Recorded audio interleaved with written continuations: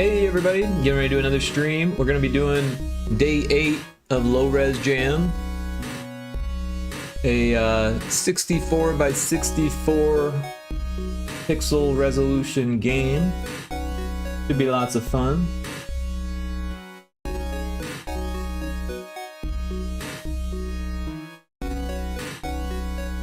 And yeah, we got pretty far last night, but then we got distracted. And yesterday, or the day before, I took a break, so we're only a little bit behind, but we kind of powered through the first few days, so we're not really behind at all. We're kind of nearly done. So, and we've got 9 more days left, so we'll see how it goes. Anyways, give me a few minutes to get set up, and then we'll be right with you.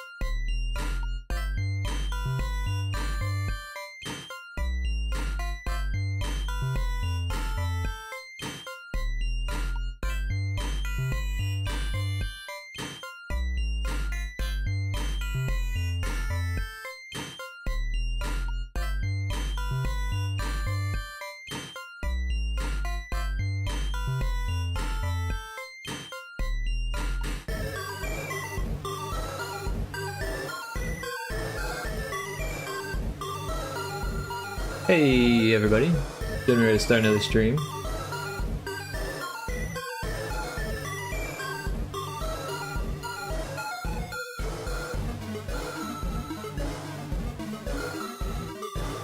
Anyways, we are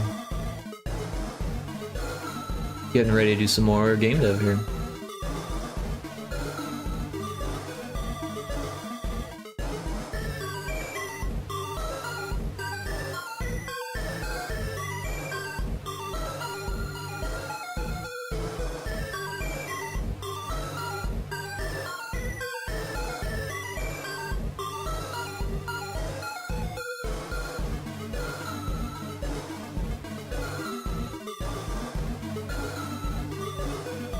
Alright, so we only have 20 levels, and we have a boss fight that doesn't work.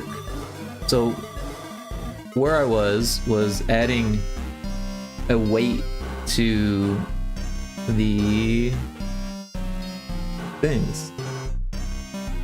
So wait 1.3 seconds. And we did it all for the player initiative, but we didn't do it for the enemy initiative. So that's what we're doing now. Basically, you gotta go in through all of these, and anytime there's text drawn to the screen, we're going to put a weight. So yeah. Just like that. Kind of boring.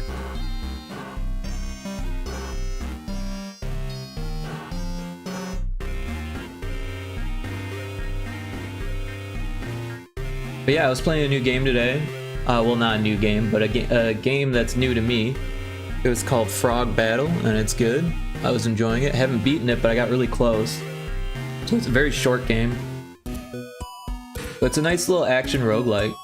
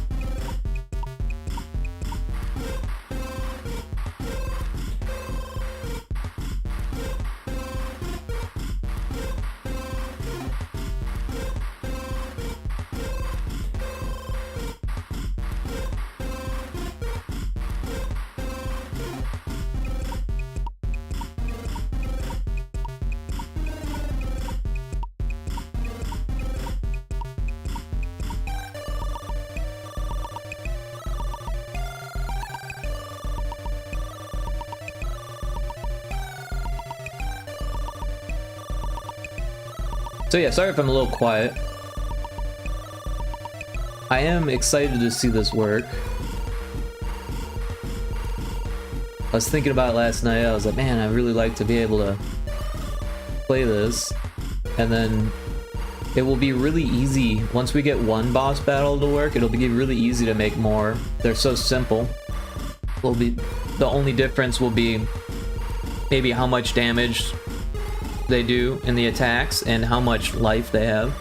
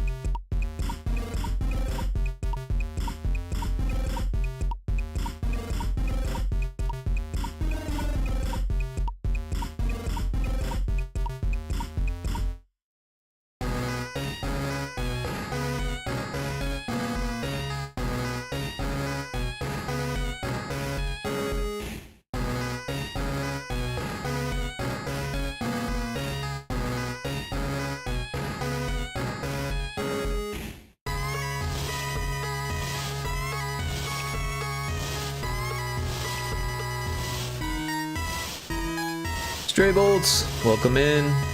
Sorry it took me a second to notice you. How you doing, Stray Bolts?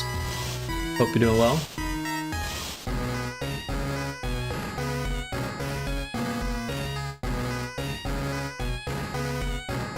We're on day 8, so we got 9 days left for this game jam. And we're pretty far along, really.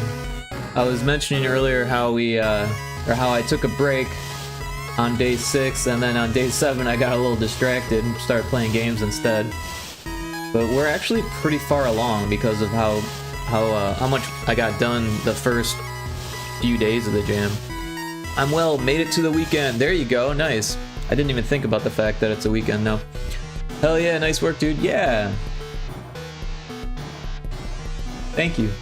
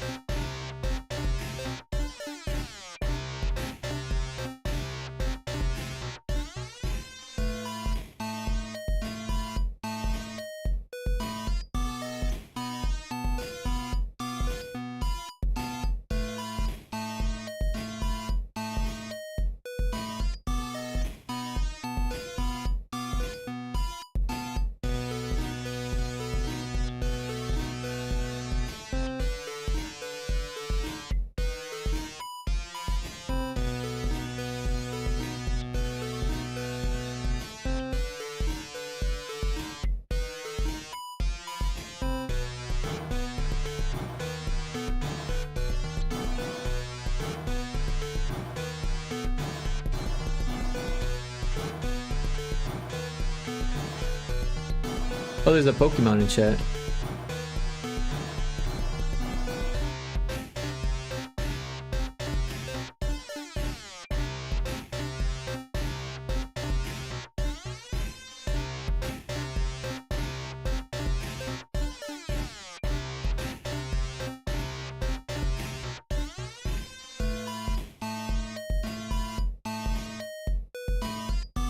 So hopefully this works. I'm not even sure that what I'm doing is gonna work, but sometimes you just gotta test things, you know?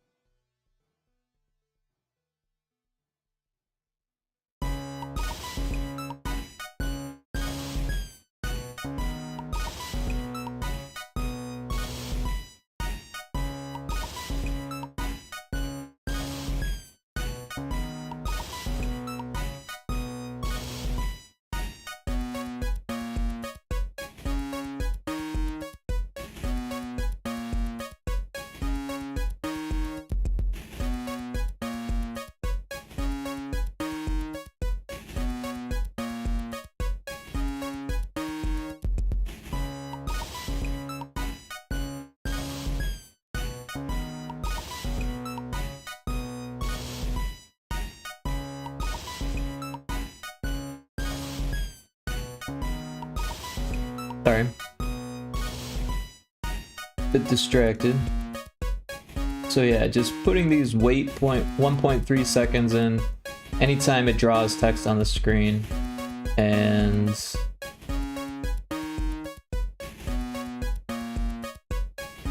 yep. So there's a little bit more that needs to go here.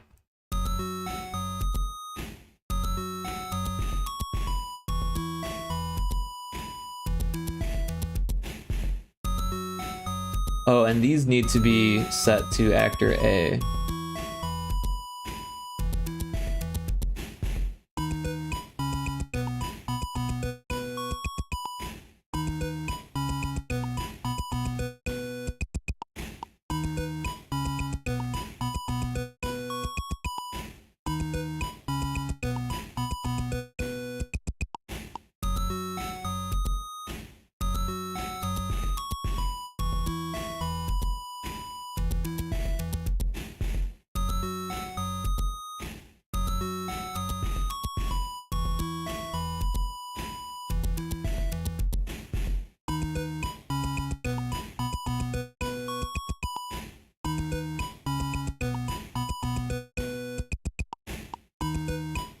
And I was thinking it might be cool to do a bigger actor, maybe fit more detail, come up with other pets to fight kind of thing, so it's like kind of the same thing.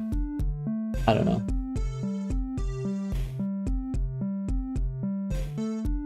Maybe come up with a second player thing, so it looks like you're fighting another human, so it's like a pet trainer, kind of like Pokemon trainer.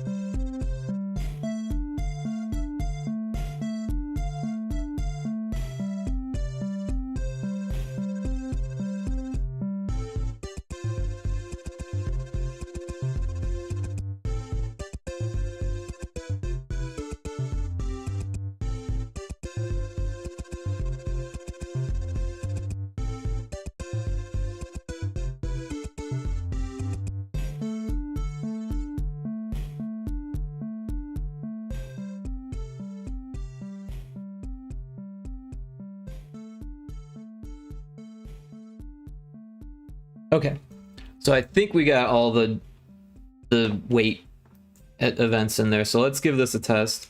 And right now it's set up so you get all the pets and then it warps you to the boss battle and it gives the pets full health.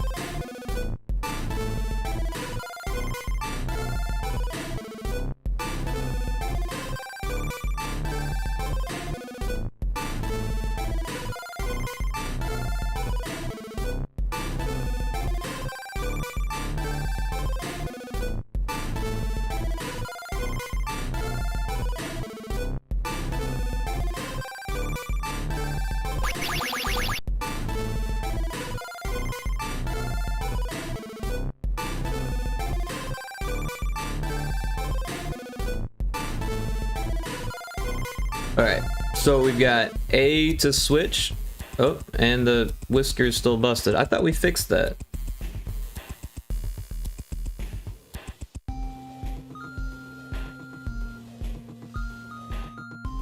Weird. Alright, so we get to choose which one we want to fight with. We'll fight with the cat first. Boss hit for 6, boss has pet for 1. So it's still going really fast.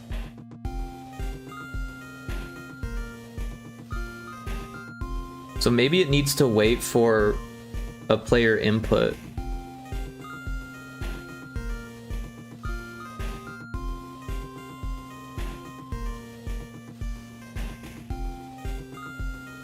Boss hit for 6, boss has 108, pet hit, yeah, it goes really fast.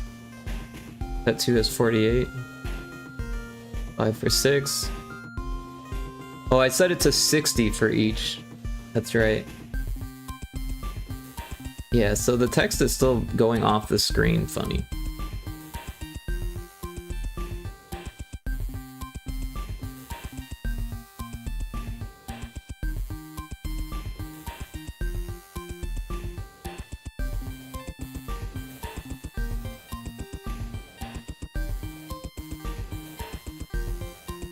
It sure is clunky.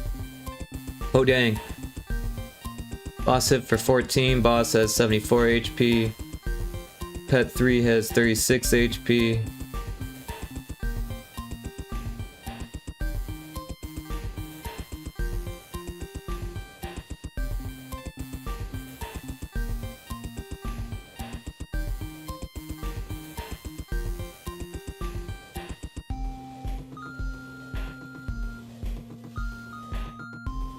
Boss has 68.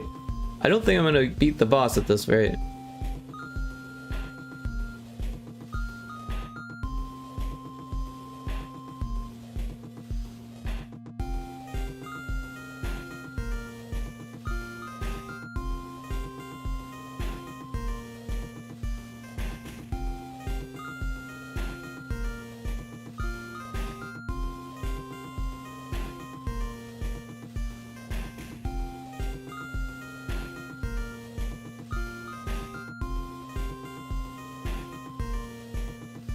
I'm not sure why that number is being left over. Boss ads? Oh.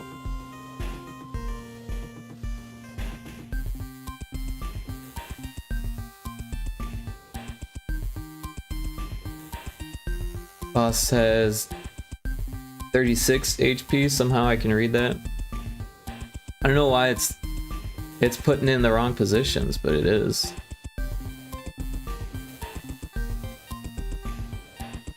Boss has 24 HP.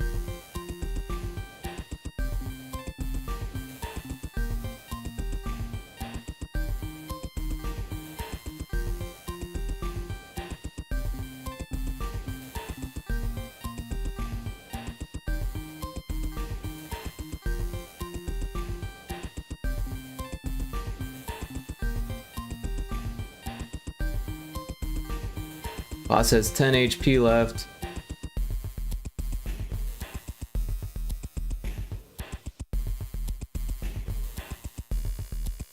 Uh-oh. Won't let me do anything. It broke.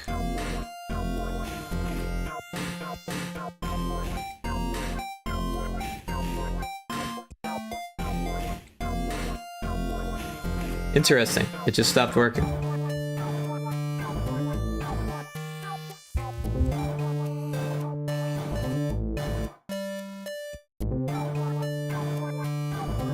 Let's take a look at the variables and see if we can figure out why it stopped working. So let's do health main. Alright, so all of the pets still have health left. We'll do battle update is 1. Interesting. It should be 0. If we hit 0 on it and then do this, then we should be able to do stuff. But that didn't seem to do anything either.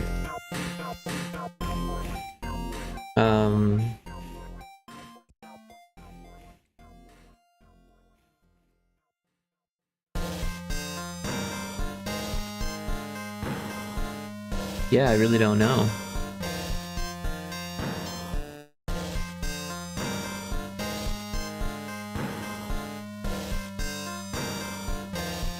Oh, the boss health is at 0.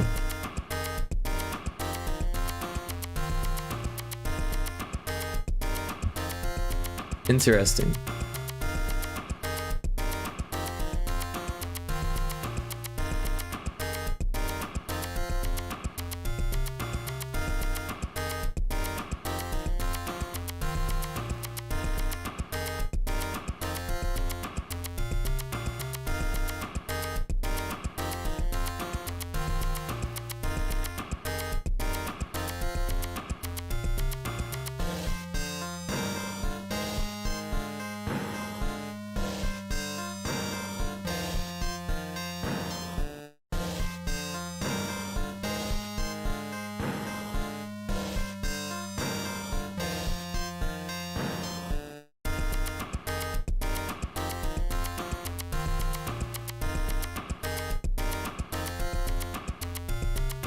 It should say boss slain if the boss is dead.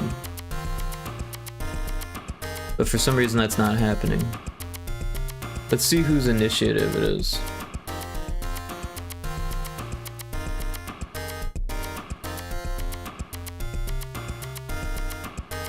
It's the enemy's initiative.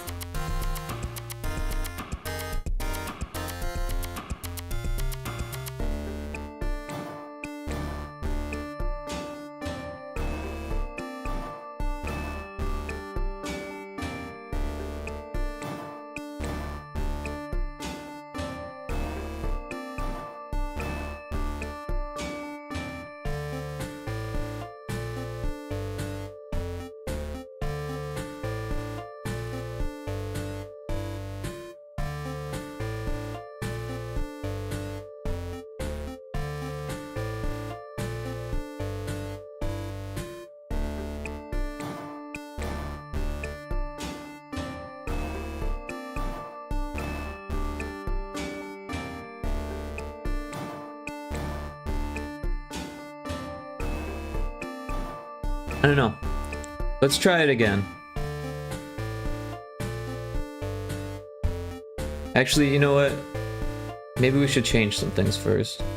Because every time it does the boss slain, it does this wait event. Maybe that doesn't need to be there. Also, maybe we... Oh, I think I know what the issue is, actually. When we call those scripts...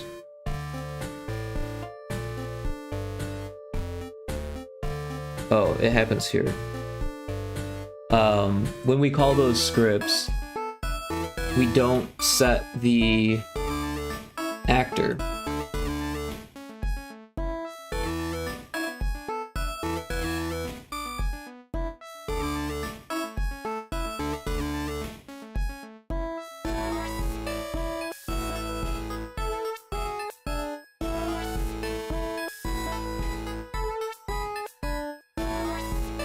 So maybe that'll fix it? I'm not really sure.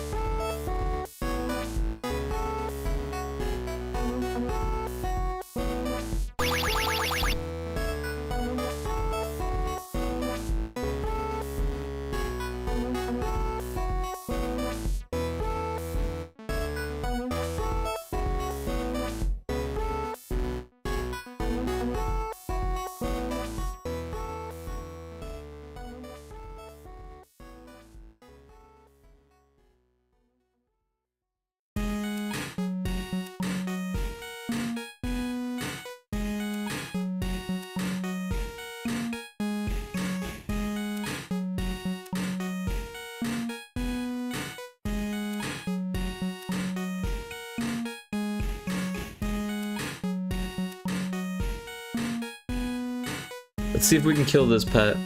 The one that has the cat whisker.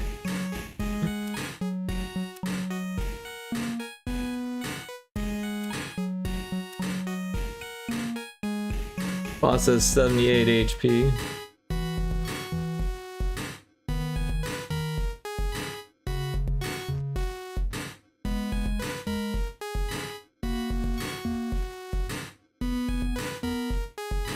Cat dog, yeah.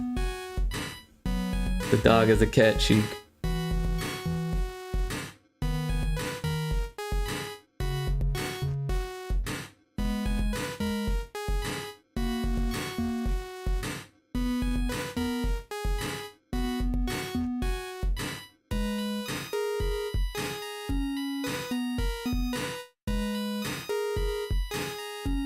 Pet 2 KO'd. So it's weird, it's like putting it in different spots. Very much doesn't make sense.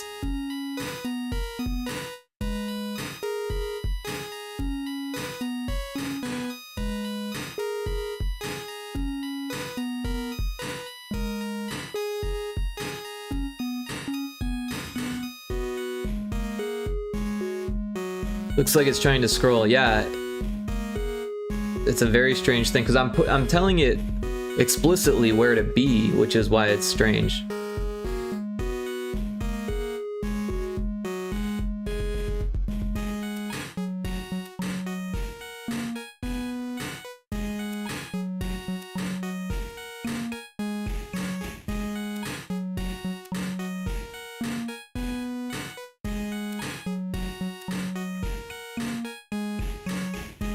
Boss has 0 HP, so the boss is dead. Oh, I'm still attacking. Pet 3 is dead. Oh, it ended. That's weird that Pet 3 died even though the boss was dead. But we were able to kill the boss. And our cat still has health.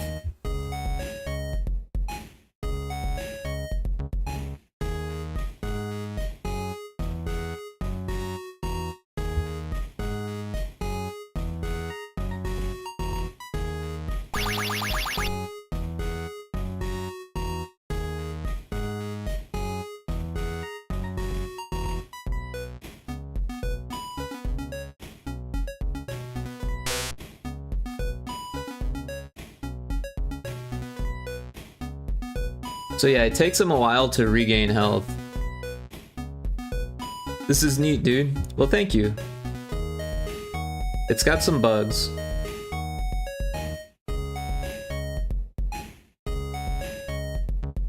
This one's always tough, trying to get the treasure. Oh, there it is. Oh, I missed it.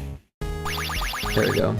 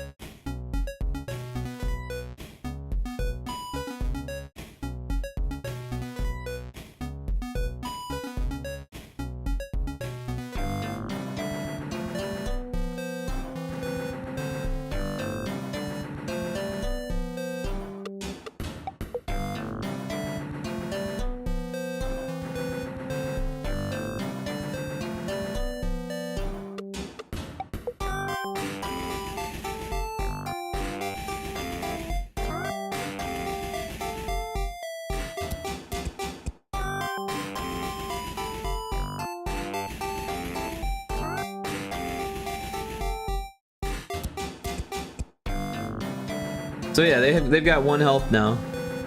So they do make back their health, so they don't actually die.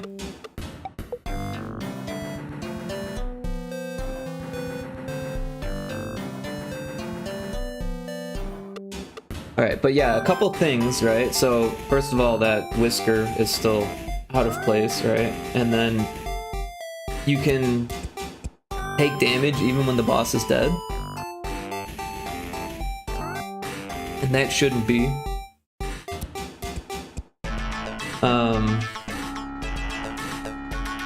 So yeah, if we go into the different initiatives, there's one for the player, one for the boss. It shouldn't be able to do like the boss attack if the boss has 0 health. So that should be relatively easy to do here.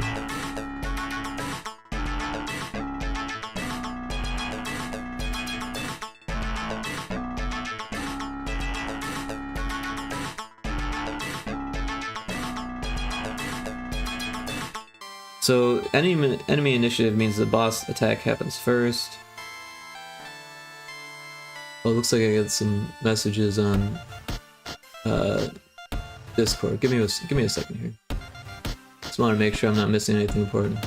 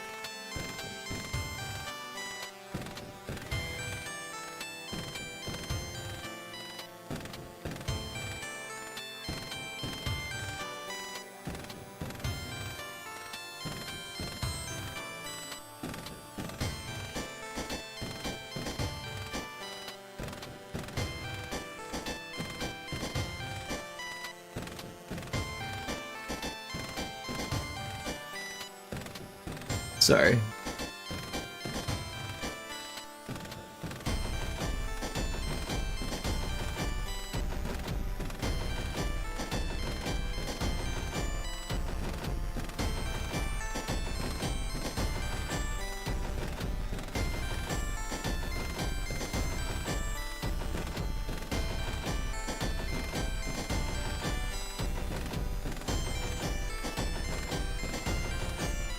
Alright, yeah, so one of the messages was actually for Taco Crepe, and I asked them if they wanted to be a mod, so I'm going to mod them. And now they're modded. Alright, so... Oh, sick, yeah! New mod. Yeah, you know, Taco Crepe has been very supportive, as, like, because... Sometimes my sleep schedule drifts, right? And sometimes I end up streaming into the wee hours of the morning. And Taco Crepe's, you know, about 12 hours behind from where I'm at.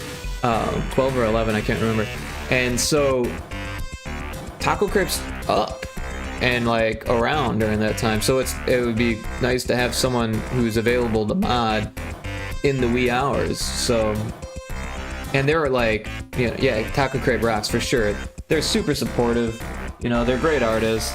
They know lots of cool people, you know, they're a streamer themselves, like, you know. So, I think they're a really good candidate for that. and they agreed, so I'm excited.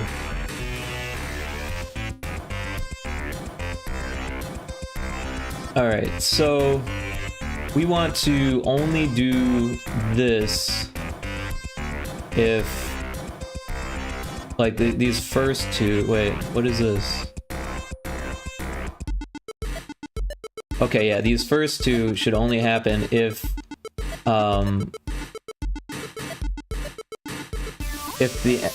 there's life, right? So boss health is greater than 0. Actually, all of this stuff shouldn't happen, right?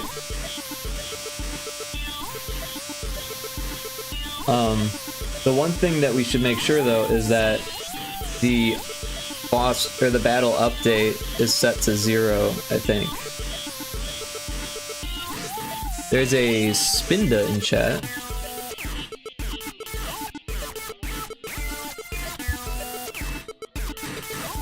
Oh yeah, you gotta use Pokestart if you haven't done that yet. It's cool though, it doesn't cost anything, it gives you a free Pokemon. I think it gives you some Pokeballs. So yeah, you can then do a Poke Catch now. But yeah, so I think in this there is, at the end, I believe it says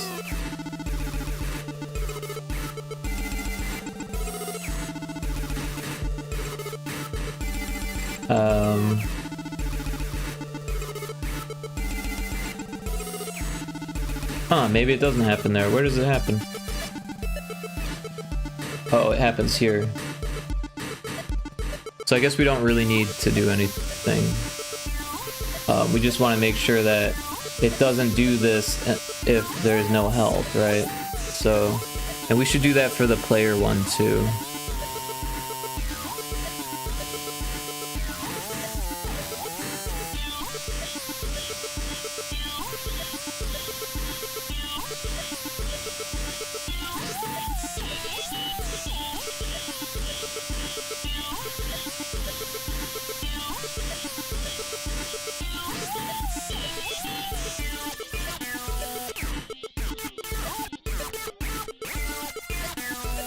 So yeah, it looks like you got a Poplio, a level 5 Poplio, so that's pretty cool. But yeah, the Pokemon game is kind of fun. There's a whole lot of Pokemon, and I'm still learning them, because there's quite a few. And then you can like battle and stuff. I've never actually done that, but you can.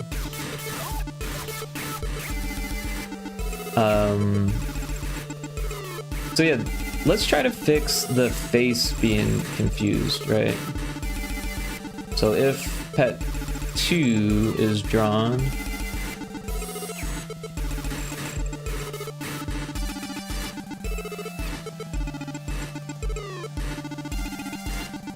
this one, I thought we already fixed this. Maybe we didn't save it. I swear we already did that though.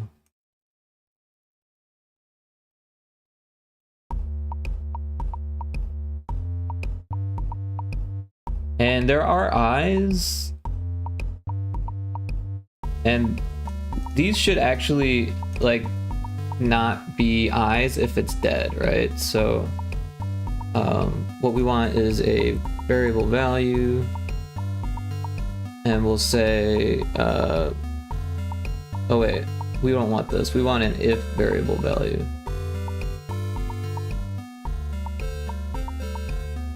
And then we'll do main. That's pretty wild, yeah.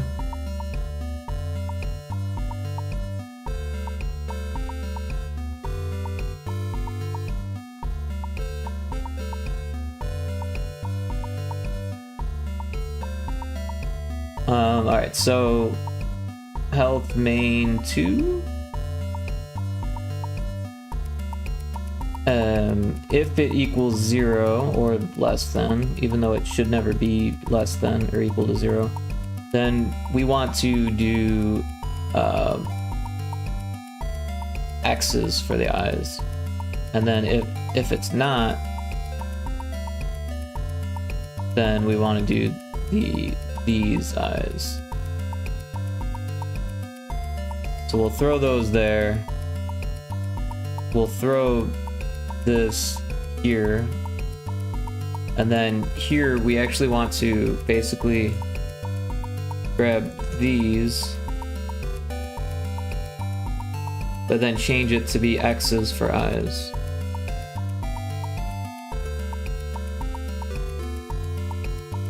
One of these has X's.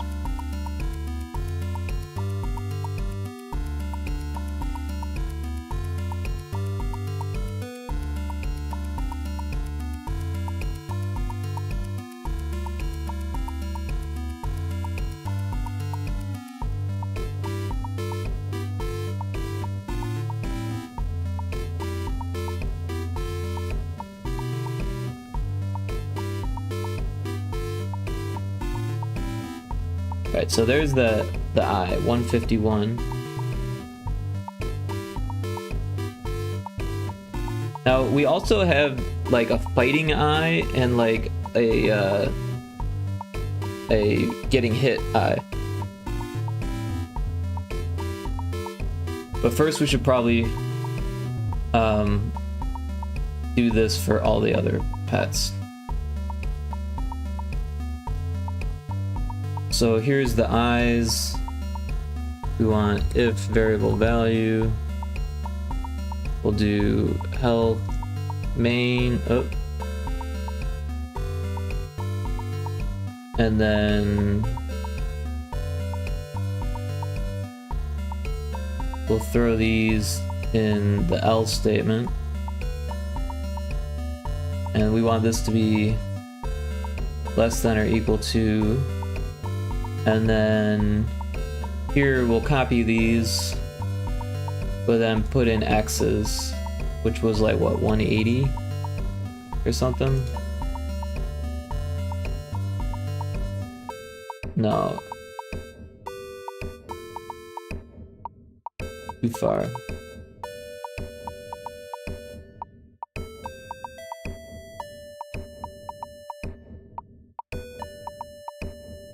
Alright, so this one gets the dark one, so 150.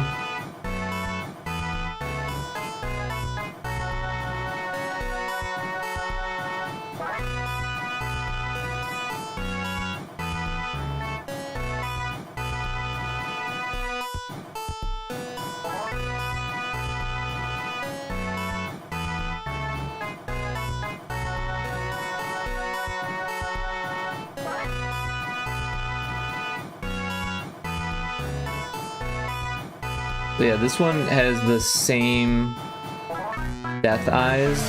Oh, Weslow, how you doing? Welcome in. Thanks for checking in and for getting first. Nice work.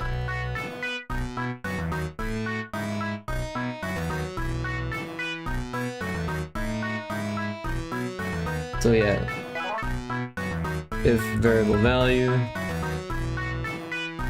and then this is health main. Out here getting the first redeem yet again, hella late after stream start. Well, yeah, it's only like an hour, but it's been a pretty slow stream. Stray Bolts has been hanging out, but they didn't think to get first, so you lucked out.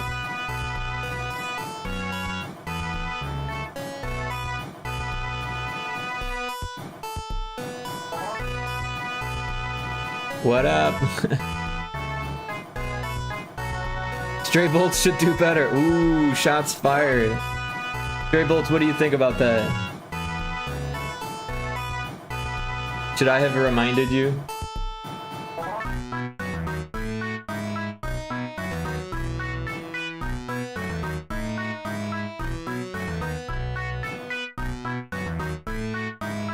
So these are the eyes. We'll put them here. I'm wounded. Oh no. That's my fault. I should be telling people, hey, you're the first person. Claim first. I like that one. There's a new redeem, by the way. I don't know if you noticed it yesterday, or who was here yesterday to notice. And I did change the prices of everything a little bit, but now there's a random Princess Bride one. Sonny, true love is the greatest thing in the world. Except for nice MLT, mutton, lettuce, and tomato sandwich when the mutton is nice and lean and the tomatoes ripe. They're so perky. I love that. Such a good actor.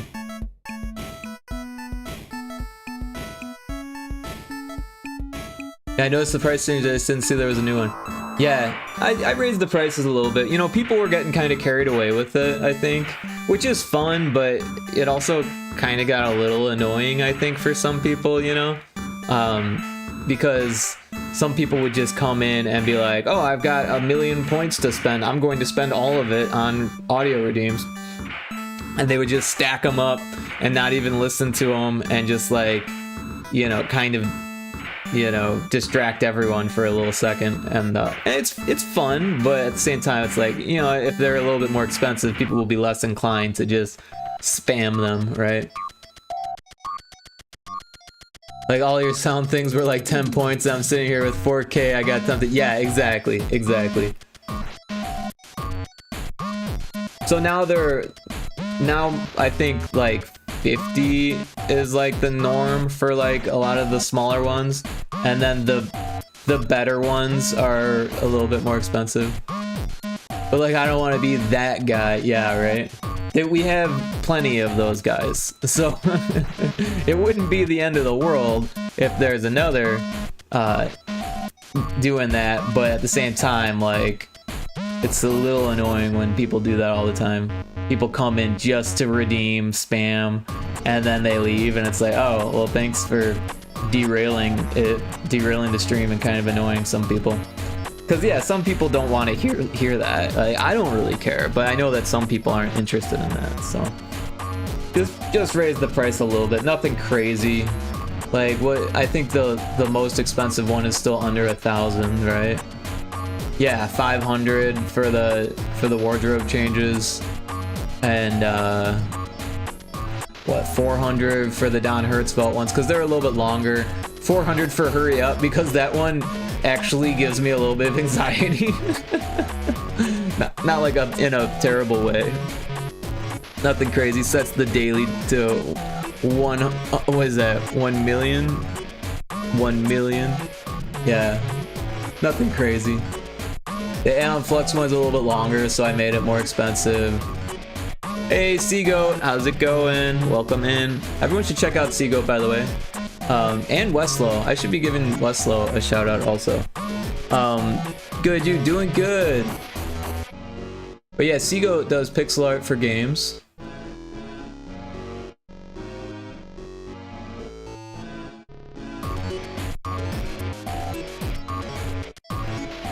And we'll give a shout out to Westlow also.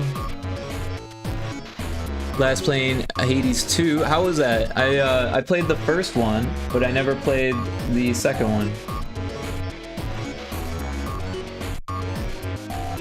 I wasn't like a huge fan of the first one, but it was fun. I don't know. I beat it once and then I didn't want to beat it again. Hades 2 is so worth it, but definitely finish the story of the first. Well, how do you finish the story of the first one? Because I beat the boss, and like, was it Zeus, right? Or no, Hades, right, is the boss, and then it's like, by the way, we want you to play the game over and over again, and I was like, no, I don't have time for that. I kind of felt like it didn't really respect my time, because it felt really artificial getting to that point. Like, the difficulty felt really artificial getting to that point. And then by the time I finally got to that point, it was because I had, you know, spent all of that meta currency to get there. And it's like, yeah. The actual finale of Hades 1 is to beating it 10 times. See, that's insane to me. I beat the game. I don't need to beat it 10 times. That's developers not respecting my time. That's the way I look at that. I mean, I get it. Other people really enjoyed it, so that's fine. I'm not like, you know, but you gotta get invested in the lore, not the difficulty fighting. Yeah, the lore didn't really do much for me. I mean, I read Greek mythology when I was a kid, you know what I mean? Like, the illustrations were interesting, but other than that, like, the lore of it, like, didn't really sink in with me. Okay, but like, you can date Meg and Than. See, I'm also not really someone who gets like really into romancing in games. I never play any dating simulators. I never have. I never really even like wanted to. I finally started romancing Abigail in Stardew, but only after I'd already been playing the game for a long time. Like years later, I came back and said, I wonder what it's like to romance the characters. And I didn't even get very far in it before I got bored with it. But yeah, you know, different strokes for different folks. I don't usually play dating sims either, but like I was trying to 100% Hades 1. Well, I mean, that's awesome that you were able to do that, or at least came close if you weren't able, but like that is like a lot of time sink for me. Like, whenever I pick up a video game, I always feel like I could be developing a game. What am I doing? Oh, you got about 90%. That's still very awesome, considering how in-depth that game is, right? Because, I mean, I thought that I beat the boss, and then it's like, to find out that I was only 10% of the way through just the story, like, that's crazy to me, right? Then I crashed out because I had to raise the heat so much. Raise the heat. Is that like a curse or something to make the game harder?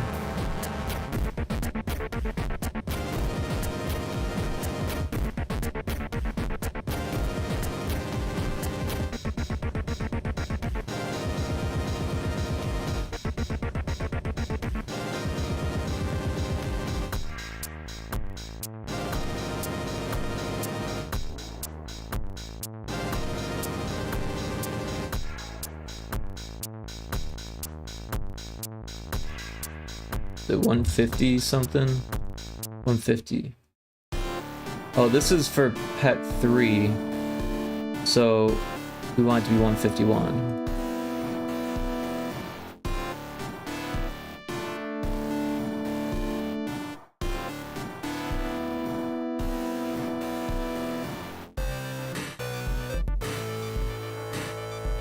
After you clear game 1 time, you can increase the difficulty heat by altering specifics of gameplay. Example, how much damage a boss does, or what movesets the boss had. So yeah, I remember them telling me about that, and I had no interest in playing with any of that stuff. Like, I felt like they were kind of like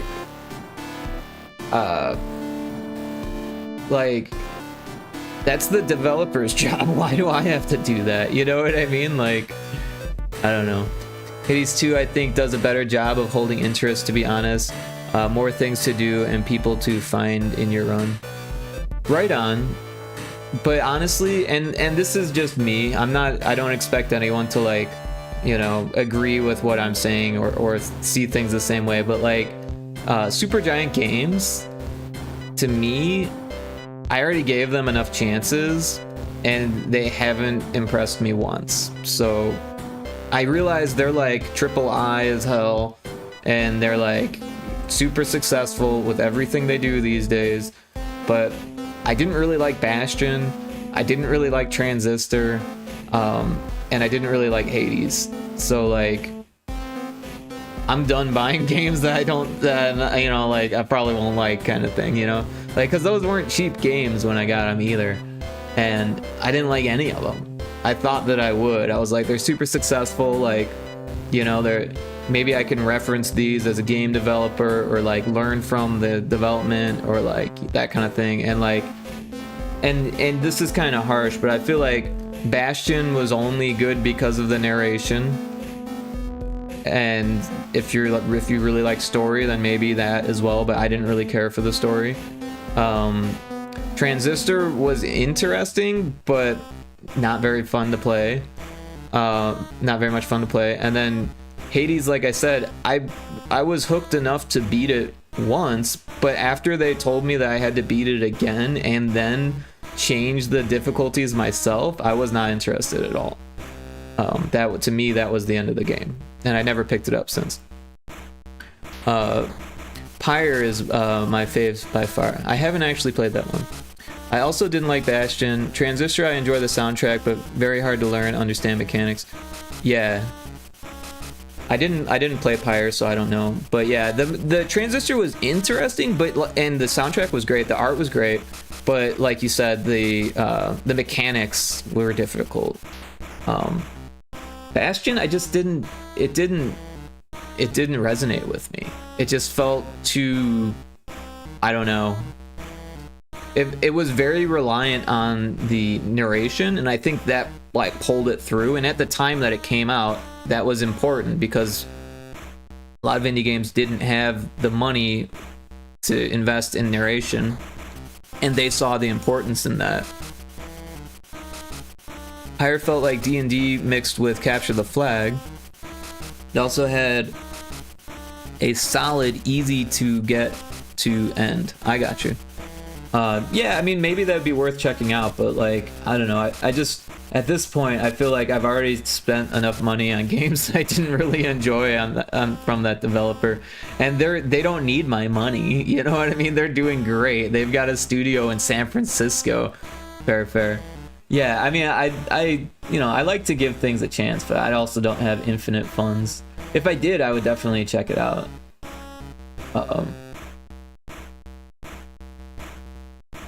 Yeah.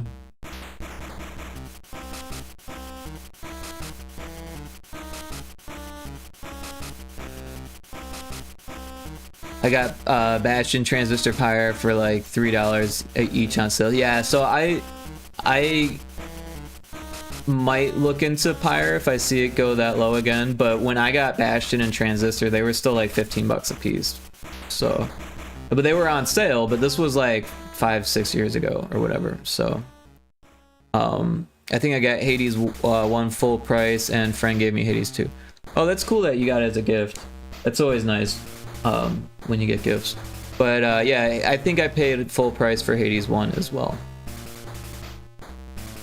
And I got it on the Switch, so I hardly ever play Switch.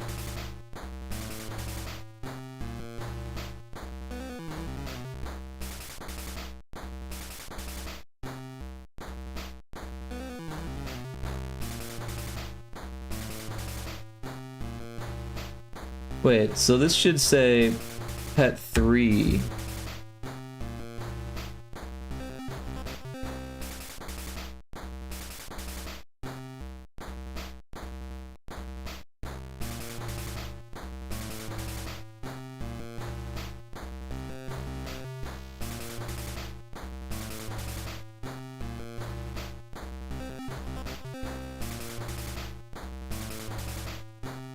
Actually, I kind of wanted it to have this for when you change the pet too. Oh, it does it for this one.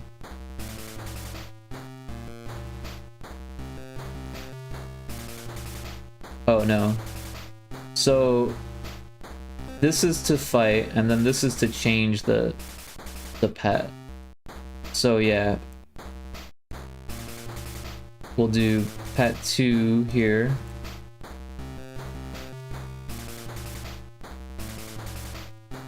And then this Pet 2, or we'll just do main health. Pet 2 health main int. Yeah, I got Hades 2 right when it released as early access too, so I've seen every major update since, and the artwork transitions have been so pretty. That's really cool. That's like one of the things that I like the most about indie devs or indie games, is watching them get developed, right? And if I had more time when that was happening, I probably would have like looked into the beta or the early access just to see them develop it, you know? But I didn't have time to play the game at the time, let alone play it numerous times to see them update it. I was very busy when that came out. It's Rick Lumbie, welcome in. How you doing? Hi Rick, hi Lumbie. Everyone should check out Big Lumbie. They do art, they do retro gaming, and a lot of cool stuff on a virtual machine running Windows 95, which is really interesting. You don't see a lot of that these days. But I hope you're doing well, Lumbie. Welcome in. We got a new mod today. Taco Crate has joined the mod crew. They're not in chat at the moment, but I talked to them on Discord and they were interested.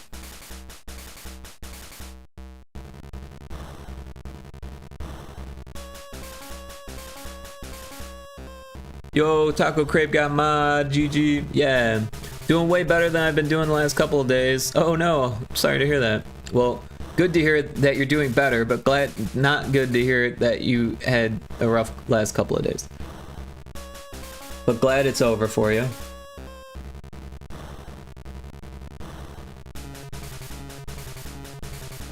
Oh, and we should change the eyes also, right?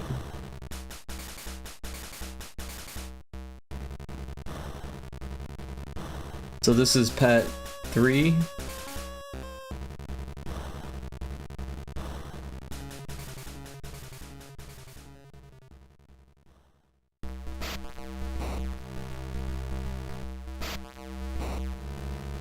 Thank you, friend. Yeah, absolutely. And thanks for dropping in chat. Always appreciate you. This is pet 1.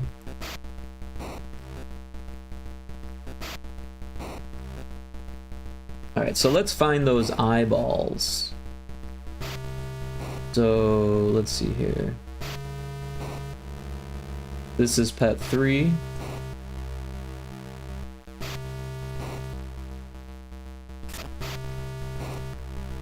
That's pet 1. This is pet 3, so we gotta find the eyeballs. These are the eyeballs. We can disable these.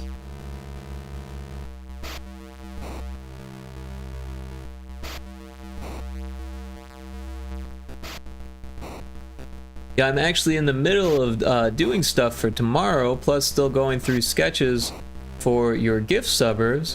Been taking a bit since stuff has been, well, not the best to say the least. Well, that's fine. Take all the time you need, honestly. Like, even if for some reason you can't follow through with that, I don't think it would be the end of the world. I'm pretty sure everyone was pretty happy with the stuff that I gave them, but if you wanted to add to that, I mean, that's up to you, of course. So I definitely appreciate it, but if things come up and you can't, like, that's not the end of the world. I appreciate the thought more than anything. So let's get the eyes from pet 2. There's pet 3. Here's pet 2.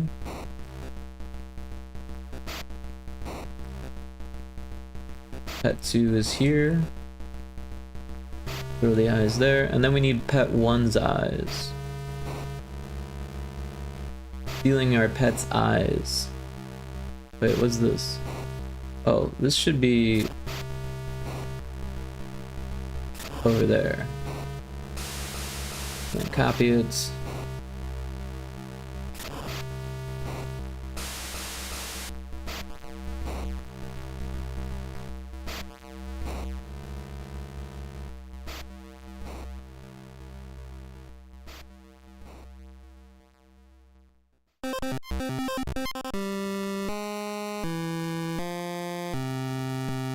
Yeah, Monday I should be fishing stuff. Oh, finishing stuff along some additions to a redeem. I'll be keeping a secret for now. Ooh, cool. But for now, I'm trying to get CD-ROMs to scrape video clips off of. It's been a process, to say the least. Fishing. You legit made me thought I said fishing. Yeah, sorry about that. Sometimes my brain just like finishes the word before I actually finish processing what the word says. Time for a Lumbee fishing stream. No, I'm just kidding. Oh, by the way, we have a new redeem also. I don't know if you noticed. And I changed the prices on things, so hopefully they don't get spammed quite as much. But I made a new... Look who knows so much, huh? Sega Bass fishing stream. That might actually be kind of fun.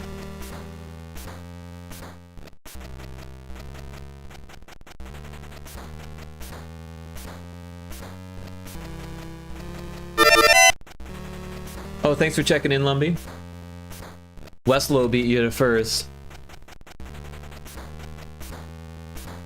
Bassmaster for GB, dude. You know what I liked? And this is gonna sound weird. I liked the Black Bass for NES. It brings back such fond memories of when I was a kid. But like, that was one of the few games that when we rented it, my dad would play with us, you know? And we would like get really excited, you know, and then all of a sudden at the bottom of the screen it would be like, and the fish goes away, and we would just be like, oh.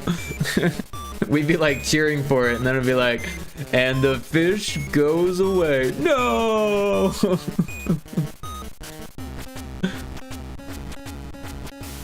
Wow, you've raised the price on some of these too. I might be dipping below 70k now, lol. Yeah, so that was part of my reason for making them low price to begin with, so that way people who were like early adopters of my stream would have lots and lots of points.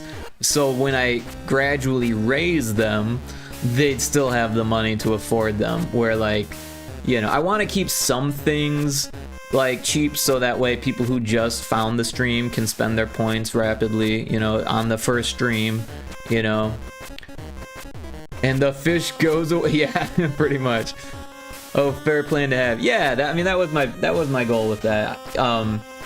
You know, someone had joined the stream from Peanut's stream, actually. Peanut rated me once with like a whole bunch of people, like over 60 people, and one of the people was really pleased with the fact that I had sound alerts for very cheap. So I don't want to get rid of that completely, but there's been a lot of viewers who get kind of carried away with spamming them, and I know that some people don't appreciate that. So I'm trying to, it doesn't really bother me that much because I made the alerts, you know, but if I made them just a little bit more pricey, people might think twice about dropping or like doing 20 redeems in a matter of seconds, right? Because there is a bunch of them.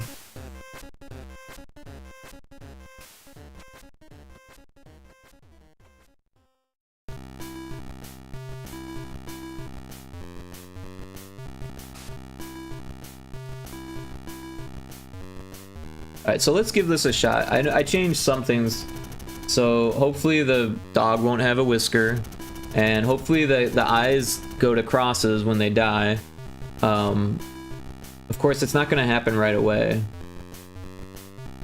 so that's probably something that I should do, but yeah, there's kind of a lot that goes into that. Maybe we'll do that after this test. Yeah, that's why I make my redeems the price they are and have cooldowns on them. People get pissed off if a lot of alerts go off in rapid succession. Yeah, I mean, I've got cooldowns on most of them, but on some of them, like the shorter ones, I left the cooldowns off. Mostly because it's kind of fun when you get a whole bunch, or when more than one person, like the laugh one.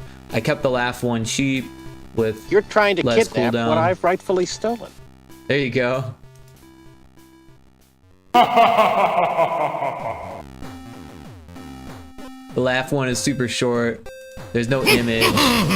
And there's like a whole bunch of them. And it's random. So like... they're a little loud. Although my desktop audio is actually probably a little loud right now.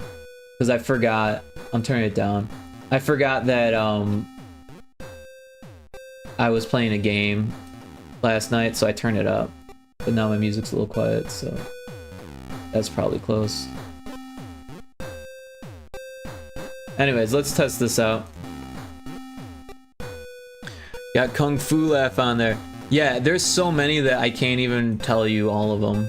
Like literally when I was getting them from the internet, I didn't know where they were from. Like that one I know. That one's Kefka.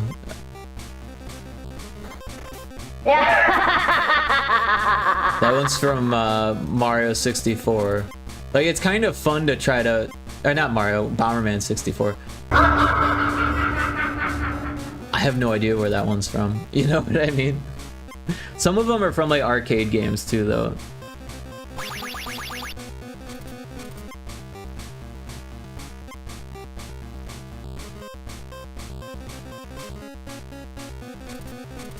Prepare for battle. Alright, so we can switch. Oh, for some reason, the whiskers are still not working. That's weird.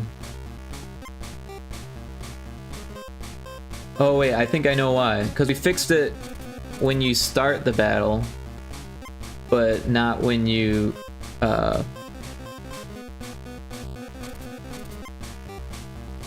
yeah. Anyways, boss hit for 4, boss has 116, pet 2, blah blah blah. Yeah, so it moves really quick, and then it's doing this weird thing where it's kind of like, yeah, breaking, right? And then it's like happening at the wrong spots, and I don't really know how to fix that, unfortunately.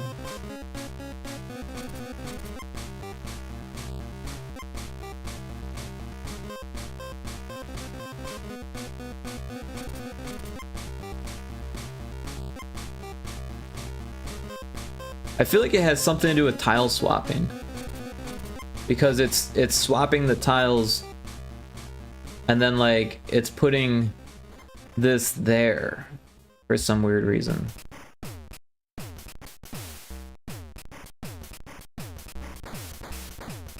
That is like going there, there, and there.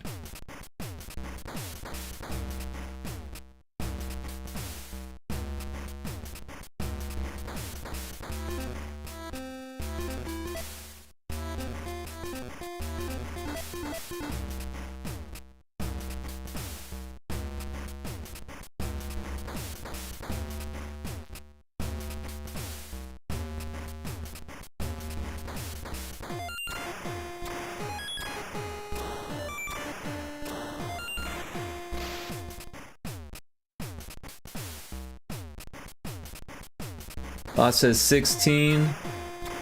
Pet has 14.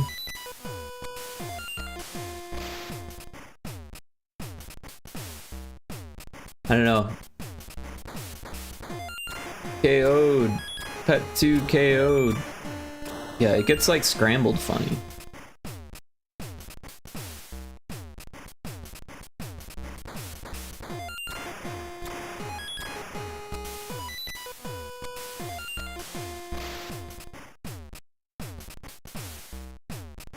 Boss slain. Alright, well at least it ended properly, but it didn't wait. It just said boss slain. So maybe that wait does need to be there. But it wasn't ending properly earlier, so at least we fixed that. We did kill the dog. Hey, Kixie, welcome in. How you doing?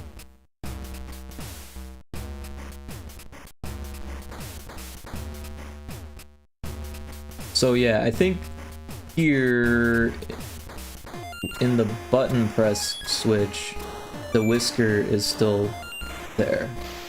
That's pet 1, this is pet 3, here's pet 2, and here's the whisker. It looks like it's in the right spot. I don't know why that's not working. Hello, hope you're well. I am doing great, Kixie. I hope you're doing well as well. Everyone should check out Kixie if they haven't. She streams tomorrow, so go check her schedule, go follow her if you're not, and then make a plan to be there. I plan to be there. I'll probably have to wake up early and then maybe take a nap mid-stream, or maybe even join late, because my sleep schedule is just backwards right now. So Thanks for the shout. Absolutely, Kixie. Thanks for dropping in. It's great to see you.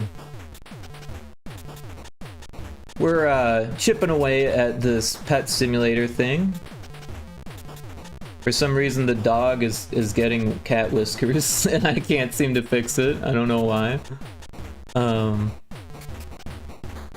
See, it says that it should have dog ears.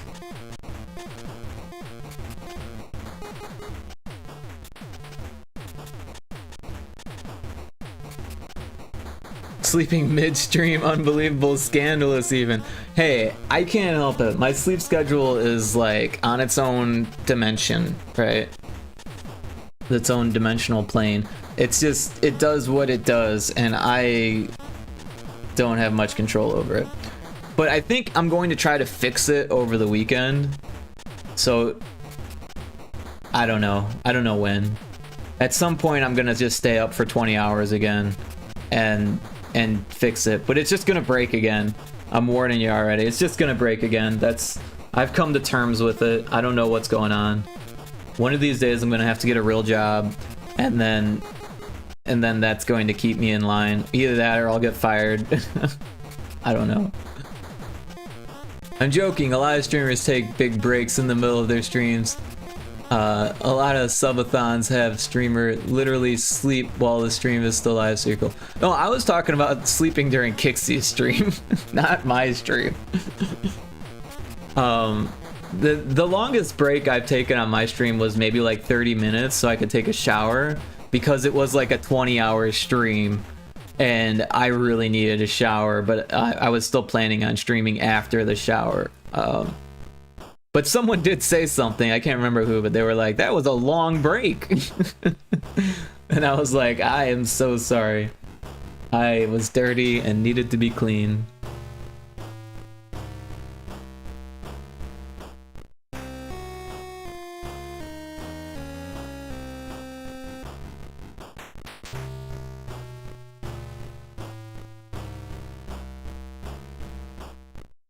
I have no idea why it's not changing to the right tile.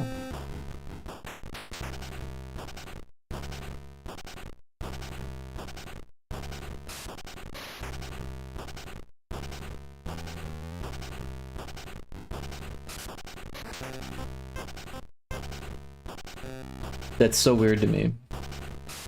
So this is pet 3. Pet 3 changes fine. It's only pet 2 that has trouble.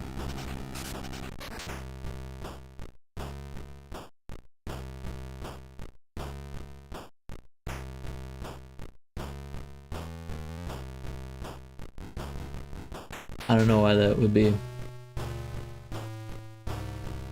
Oh, LMAO, yeah.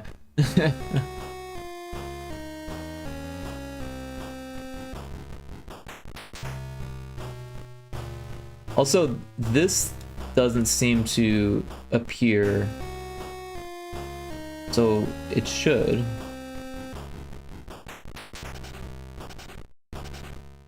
I think we should put that here.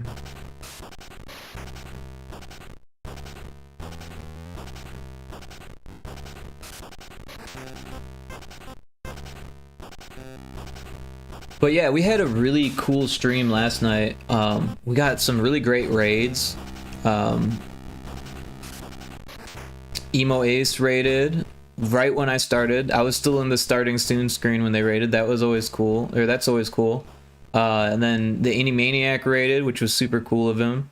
And then Ari Boobs guided a raid, and Theo raided, and with like 20 some odd people, and that was really cool.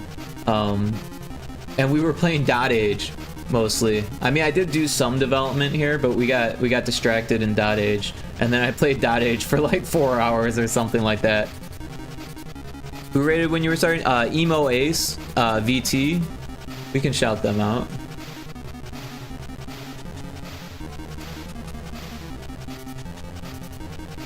I think I can spell it. Emo Ace VT. I think it's spelled like that. Oh, you got it. we both shout. Double shout out for Emo. Yeah, actually met them through Kixie's stream. They're a fellow mod on Kixie's stream. Very cool person. They've been doing Minecraft. Beat you to it? On my screen it says that I beat you to it. I think it was the exact same time, Lumbee.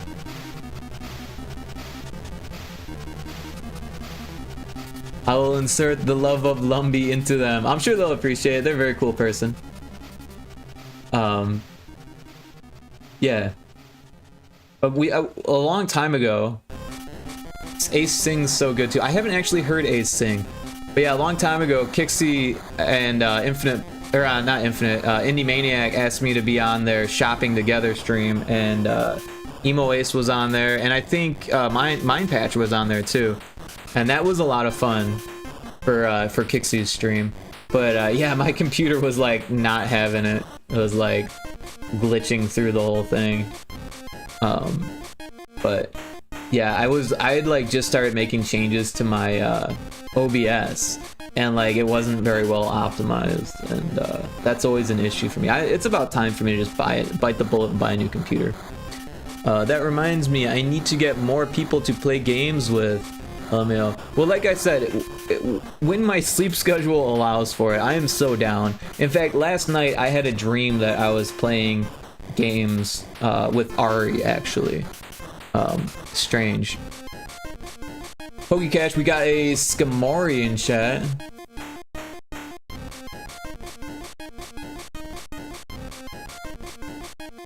I have Guilty as Sock, but I don't have any friends who has it. I don't know that game. I've never heard of it. But yeah, you know, when things are on sale, I'm definitely interested in grabbing them to play with people.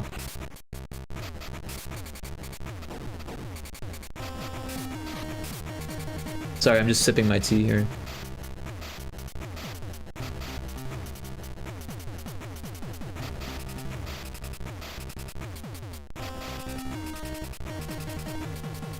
So yeah, we do want those weights on the death. So where it says boss is slain, it definitely needs those weights. So this one has it, but for some reason the other one, or I started taking them off, so the other one doesn't have, or this is missing right there.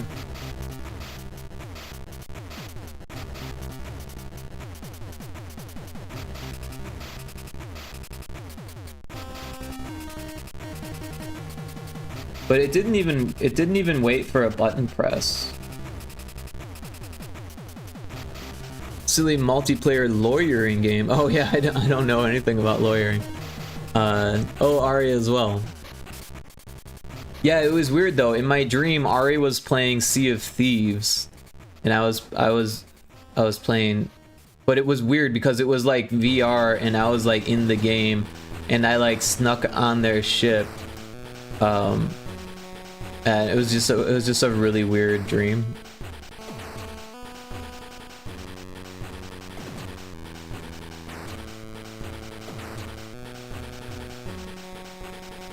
Oh no, I meant Ari has Guilty as Sock too. Yeah, I think I understood that. That's what you meant. But yeah, just in general, she seems like someone that'd be fun to play games with.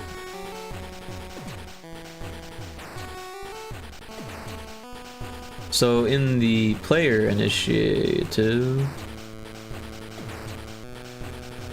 but I really think it would be cool to do like a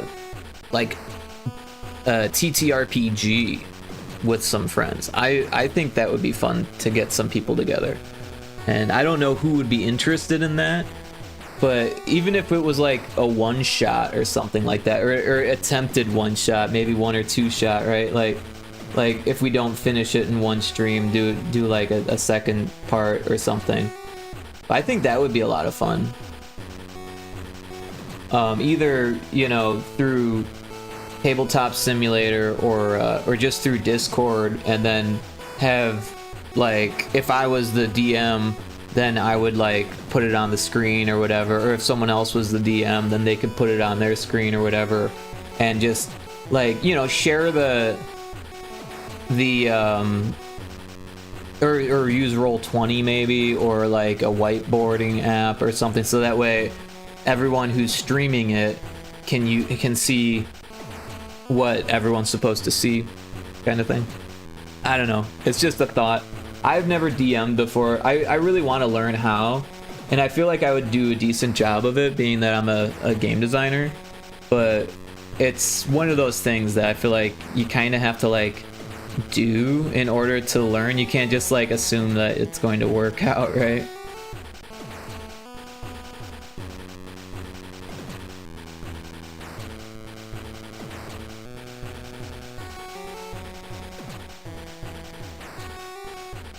So here's the boss damage.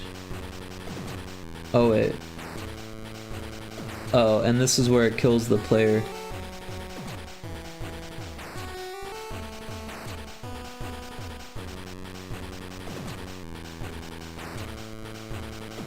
So I feel like we should probably do like a new script to kill the player.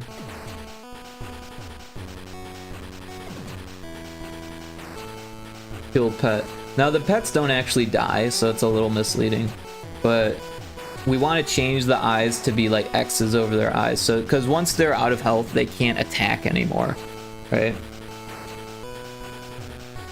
So oh, not 23 but 3. That's interesting that 23 worked.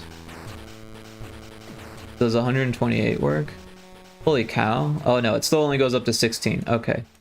So I was thinking, I thought a switch could only be 16. So we'll do 3 for that, and then we basically just want to change the eyes. So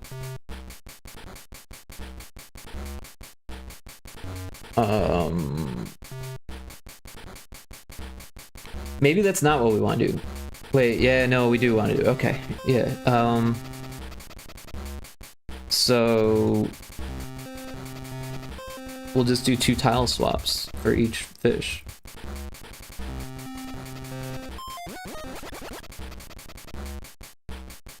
Replace tile. Now we should probably like steal from this script, because it at least knows where the eyes are. Wait, where is... Oh, I guess this is...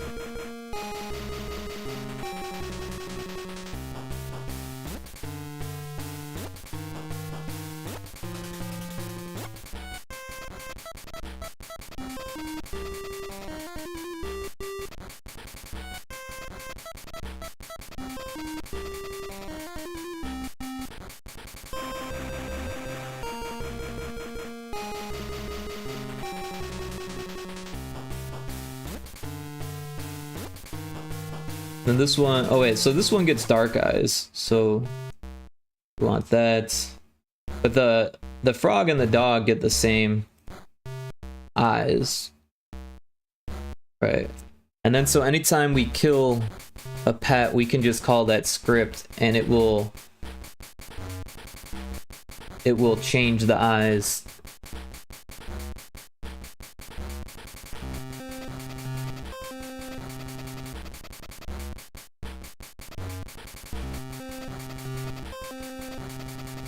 So pet KO'd. So we can do a call script here.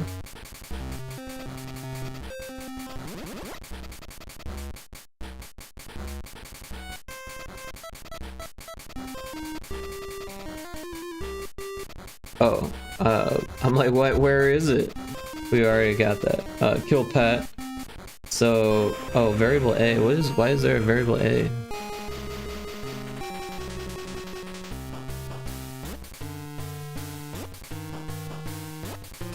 Oh, this has to be pet shown.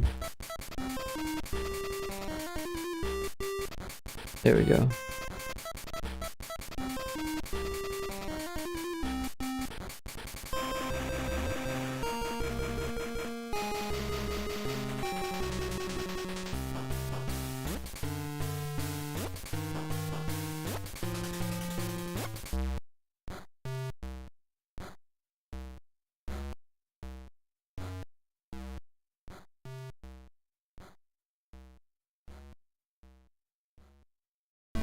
So yeah, anytime the pet's KO'd. Oh wait, that's not what we want. We want call script. Kill pet. Like I said, it doesn't actually kill the pet. But yeah. Prevents it from attacking and X's out their eyes so that way you know. But after the fight, if you survive, then you still get your pets. Actually, I think even if you die, you still get your pets.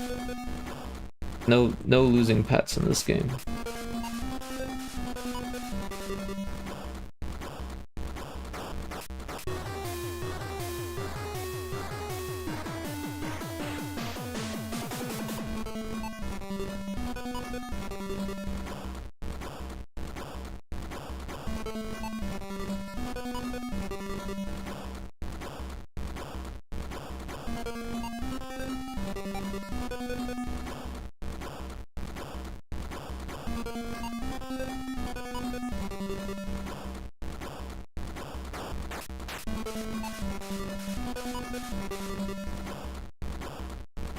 Oh, it should be happening before the wait. I didn't even think about that.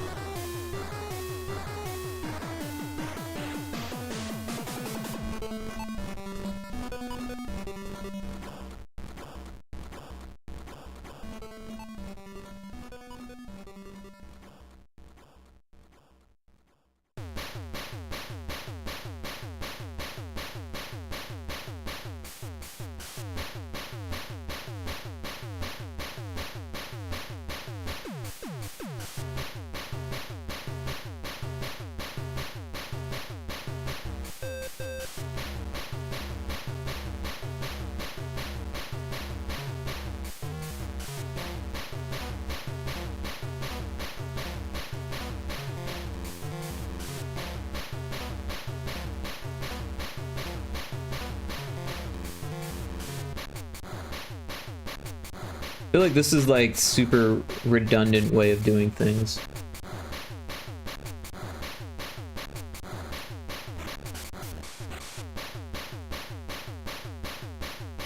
Which seemed like a good idea when I first started. I was just like quick and easy copy and paste, but now that I'm adjusting it, I have to go through and adjust each time I copy pasted this like group of events.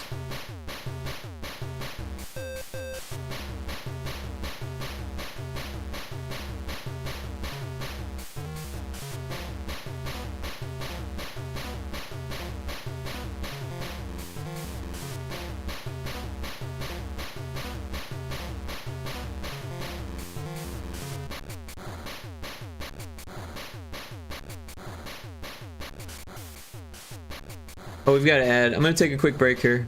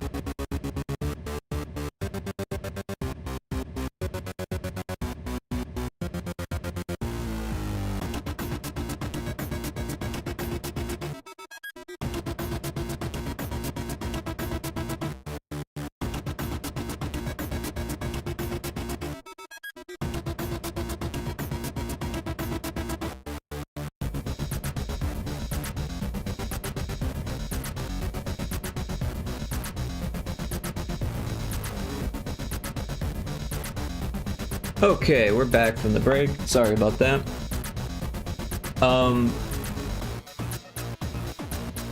Okay, so yeah, we're putting in this script.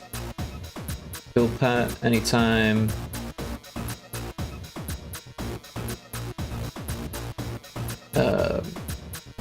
Anytime that it says pet KO'd. It lost the copy.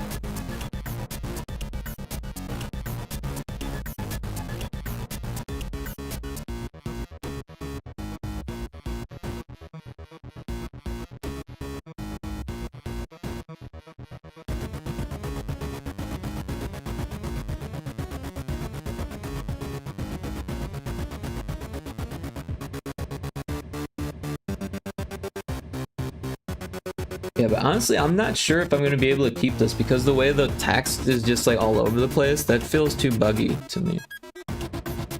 And I don't know how to fix that. So like,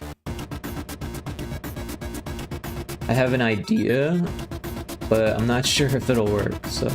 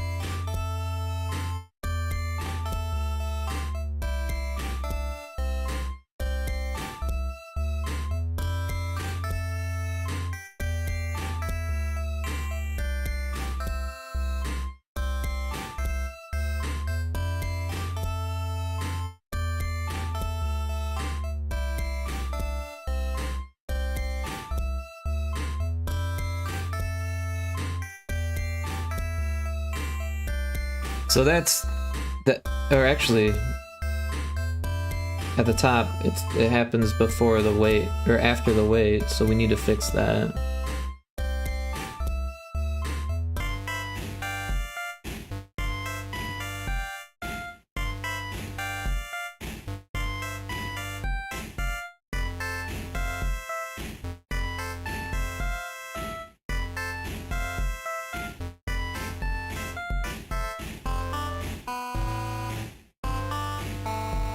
Yeah, so like right here, that needs to be moved up. Oh, not that far. There. Oh, apparently it was just the first one. Okay, well that's not so bad.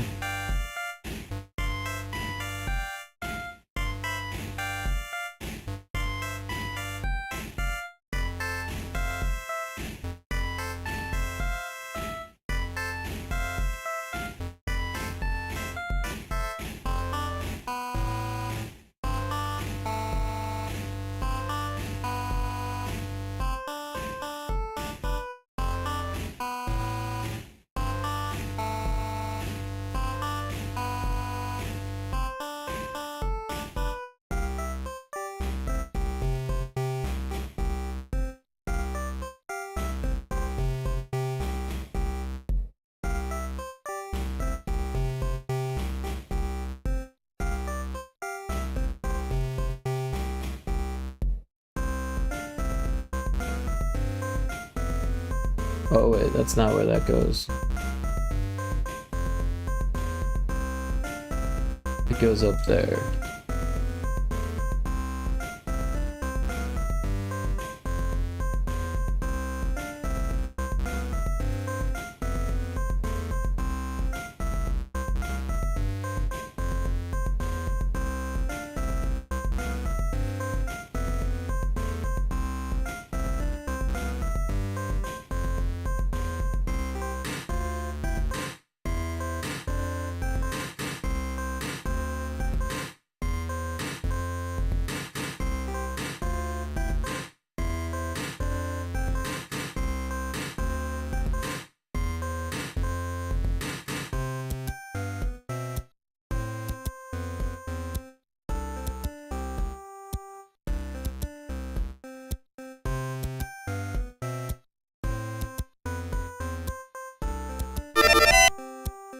Taco Crepe, welcome in.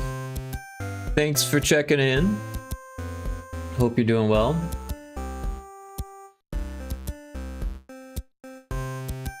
What up, Rick? What up, chat?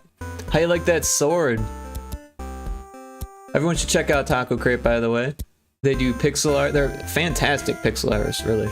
And they do commissions, too. Lots of froggies on their stream. Yeah, I have a sword now. Yeah. With great power comes great responsibility, right?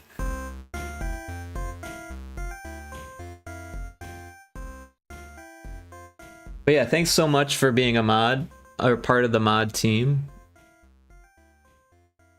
Crepe sporting the sword.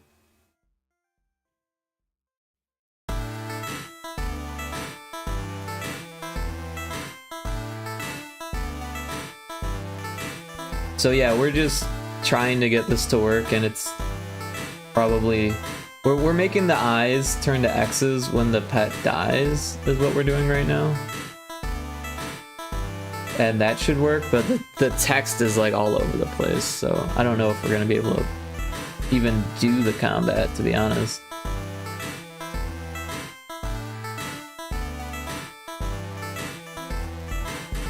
Thanks for trusting me with the power. Yeah, absolutely. Yeah, Kixie, we got a new mod. Yeah, I feel like Taco Crepe works great as a mod for like the late, like whenever my sleep schedule is backwards, Taco Crepe is up when everyone else is asleep. So it's nice to have a mod even when it's like 3 in the morning to 5 a.m. or whatever. Like last night's stream. I would think I went to bed at like 5:30 or 6 or something like that. I don't even know. Or like ended the stream. I'm actually working on overhauling my overlay at the moment. Very cool. Yeah, Elio, get to catch the tail end of your streams. Yeah, well, when it's like this, I mean, I've only been streaming for a couple hours. Yes, the power. That is a funny looking emote. The cat with the human hands and the devil horns. That is great.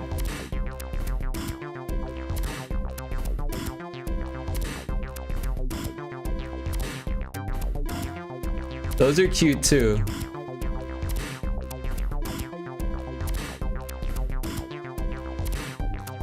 Are those zombies or goblins? I think they're goblins because they have pointy ears, right? Well, the ghost is a ghost. Although it's got a funny hat. Or maybe that's hair.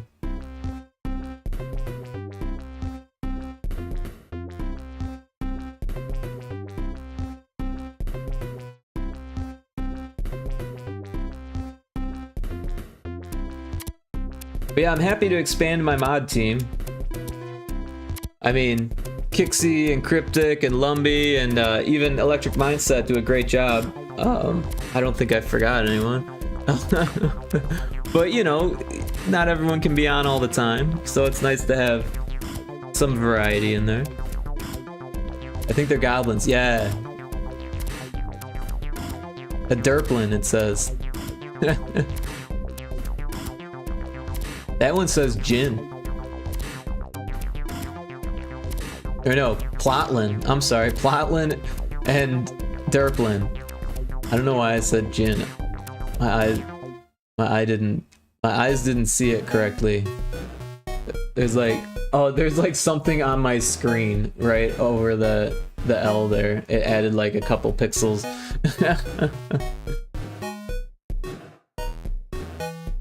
So around an hour from now, I'd have to leave for my niece's birthday party. Bad look on the boss for leaving early on the first day. No, don't worry about it. So here's the thing about modding my stream. You don't have any responsibilities, really. We're just happy to have you. You know? And that way, you know, you kind of have, like, the, not only the power to ban or time out people, but, like, if something's going wrong, then you have free reign to tell me. I know sometimes when you're in someone's stream and things go wrong, it's like, do I want to tell them that things are wrong? Or I guess I'll just wait for someone else to tell them. And then the mod usually comes in and says, hey, by the way, your audio is fucked up or something like that. And so, like, that's great to have, right? So if only one person in the stream is a mod, that's okay, because I can handle pretty much anything that needs to happen. But if there's something that I'm completely unaware of, the category didn't get changed, or, you know, all that stuff, it's just nice to have a second set of eyes to, like, catch some of that stuff.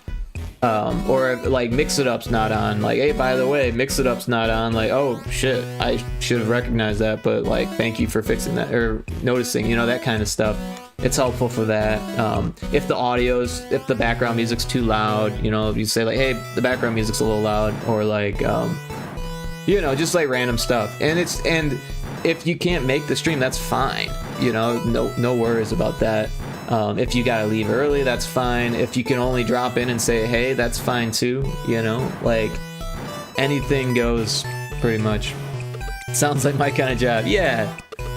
I'm not trying to, like, you know, make people work for free or anything like that. I just like having, well, first of all, I want to give back to you for being so supportive, but also I know and trust you enough to where it's like, hey, this person's gonna, like, you know, help me out where I need it, or at least do their best to, like, you know, catch some things that I don't catch or whatever, you know. But again, no pressure. And if you end up not using your sword at all, that's fine by me. I think there's like a limit of how many people you can have modding, but at the same time, like, I'm not anywhere near that limit, so you don't have to worry about it going away if you don't use it, so. And there's a Pokemon in chat, a Fletchinder. I don't know what kind of Pokemon that is.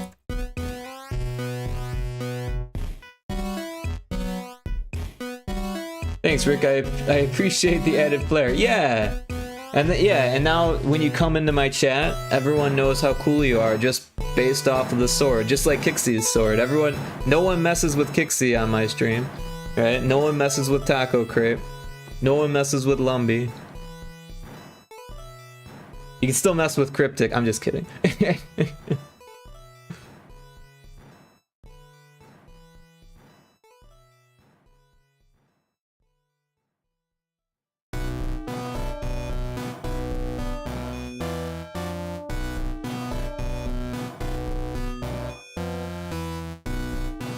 Oh, did I lose the copy paste? I don't know why that happened.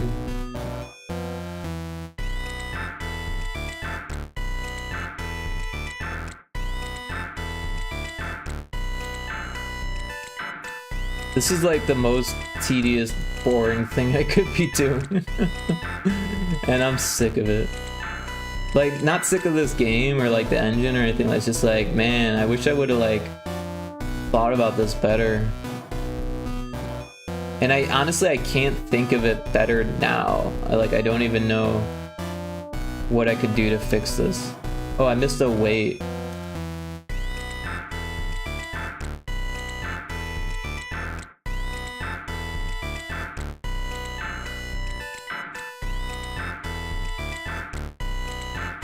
That's what I feel when I'm animating on stream. Yeah, well, animation is just like that. There's like no way around it. With programming, it's like there's a right and a wrong way to do things. I mean, not necessarily, but there's There's definitely wrong ways to do it, right? It's just an hour of micro adjusting. Welcome to animation, Taco. that is animation. You just spelled it out for us. That is how things get animated. An hour of micro adjusting. If you're lucky, then it's only an hour. It could very well be more than an hour.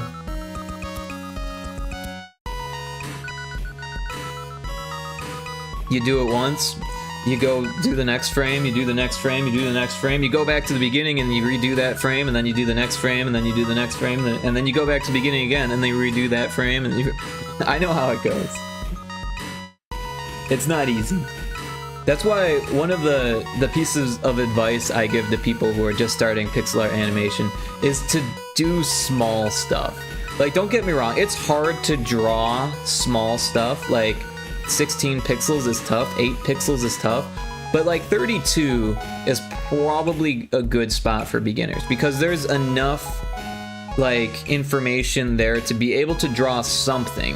You might have to like squint your eyes and like hope that people can get it kind of thing, or just do your best. But when it comes to animating 32 pixels, it takes so much less time than animating 64 or 128 or etc., right?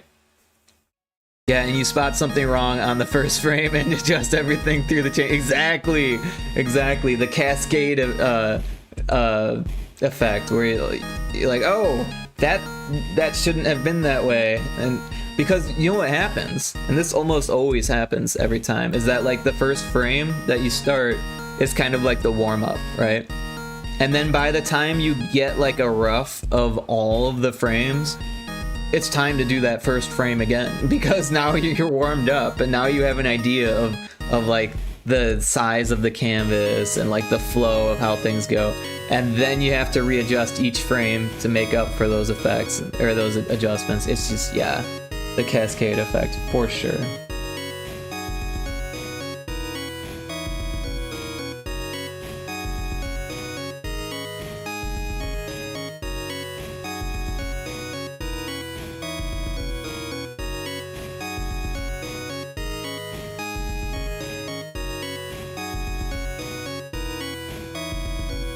But with this, I really wish that I had a better way of like organizing this code, because it just feels so redundant at this point. And not to mention, it doesn't even work is the problem. Like, I mean, it works to a degree, but like the text is all ugly and off, and it's like, I might not even be able to use it because of that. So all this time might actually be wasted, because I might just cut this feature. Like, as cool as it would be to be able to fight things, it's not really necessary, and it doesn't really look good, and it doesn't really feel great either. I thought it was going to be easier, like with Demonfish Dead Ahead, but I had all the room to use the menus and stuff, which are a lot more streamlined for the engine. Using the draw text event is not very streamlined, and honestly I haven't used it very much, so I don't know the ins and outs of it.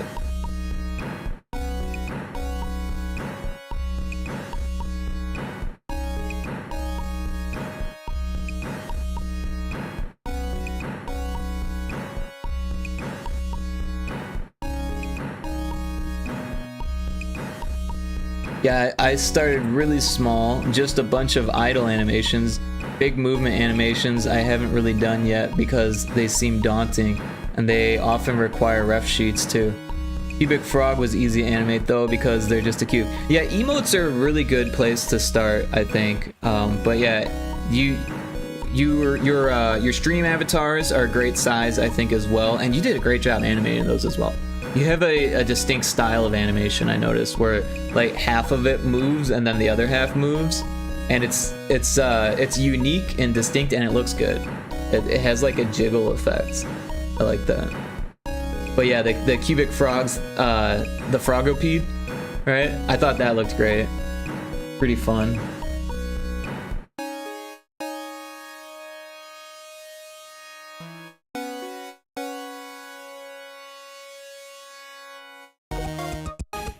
Yeah, like Jello. Yeah.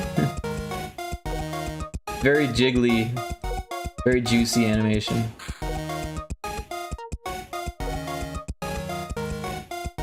But it's a good style.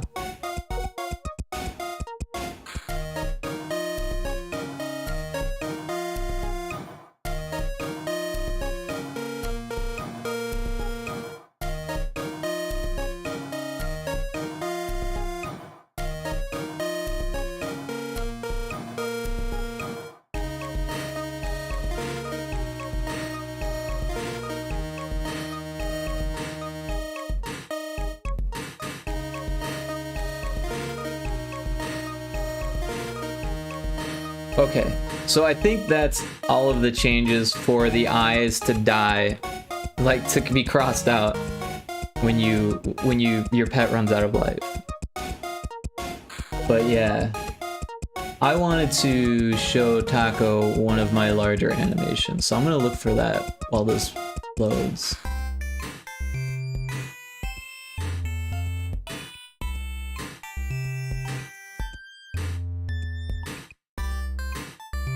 And I might have already shown this off, because I show this to a lot of people, and then I forget who I showed it to.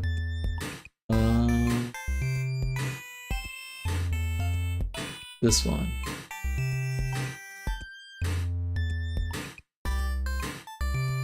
Alright, yeah.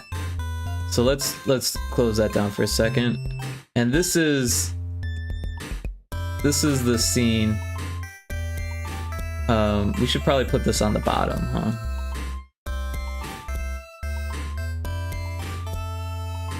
So you can see there are a lot of layers here, and there are a lot of frames also. 108 frames, and this piece is huge, right? You can't even get it on the screen without some zoom. Let's see how big it is. It's 1024 by 512. But let's start it from the beginning.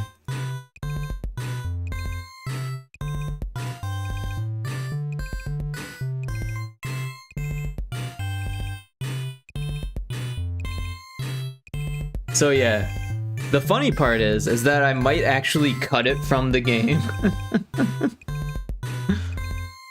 It took me months to do, and I did it all on stream. So like if you check the VODs on my YouTube channel, you could find this if you looked. But yeah. OMG, okay, those layers made sense. Yeah, there's a lot going on in this.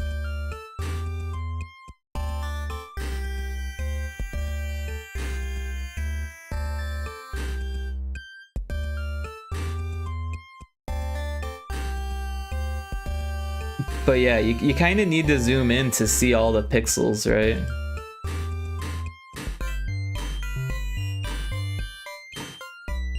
It's not perfect by any means. Especially if you were to like slow it down and do like a frame by frame. Like, see, if we zoom in like this, there's like one extra pixel there, but it's only for like those few tiles. And then there's like another line there.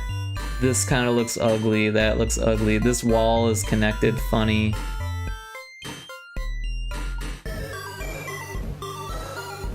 That looks a little interesting, but I think I did that on purpose.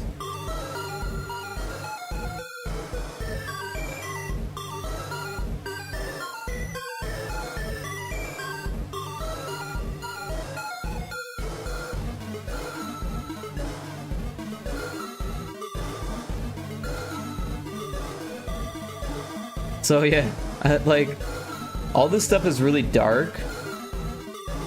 Probably too dark. But, like, you can see, like, the earthquake just, like, breaking the earth there. And there's a little bit of a shake there, too, that happens. I don't think that's on purpose, even.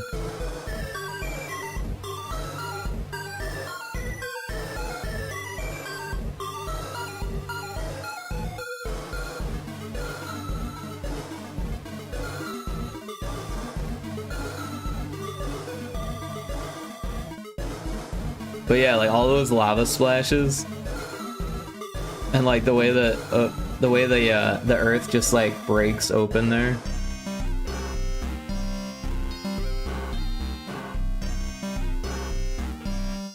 I like the lava flood. What project is this for? This is for Retro Spaceball. Oh, I was wondering why it wasn't happening. It's stuck in a loop.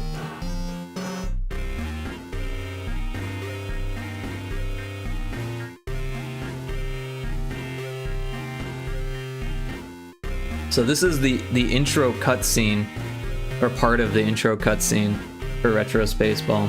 So I don't know, I don't really want to cut it, but I feel like the part of the game that it's in doesn't really work. I don't know.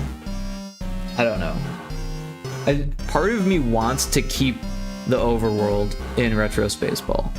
Part of me really likes it, but another part of me is like, just cut it, release the game, finish it, right? And then maybe like update it later, or like do a sequel that has an overworld or something like that. But the problem with the overworld is that it's like so lacking in polish, and like the UI needs to be overhauled. Like it's got a lot of issues. But the cutscene actually looks pretty good, but it's a little long, and people, rightfully just kind of skip it. Like this is just part of it. I don't have the whole thing outside of in the game. Yeah, it looks really cool. I assumed it's an ending. Actually, it's for the intro. It's like the very first planet you get to, that happens to it right when you get there. So the story, and it's not even really written in the game, it's just kind of like inferred, but like the aliens that you're fighting are like these creatures that are turning planets into power plants, and using the energy to transfer it across the solar system, or across the galaxy, right, from one system to the next kind of thing. And it just very briefly like shows that there's no written text or anything. It just shows like a spaceship pulling energy from a planet and then shooting those torpedo things, and then it follows the torpedo things in space. It says Retro Spaceball, which again I'm going to have to change because I'm going to change the title of the game. And then it shows it landing on the planet, and then it shows the planet transferring the energy to the next planet, kind of thing. But yeah. There's a snow run in chat.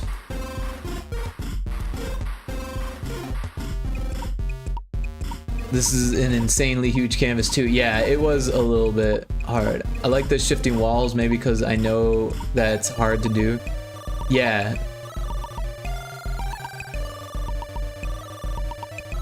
But yeah, it was a big undertaking. That's definitely the biggest and longest animation I've done in Sprite.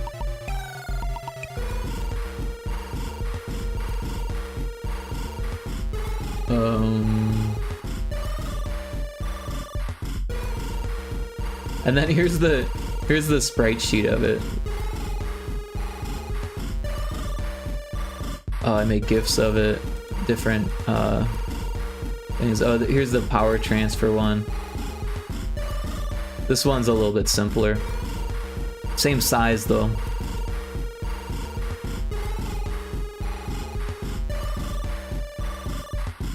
So you can see it a little bit closer.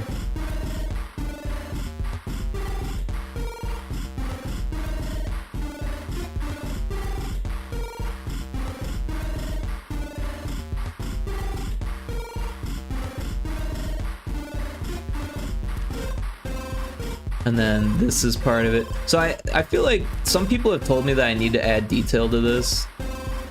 But yeah, this is actually just in pieces, and then the pieces are animated within the engine.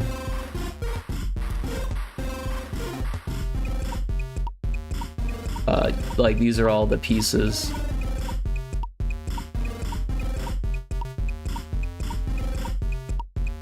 And then there's this also. So again, yeah, the piece is taken and put into like a scrolling background, and yeah. And then there's like 3 of them, and they're moving back and forth a little bit. This is a Unity game. Yeah, I can show you. It's giving me trouble like playing, but like if you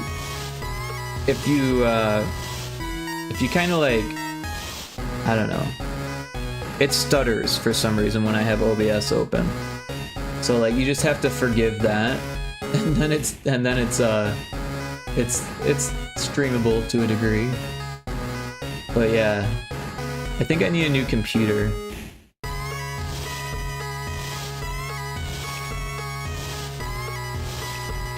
I'm stalking your Steam page and I see there's a pinball mode. Yeah, there is a pinball mode. Although I think in the current build, you have to access the beta menu to get to it. Or maybe not. I can't remember, to be honest.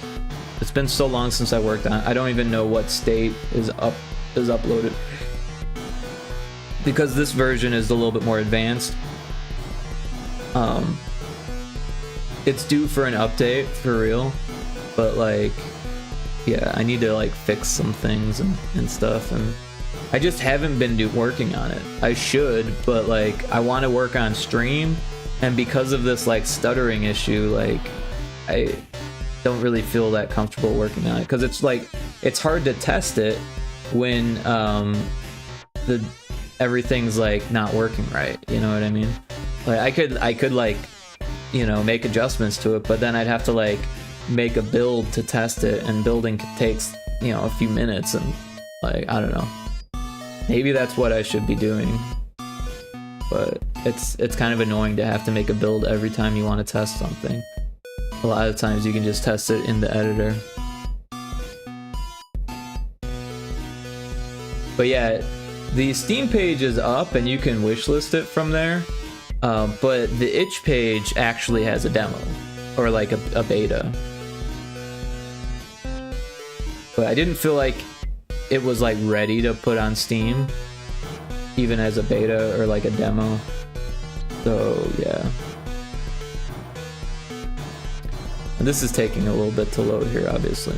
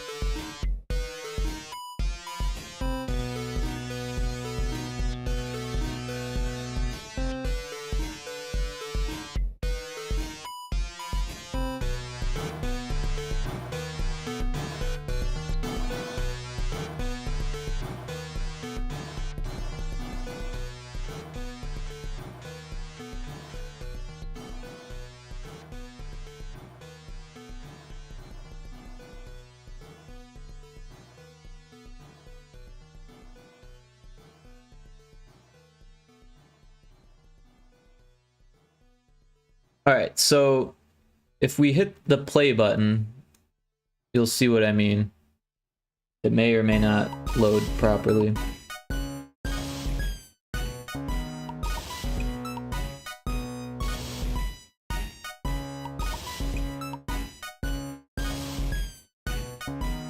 I'll go check out the demo. Yeah, if you haven't yet, it's definitely worth checking out. All right, so this is the the thing. And I think I made a layout for one that's just play mode. And this should load better because it doesn't have any other tabs. But it's still, like, you can already see that the asteroids are kind of stuttering, and the color changing, or the animation for this is kind of stuttering. There's definitely some stuttering going on already. Even the wish list thing is kind of stuttering. But yeah, I'll show you the pinball mode real quick since you're interested in that. And it's definitely better with a controller, I feel like. Wow, this is taking forever to load. There it is. I'm gonna turn off the music because this has its own music. So yeah, as you can see, things are stuttering so much that I can't even play.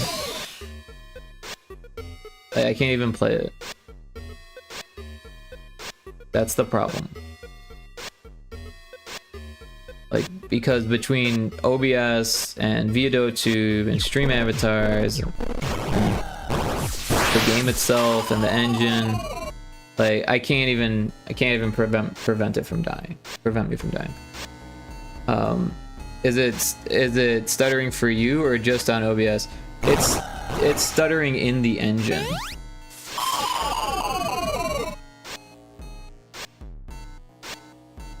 So it's stuttering for me, it's stuttering for OBS, it's stuttering for you, it's stuttering for everybody.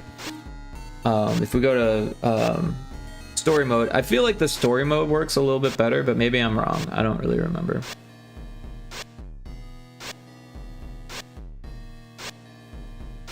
And it takes too long to load this part.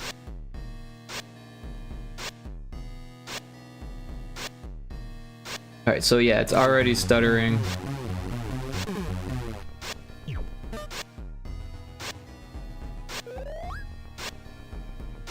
Everything is slow. For some reason the navigation thing's not working properly. That's interesting. That's a new thing. Usually it works, like the arrow. So here's the cutscene. But again, it's stuttering.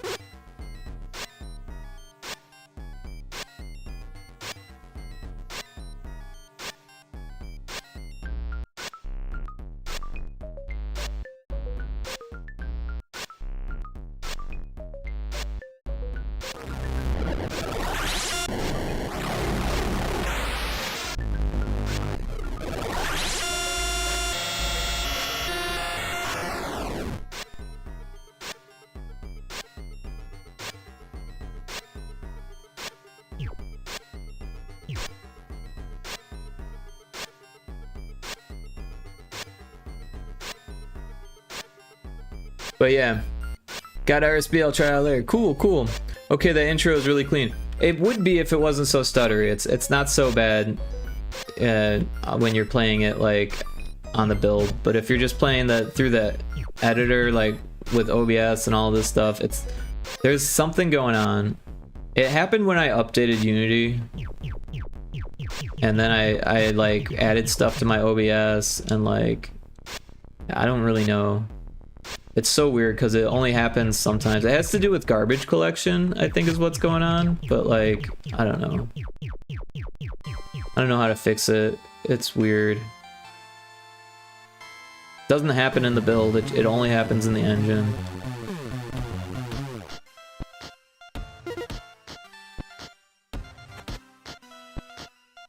Everything's in like slow motion all of a sudden.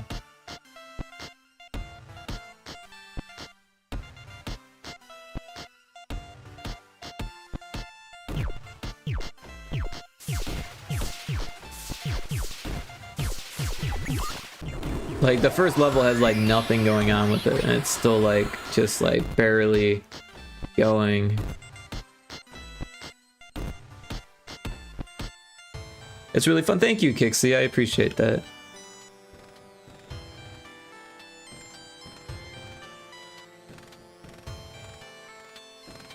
I would really like to spend more time working on it. And when I get a new computer, hopefully that fixes some of these issues, or hopefully all of them. But like right now, it's like impossible to test even. Because like look how slow it's going. Like it's not just OBS, this is what it's like on my screen. But yeah, it's probably doing things to OBS too. Yeah, look at stream avatars. Stream avatars is like, no.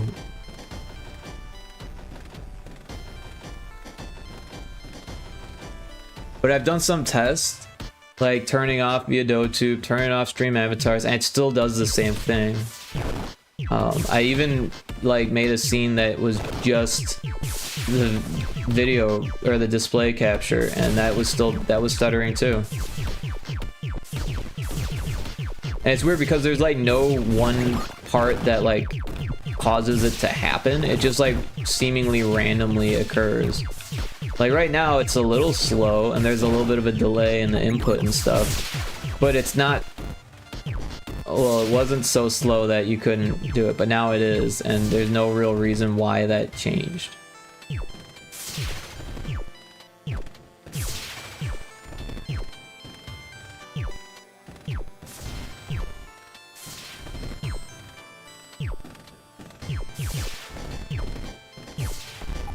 So you can see how this would be impossible to test.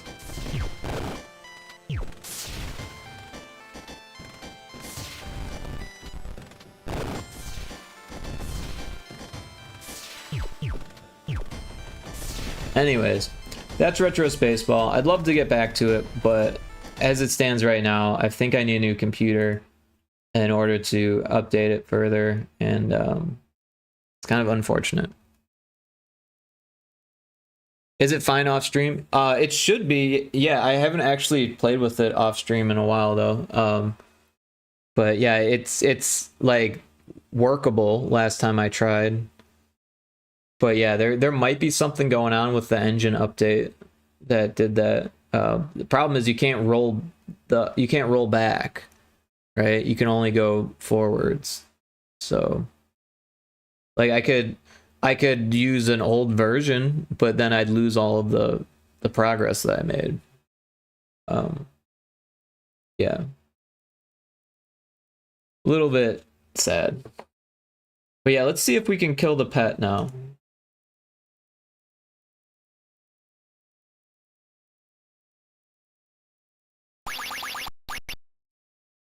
But again, yeah, it doesn't actually kill the pet. It just has X's for eyes, and then you can't attack with it. It stays alive. You don't lose it. Kill the pet? No, not kill the pet. Knock it unconscious.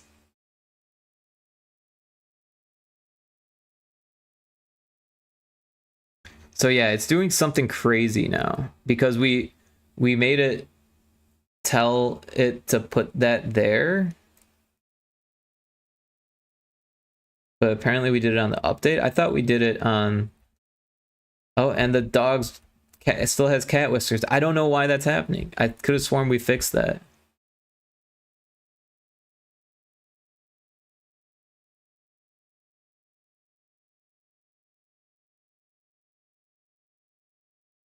Man. Yeah, it's definitely got some bugs.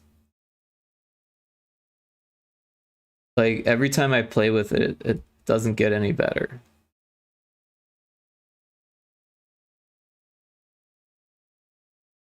We spent all that time, and it's like, I'm probably just gonna cut this because, like, look at it. It's like a mess. It's not fun. It doesn't look good. Honestly, the only reason why I wanted combat in the game was so I could call it a dungeon crawler. Oh, we got the X's over the eyes. Like we lost that pet.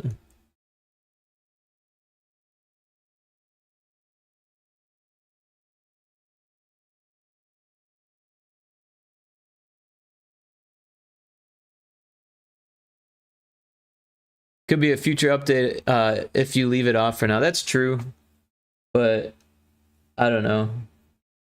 It just feels like one of those things that maybe I don't. Maybe the game doesn't need it. It's not like I have to delete it. You're right. I mean, I can just make it so you don't go to these scenes. But yeah, it's full of issues. Boss says 54 HP S. It's so weird. It's like scrolling through. Oh, we lost the frog too. No, not the frog. Also, oh yeah, the face doesn't change, but that's like not the world's biggest issue at this point.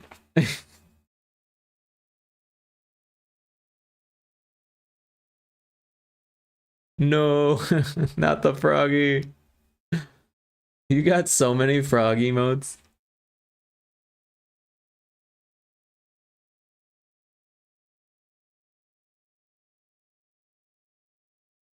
So apparently it gained life. No, it's telling me it's KO'd. But its eyes came back.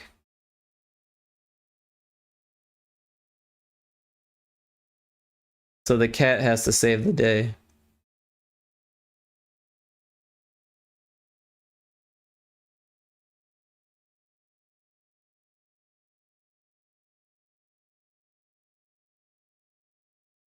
Boss has 20, pet 1 has 36. Yeah, I've been getting gifted a lot of subs lately. Awesome. That's always fun. And a lot of them have one frog. That's awesome. Wait, did we win? We did. We beat it.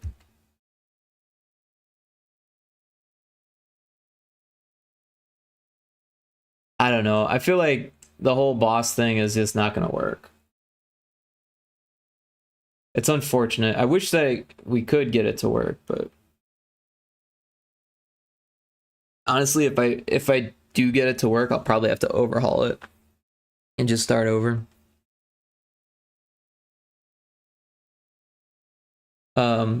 We did spend some time on it, but let's face it, most of yesterday I was kind of playing games. And then I think we technically started it a couple days ago or 2 or 3 days ago, but like I didn't really spend a whole lot of time on it.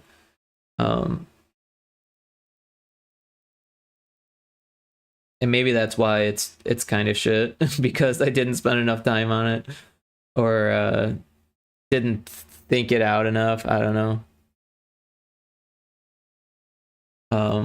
One thing that the game could use is more dungeons, right? It's only got the 20 dungeons, and those were like really easy to make.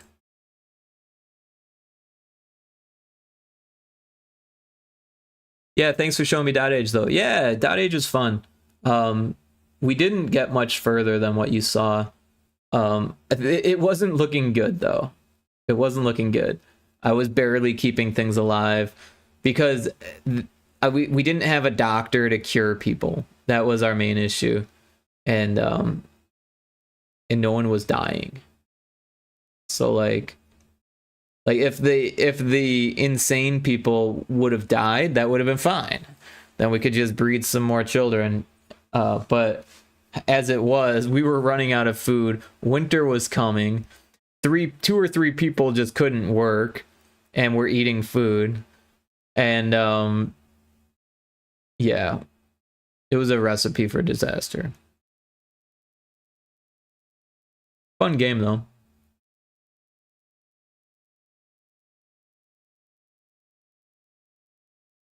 Sorry, I'm just sipping some water here.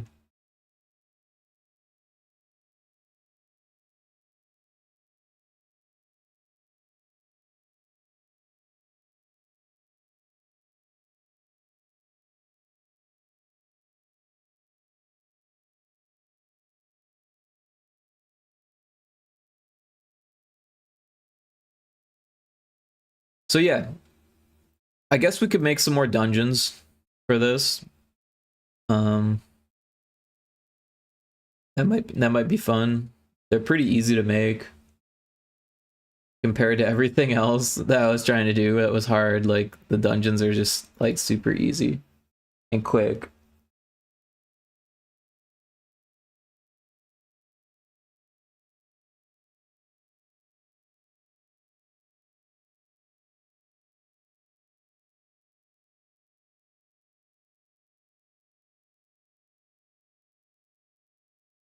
I kind of like the ones where it just had like these things.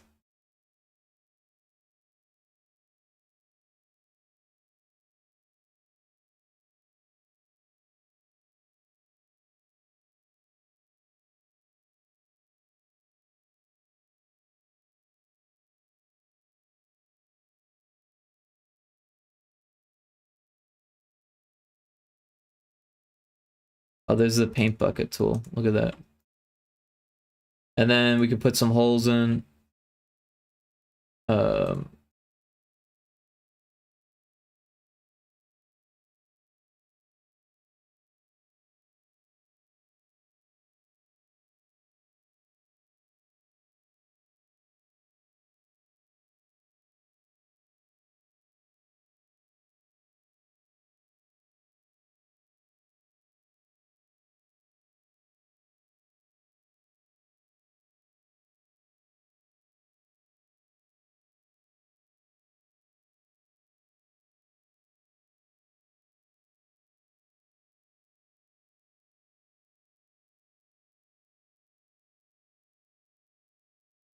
that's a new combination we haven't done before. So what were we at? Dungeon 23 then?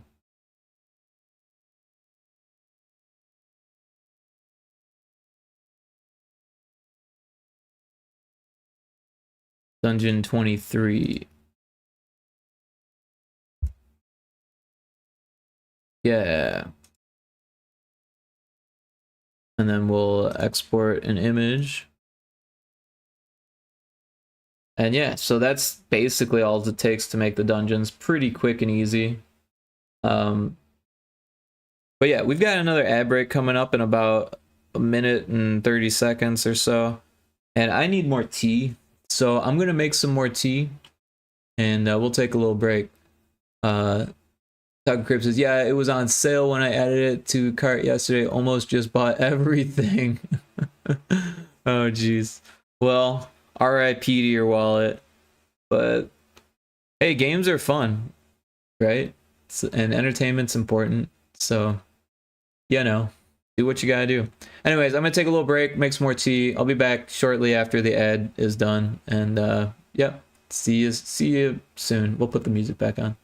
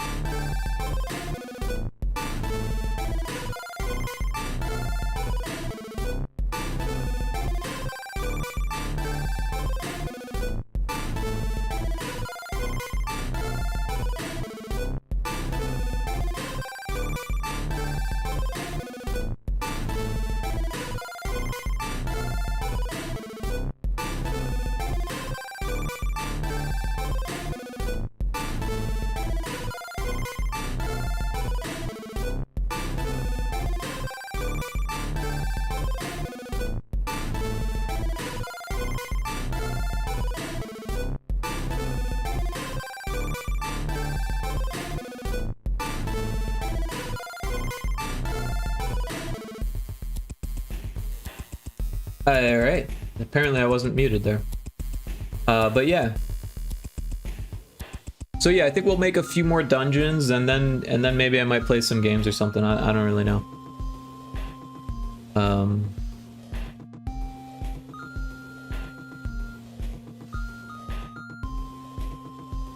Dragon Dungeon 23 Dragon. Yeah, so we'll make a new one. Just hit this button there. And kind of like having the entrance and the exit in the same one. Have you tried Signalis, anyone? I've never heard of this. Is it good? Let's take a look. Signalis. Survival game.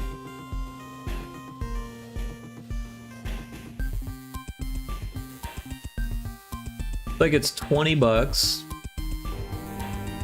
in US. Wow, 24,443 overwhelmingly positive reviews.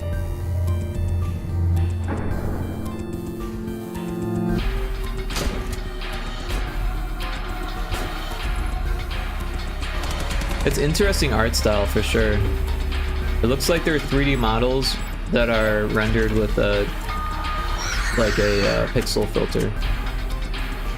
So this looks like 2D animation. Yeah, this looks 3D, this looks 2D. Although that hand looked 3D.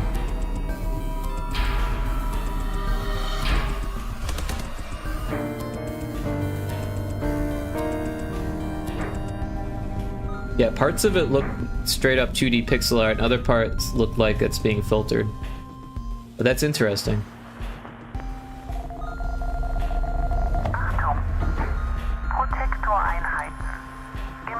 Another game on the cart. This is an expensive one.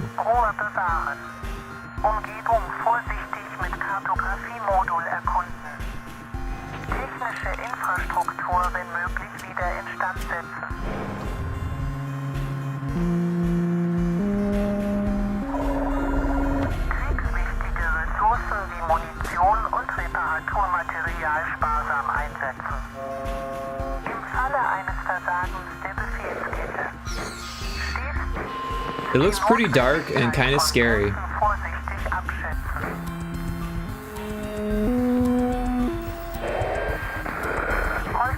But the art style is really interesting.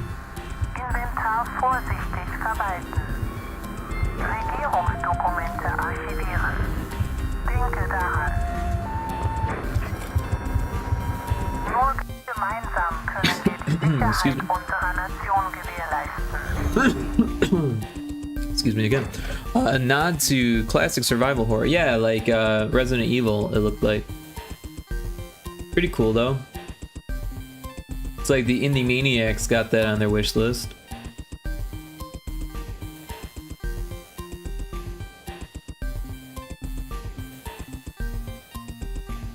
Cool though. Yeah, thanks for the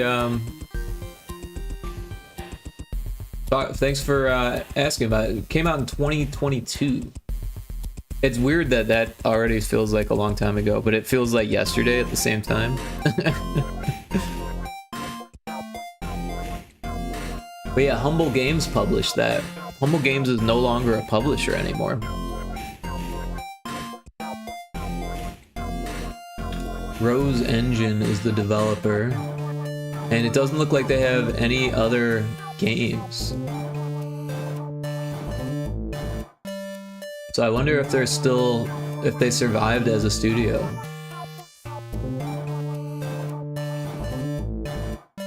They have 3,145 followers on Steam.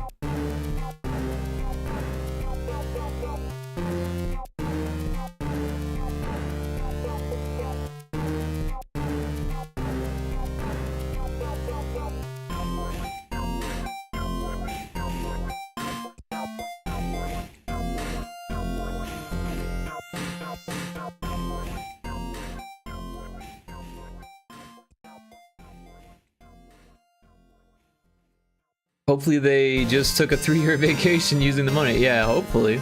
I mean, that was a lot of positive reviews, so they probably did okay. I was kind of blown away by that.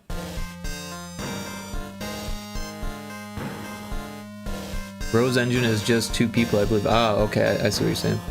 I wonder what happened to them. Damn. Well, if it's 2 people, there's a chance that they split, right? Because it is really, really hard to make a game. And it puts a lot of stress on any relationship, right?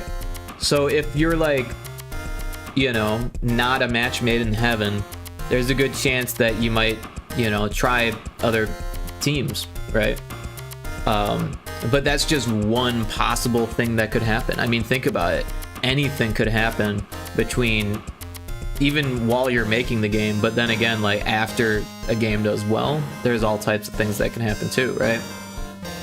Maybe one person, you know, got a bigger cut than the other person. That could be a thing. Maybe the publisher, well, in this case is Humble, so Humble's probably a pretty good publisher. They were a good publisher to have. So they probably didn't screw them over or anything like that, but sometimes that's enough to tear a company apart, you know? Yeah, people say don't start a business with your best friend because you'd hate each other. So yeah, I mean, there's that, but there's also sometimes it's not so much that like you'll automatically hate the person you work with, because that's not what it is. It's that like you need to be a good match as a company, and it doesn't matter if you're friends or not. If you're friends and you're a good match, then that's fine. If you're not friends and you're a good match, then that's also fine. But if you're a bad match and you're friends, it's going to be hard to maintain that friendship if you're a bad corporate match, right? Like if you don't work, like literally work well together, then that's bad for business, right? But when you're friends, there is a lot of I don't know. It's really important to keep your expectations like honest and in check, and be open about your expectations, right? Because if someone's not open about what they're able to get done or what they expect others to get done, that's like a recipe for disaster. As soon as the stress comes, and it does, it always comes, then like things will get, you know, they can blow up, right? And in a bad way, right? So, but that doesn't mean that you can't start a business with your friend. It just means that you have to make sure that you work well together. So try a game jam first, instead, before you jump into bed together as a studio. Make something that doesn't have any overhead, right? Something that's not going to bankrupt the studio. Yeah, that makes sense. Yeah. I mean, I don't know. I think game jams are great for that, because there is stress in a game jam too, right? Especially the smaller game jams. If you've only got like 72 or like 48, you know, hours, or even if you've got like 4 days or even a week, there's still some stress that comes from it. And it's good to see how people work under pressure, because you don't really know someone until you've seen them work under pressure.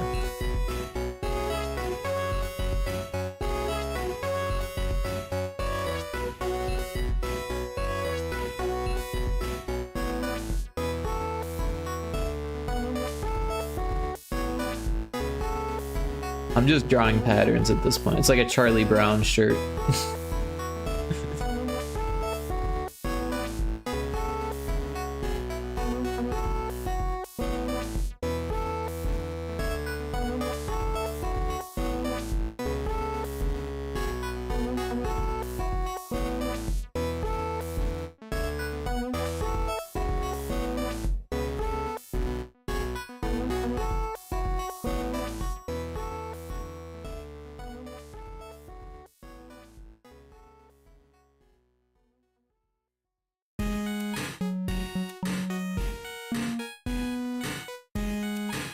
Charlie Brown shirt. There we go.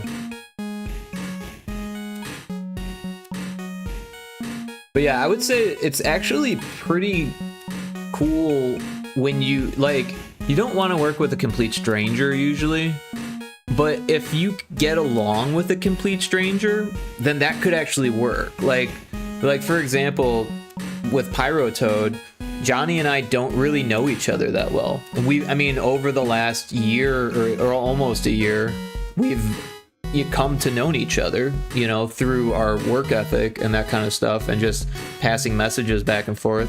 But we've never actually spoken to each other, like on a call. He's heard my voice through the stream, obviously. I've never heard Johnny's voice. But yeah, it was like a good match, right? I was impressed by his work. He was impressed by my work. We both wanted to make something for Game Boy. We both had, you know, similar ideas of what is, you know, required of a game, right? What works well in a game, what should be in a game, that kind of stuff. Good grief, dude. But yeah, it also can be an issue, right? Story time, and I've told this story before, but I worked with an Australian who I'm actually still pretty cool with. I think a few years ago we reached out to each other and was like, hey, you know, like, how you doing? What are you up to? And he doesn't do game development anymore, but we were working on a project for like months, and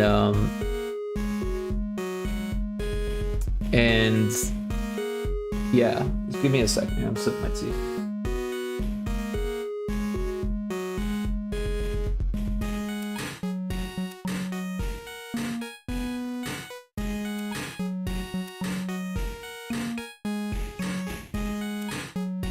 So anyways, I met this person on Facebook back in like, what, 2017? And they were just looking for someone to start a game with.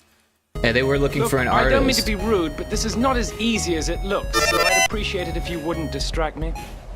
Wallace, welcome in. Thanks for finding the new redeem. Yeah, that's the kind of ideal partnership for me. It's rare for me to be already friends with someone I know I'd get along with in a business setting. I think I'm not a perfect team member too currently. Well, there's no such thing as a perfect team member. It's more about a perfect combination, right? When you work well together, it's not that both people are the best workers ever. No, it's that you are open and honest usually is the biggest thing.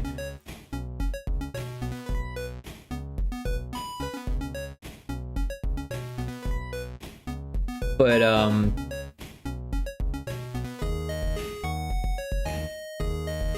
yeah, so anyways, I found this person on Facebook in like a thread, you know, on one of those indie game groups that are just like absolute shit now. They weren't as bad then, but they weren't great then either. And so this person needed an artist, they're a programmer. I was looking for work. Actually, I was working. I was working at a call center for a credit card processor at the time. And so I had some time. I wanted a project. I didn't know how to do programming yet. That's like another big thing. Like I knew a little bit, right? I had started the precursor to Retro Spaceball, but I was hitting hurdles because I was using a defunct language, a deprecated language called Unity script. No one uses it anymore. I couldn't get the game to save your save data. So I was like hitting this wall and I was having trouble, and I was like, you know what, maybe I just need to work with the right programmer, right? And then this person was like, hey, I'm looking for an artist, you know, revenue share. And I was like, hey, you know, I think I could help you with that, you know? And we worked together for a good 4 or 5 months. And I ended up canceling the project on us because we didn't do any market research. We were both very like noobs, right? Like he knew a little bit of programming and I knew a lot of art. Like I had already graduated art school and that stuff. But like neither of us had released anything. We didn't really know that much about games outside of the fact that we wanted to make them and that we liked playing them. We didn't know about market research. So when I finally did some market research, I realized that like the game that we were making wasn't going to succeed. There were already like 4 or 5 titles that were trying to do the exact same thing that we were trying to do, and none of them were successful in any sense of the word, right? Because we were making a game called Glider. It was and I still have on my old Galaxy. I still have a prototype of it, but it was a platformer where you play as a sugar glider, like a flying squirrel, and that was the mechanic. You glide, you jump and you glide, so you get to a really high spot and you glide across the screen and you make it to another high spot. And it wasn't very much fun, and the programming was really bad. Like the programmer used a slider as the acceleration left and right, which is probably not a great way to do it. These days, pretty much everyone uses like a virtual joystick, right? If you're doing a mobile game. This was a mobile game, right? But instead of doing a virtual joystick, he did what he knew how to do, which was a slider, just a UI slider. And so you could like move like really slow, and then you could move as fast as it would let you, and everywhere in between. But there was no functionality for the animation, so you would just be like moonwalking really slowly, and then so it was a mess. So anyways, the problem was that I knew it wasn't going to sell, so I was like, hey, I'm spending like a lot of time making this art, and it's not even like close to being finished. So like it'll clearly take like another year at least for me to finish this art. And he's like, oh yeah, but the programming's like done. I was like, you're kind of biting my tongue, because the programming sucked. It was not close to being done, and he thought it was. And like, so that was kind of red flag number 1. And then the next thing was that like all of my ideas to fix the market research issue were shot down one by one by him. He was like, nope, we're not doing that. No, we're not doing that. No, we're not doing that. Because I was like, it could be okay as long as we have like another hook, because you playing as a flying squirrel is not hooky enough. We need like hooks within hooks, right? So I was like, what if there is like a narrative, What if you are a time traveling eco warrior flying squirrel and you have a gun, and it's a run and gun game instead of just like a Mario collectathon, jump on things heads and bounce off of bouncy things. Like, what if you have a gun and you can shoot things and you get maybe power-ups, that kind of stuff. And then you not only are we then like going through the forest or whatever, but we could go through different parts of time, make things more interesting, make the level more interesting. And he's like, no. And I was like, well, do you have any ideas on how we could make this game sell? Because I'm not really interested in spending a year of my life making a prototype that no one's going to buy for your portfolio. You know what I mean? And he's like, well, no, I don't have any ideas either. And he's like, we should just finish it. We should just finish it. And I was like, I'm sorry, man. I can't just finish it. I gotta like do something that with my life. You know what I mean? I need to like make some money if I'm going to spend all of this time working on this game, right? And he wasn't even like ready to acknowledge the fact that the programming needed changes. We hadn't tested it. The mip-map filters were all messed up. There was like these, like every time you moved, you would see these lines between the tiles, and he was blaming my art for it. He's like, something's wrong with the way you made your tiles. I was like, no, something's wrong with the way they're gridded in the software. And like, he's like, well, I don't know how to fix that. I was like, well, it's not anything to do with the art. I'm literally not like putting those lines in there. The software is doing that, right? Yeah, I think it's important that you like what you're making while you're making it. Absolutely, absolutely. And that you have confidence in it, right? Because if you don't have confidence in what you're making, it's going to show especially when you're arting it, when you're making the art for it, it's going to show that you don't think it's going to go anywhere, because you're not going to like add that pizzazz that like makes it shine, right? Because you won't know where to make it shine, because you don't think it's going to succeed. So there's like why waste your time, right? If you're just doing it for a paycheck, then you're just doing it for a paycheck. But when there's no paycheck and you don't think it's going to sell, then like you just stop doing it, because that doesn't make sense. It might make sense to a programmer to be like, yes, I can finally get a job as a programmer because I have this on my resume. Well, like that's barely a first step to a resume. It really is. If you actually want a job as a programmer, you basically need to already have had a job as a programmer. It's not easy. It's that catch-22 of game development. You want to work for AAA? Well, guess what? You need to have already worked for AAA to get that job. It's very, very, very rare that they bring in someone that hasn't already worked on a AAA game to work in AAA. With indie games, it's a little bit, more wishy-washy, like anything could happen kind of thing. But generally speaking, your track record speaks for you. And if you don't have a track record, all you have is a portfolio with one game. That's not really saying a whole lot, unfortunately. It's better than nothing, it is, but it's not going to guarantee you a job anywhere. If that's their purpose, they should probably work on a separate project themselves. Exactly.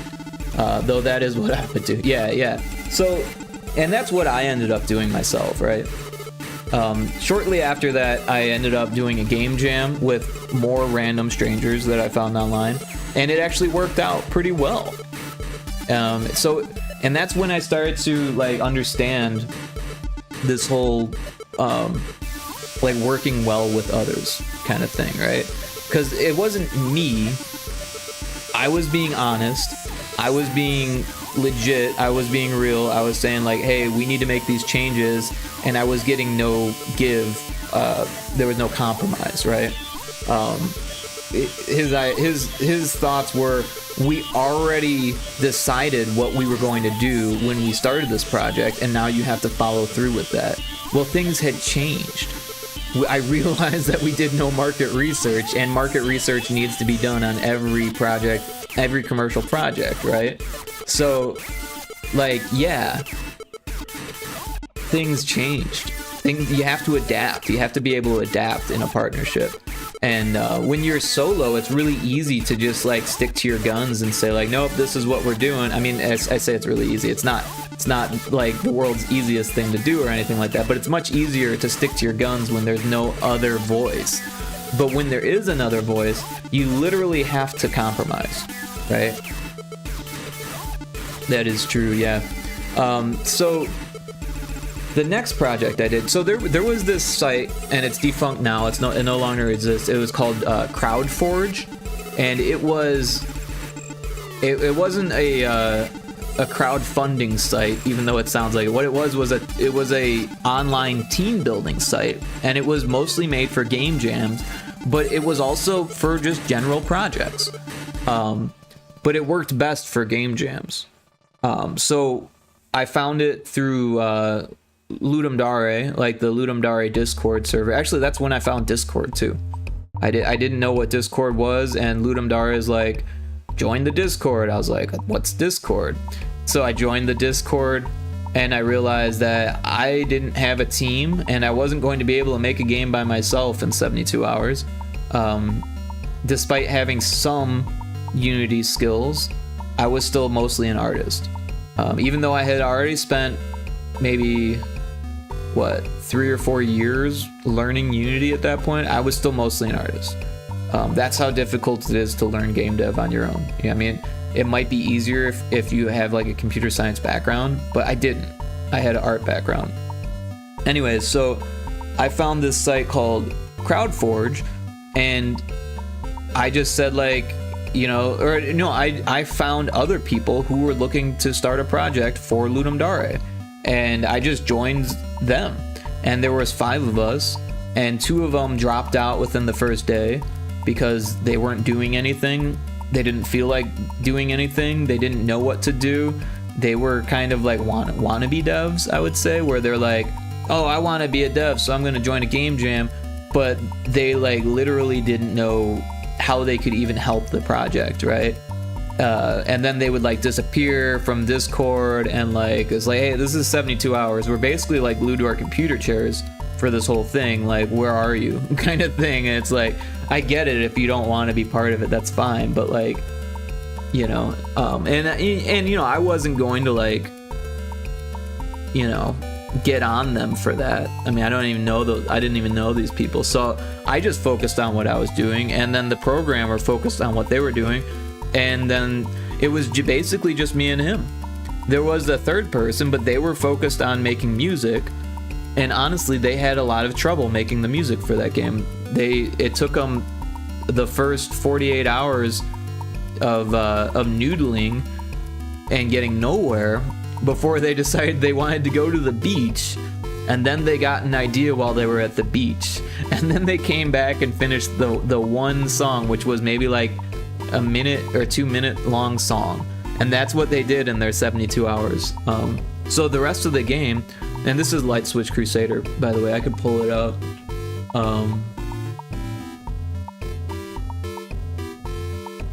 And I also have a link for those if you want to follow along. So at the bottom of my itch page, there's a game called Light Switch Crusader, and you could still play it, but yeah, and it has music.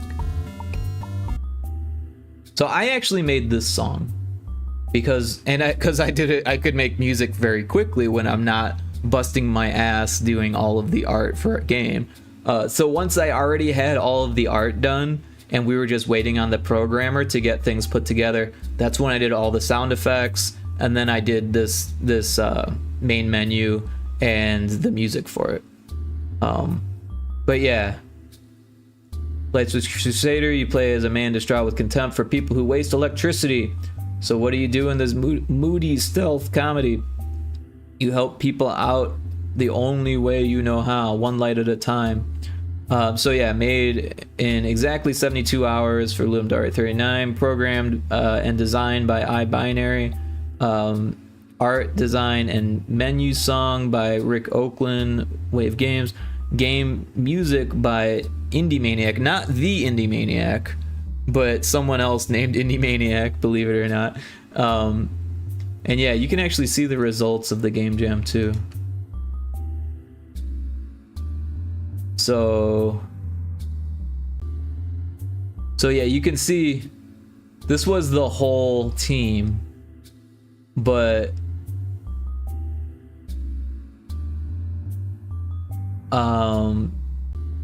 I think White Ninja was the programmer, but this person and this person, I don't think they did anything.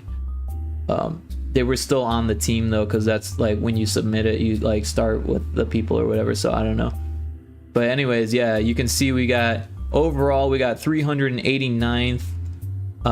But yeah, there was like, what does it say how many there were? I don't know. I think there was like 1,500 games or something. I don't know where it says. But yeah, 318th in fun, 308th in innovation, 307th in theme, 522nd in graphics, 252nd in audio, and 60th in humor. So 60th is actually pretty good. Infinite Metal, and you've done stuff with both. Hey, also, I'll be heading out thanks to the stream, though high chance I still might catch you later when I come back. All right, well, have a great time. I think you said you with your sister. But yeah, take care, Taco Crabe. Appreciate you being here, and possibly see you later. Infinite Metal, welcome in. Did we give a shout out to Infinite Metal? Shout out at Infinite Metal. If we did, I missed it. Last playing retro. Yeah, they were doing Breath of Fire. I was actually watching. I literally had an earphone in. I was listening to your stream while I was streaming. But welcome in, Infinite Metal. I hope that you had a fun stream. Actually, I know you had a fun stream because I was there. But yeah, I got to see the fishing mini game, and then you did Metroid, and that's super cool too. You were so quick at that. Like, you're gonna do great on that race because you got all that practice in. But yeah, everyone should check out Infinite Metal stream. They are a fantastic retro streamer. They have really cool characters on their stream. They got Quackers, they got Skelly. Quackers is a duck, Skelly's an undead dragon. But yeah, I'm excited to see the race. I hope I get to catch that. Have you decided on a date for the Super Metroid race? It's funny to me though, because like when I was a kid, and I think I mentioned this on your stream, it took me forever to beat that game. Even when I was in college and like replayed it, I was probably a little bit faster, but it took me days, like probably weeks to finish it. So for someone to sit there and beat it in like a matter of like an hour or two, like that blows my mind. I mean, granted, there's like a lot of like bugs in that game that I had no idea about that you're exploiting, but I think that's even cooler. I think I should be in the top 3 racers for this one, but beyond that, going to depend on how much we all manage to get consistent with before the race. I got you. But yeah, I have faith in you for sure. And I'm excited to see the results if I don't see the whole race. But yeah, so this is not Retro Spaceball. This is Light Switch Crusader, and you can see we got karma for giving feedback, 152 karma. So that means that between the 3 of us, because like I said, 2 people dropped out, we played a whole bunch of games and rated a whole bunch of games. Between the 3 of us, 152. So that's like 50 each, right? And I think I did more than the others, to be honest. Time to go. Thank you for the stream. Good night. Thanks, Kixie. Hope you sleep well. Thanks again for being here. And let me give you another shout out before you go. Everyone, check out Kixie's stream tomorrow.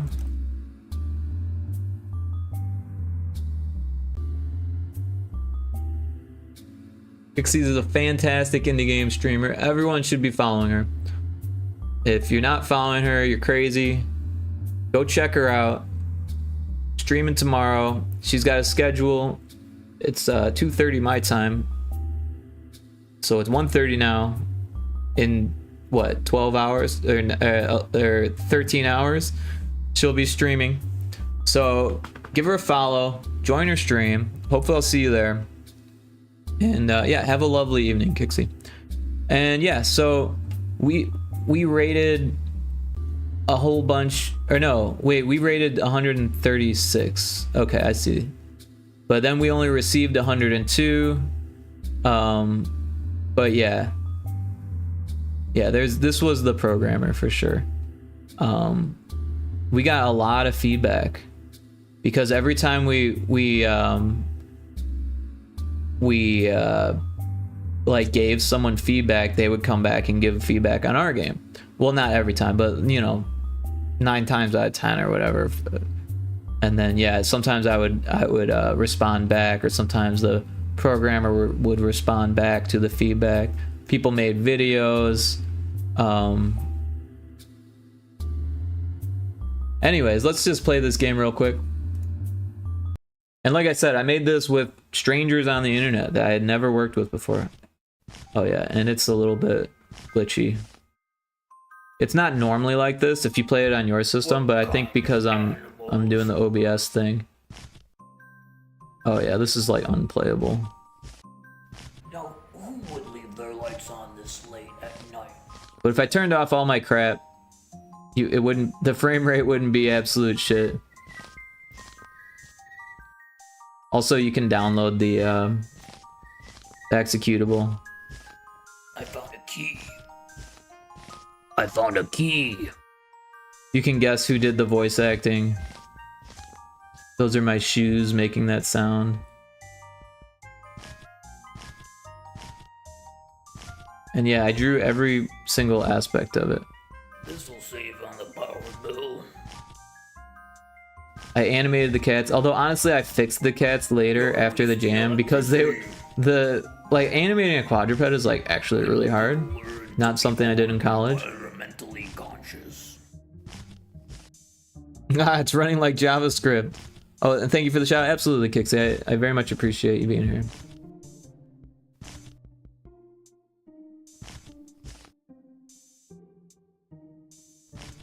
But yeah, it's running like shit right now, but there's like a noise meter. You're wasting electricity.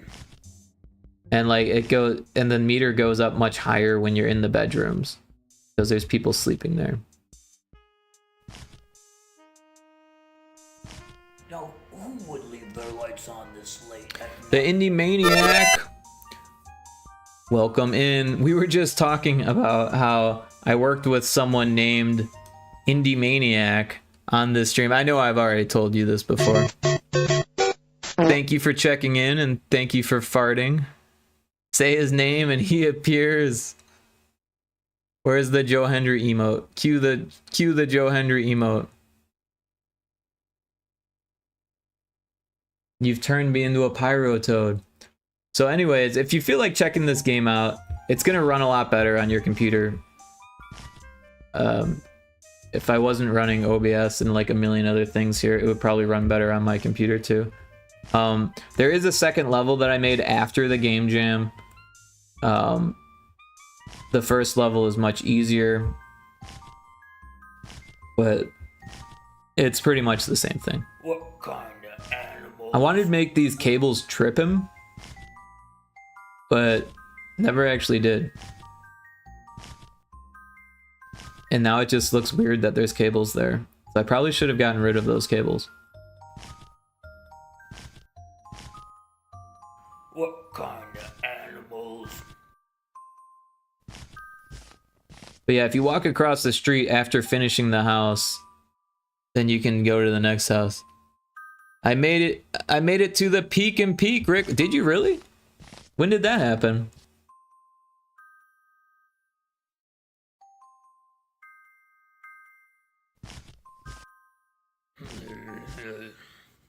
Honestly, that makes me want to play. I was playing just now with some people. Really? Well, congratulations. Were you streaming it? You're wasting electricity. Because I didn't see your stream. Nah, just playing. Oh, okay.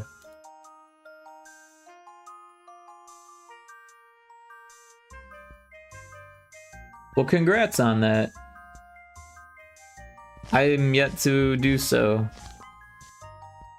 So there's like what, nine levels? Is that correct? Anyways, this is like impossible to play as it is because of this. But if you play it on your game, you're gonna have a much easier time. And yeah, you can beat the levels out of order if you want. Not a big deal.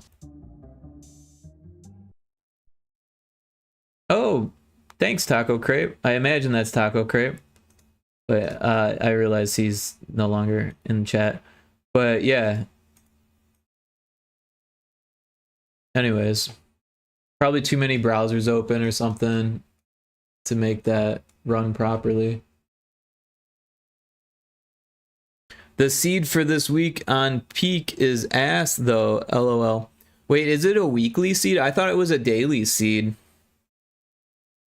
I thought it was daily. But yeah, man, playing with you last night, that was some shit. Like, we made it up the first time okay, but then we took like a different route on the first level and like I felt my death. I think you died on the first level too, yeah. And then the second level was like, what the fuck? Like, I thought it was weekly, maybe I'm wrong. Now I want to see what the internet says. Because I could be wrong too.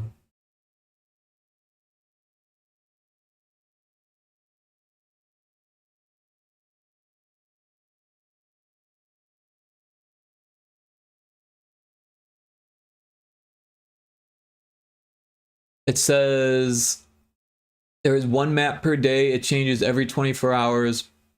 Completing an island does not prevent you from replaying it. The game will need seeds, more seeds, new seeds sooner than later. Today's seed is identical to the last time I played on the 30th. Okay, so yeah, it looks like there is a limited number of seeds. But I noticed that you don't need to like download updates all the time, so that makes sense. Second area was ass again. Yeah. So Thought Weekly. I got you.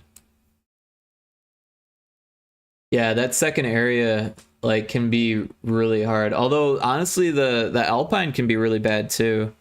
And I'm sure the other ones are the same, where it's like they can all be like pretty bad. I wonder how they test that. They probably, I was thinking about it, they probably have like a thing that like measures the distance between climbable areas and like walkable areas, and like has like a path that can definitely get up if you have like at least half stamina or something like that. And then everything else is just like, whoop, who knows, you know? You carried your team through the snow area. You were the last one alive. Oh wow, cool. Well, nice work getting that that achievement, right? With the clutch achievement, I think it's called, or something like that. Or the one for reviving your team. I don't really remember. Oh, we didn't save this one. Let's save it.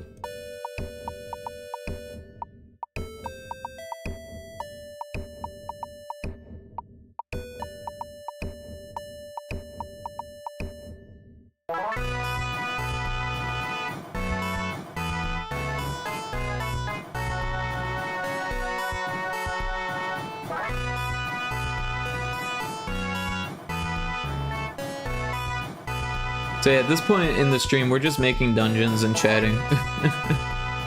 It's late. My sleep schedule is just completely backwards at this point, so I'll probably be up for a while longer. But I don't know, I might switch to playing games. But I kind of wanted to make at least 10 dungeons, and we've only made 2 or 3. We've only made 2. This will be the 3rd.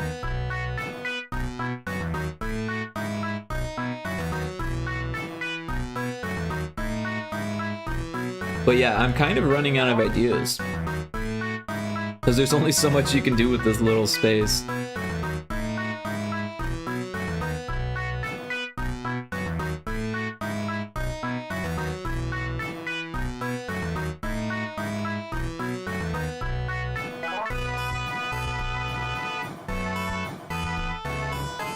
Basically just making things look interesting at this point.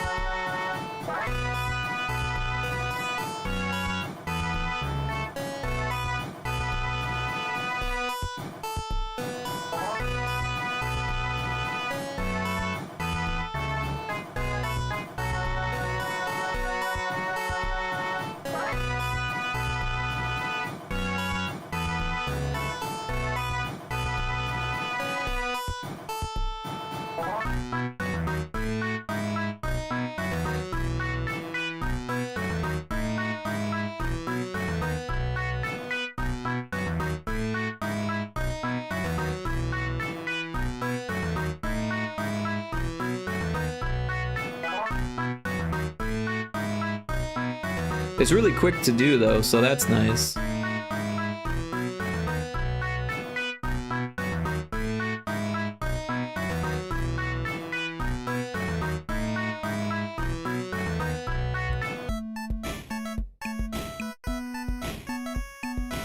But yeah, that kind of makes me want to play more Peak.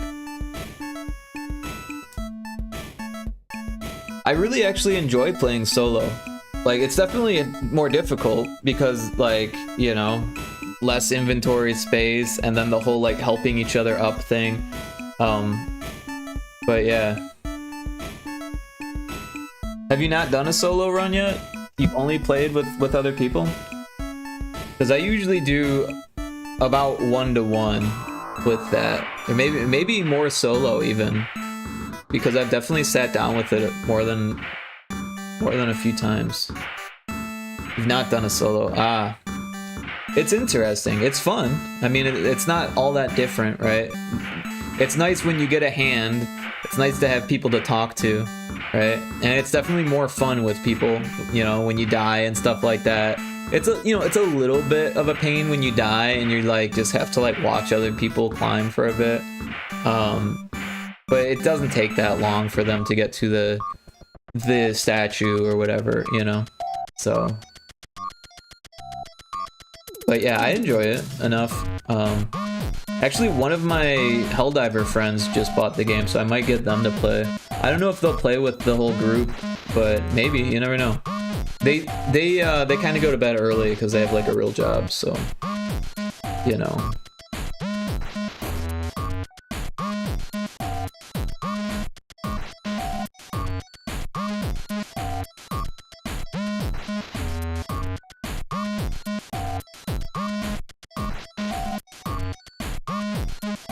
One of those real job peoples.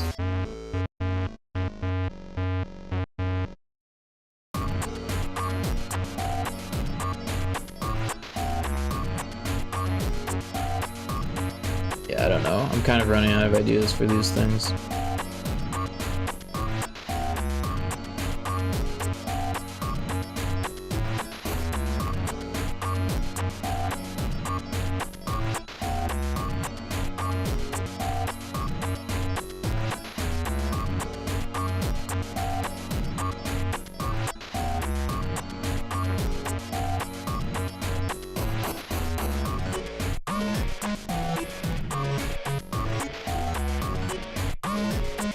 Yeah, the group we play with isn't on long. I gotcha. Oh, you mean the group we play with together? Yeah, so on Thursdays, it's like a weekday, right? And also on Saturdays, we don't really play that long either. Like, I'm happy to play with, you know, anyone, but of course with this particular group, because, you know, they're all really cool people. You know, Garden and Indiana Crones and Snake Eyes and Gonzo. They're all fun to play with, right? But yeah, if that's all we can get together, then I'm okay with that. But yeah, typically I'm used to like playing games for at least like 3 or 4 hours with people if we like line things up. But you know, sometimes it's hard to line time up and everyone's in different time zones. Yeah. Buzzy B, whoa, what this? This is software called Tiled, and I'm using it to make a little dungeon crawler section of my pet simulator that I'm working on. But welcome in, Buzzy B. Hope you're doing well. Inimaniac says, I don't have a normal sleep schedule like they do, I guess. Yeah, me neither. My sleep schedule is complete, like, hogwash. That's a word, right? That's so many ovals. So the ovals are holes, right? Actually, this one doesn't make any sense to be there. Let's get rid of that one. The ovals are like, they connect, right? So they'll go to the different places, and it's basically a maze. I can actually show you what it's like because this is what it looks like in the engine, right? And then I can show you the gameplay real quick. Although actually, I need to change something. I forgot, because it's set up to go to a boss fight, and the boss fight's not working. And I think I'm gonna cut it because it's not working. But I can easily just disable this event and enable that event, and now it'll play the game like normal. They look like nails. What kind of nail? I don't see it. Like a 9-inch nail? Oh, I see what you're saying, like nails in wood, like pounded in wood. They would be very large nails, because these are steps, right? And these are walls. But I see what you're saying. With the player on the screen, it'll look less like nails. But I appreciate the feedback. Unfortunately, it's really difficult to make any kind of shape that looks like a hole in 8x8 pixels. It's hard to draw anything in 8x8 pixels. Also, I still need to come up with a title. But yeah, there's my little person. So many freaking potholes, shaking my head. Yeah, well, I mean, they don't start that way, right? This first level only has, what, 4? But yeah, that's how the mechanic works. They kind of just spit you out the other side. And then you pick up a chest and it says, found a pet. So now, select button to explore for more coins and pets. And here we are in the pet simulator aspect of it. So we can put our pet to work. We can put it to sleep, which makes it stop working. Put it back to work. We can feed it once we have enough money, but we only have 1 coin right now. Well, now we have 2, but yeah. Later, you can change your pets, or yeah, like right now I have it set up so you get all 3 pets right at the beginning, and you can make them all work at the same time. But like, as the game is supposed to work, you're only gonna get 1 at a time. I just did this for testing purposes. So yeah, so now we have enough money to buy food. We can buy food, and then if you hit the select button, then you're back to dungeon crawling. So then each one is a little bit different. It like randomly decides which one to show you. And sometimes there's a chest where you can get some money. Some of them are really easy, some of them are just kind of like difficult. Like this one, if you know which hole to go into, it's pretty easy. But if you don't, it can take you a while. And meanwhile, your pets are like, you know, running out of food, or like running out of energy, or getting sleepy, or whatever. This reminds me of those small handheld devices with those digital pets. Yeah, Tamagotchi. That's actually what I was going for. So I'm glad you mentioned that. Yeah, so there's a chest in this one. So the thing about the Tamagotchi was that like it stayed on all the time, but this is for Game Boy. So like it's literally going to work on a Game Boy. And if you leave a Game Boy on all the time, then it's not gonna like be fun, right? I mean, these days with lithium batteries and stuff, you can make it work or whatever, leave it plugged in or something, but that's not what the Game Boy is for. So that's why I wanted there to be like a thing that you did while your like pet poops and gets tired and works to make money, right? You accidentally forgot your Tamagotchi. Yeah, no, I let my Tamagotchi die so many times, and then the battery died, and then I just never replaced it. And then I lost it. I don't know what happened to it. But I liked it. It was blue and pink. I think it was like a 2nd generation one.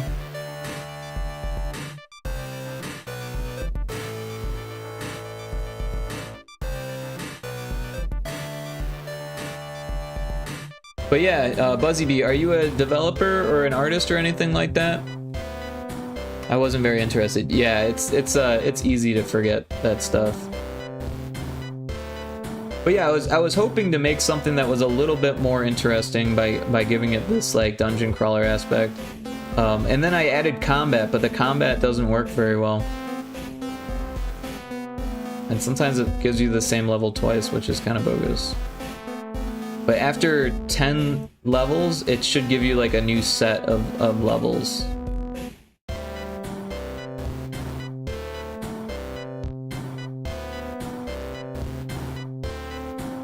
You're a developer. Okay, cool. Awesome. Yeah, I mean, I don't mean to like, you know, assume that everyone who comes into my chat is a developer, but a lot of the people who come in here are, so I like to ask.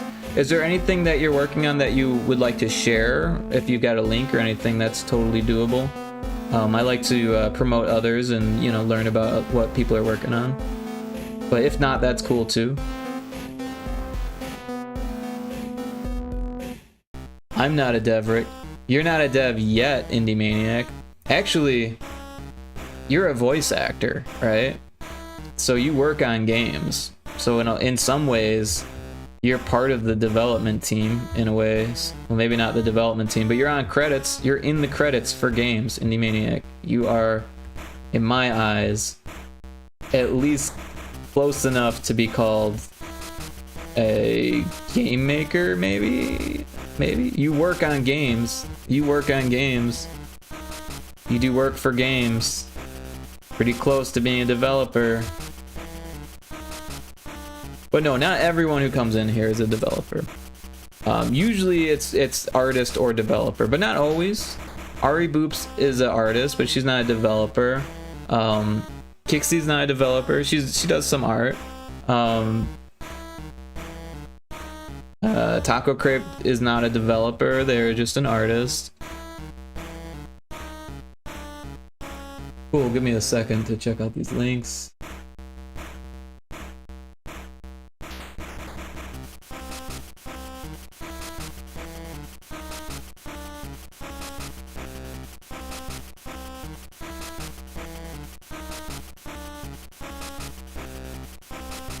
All right. Yeah, so this is the links that BuzzyBee just provided. So it looks like an atmosphere kind of thing. Skybox kind of thing, maybe. This must be Unity, it looks like.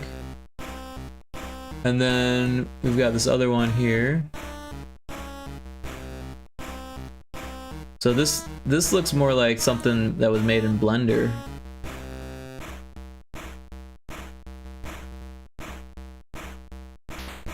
That reminds me of Peak, when you die in Peak. That's interesting. Oh, I love the hat. The hat looks awesome. Also, the frog hat. I wish Taco Crepe was here. He'd get a kick out of that. That's your skybox shader. Nice, nice. Yes, my game is based on Peak. Oh, cool. I like the chain chomp hat too. There are ways you can mod Peak as well. I've got this hat in Peak. This was the hat that I was wearing last night when we played. But yeah, thanks for sharing. You're a Unity developer then, I take it? I was judging by the little gizmo in the corner here. But I do some Unity development. That's actually the engine that I've spent the most time in. I actually managed a team in Unity one time. I want to mod Peak, but I don't know if I should mod or make a complete new game. Yeah, I'm a Unity dev, haha. Yeah, Unity is a lot of fun. I like Unity. Actually, we were digging around in Unity earlier, but for some reason my computer is like not handling it very well. Oh, I've got the frog hat on my guy. That's great. Frog hat on the frog. But yeah, Unity's a lot of fun. I kind of want to get back into it. I think once I get a better computer, I'm going to start doing more Unity stuff on stream again. Because like I said, I've spent more time in Unity than anything else. But now the last couple of years, I've been doing a lot in GB Studio. It actually started because I was kind of like, I was like knee deep in debugging other people's code in Unity, and I was like, I just need something that's not Unity, but I need to do something that like while I'm not working on this project.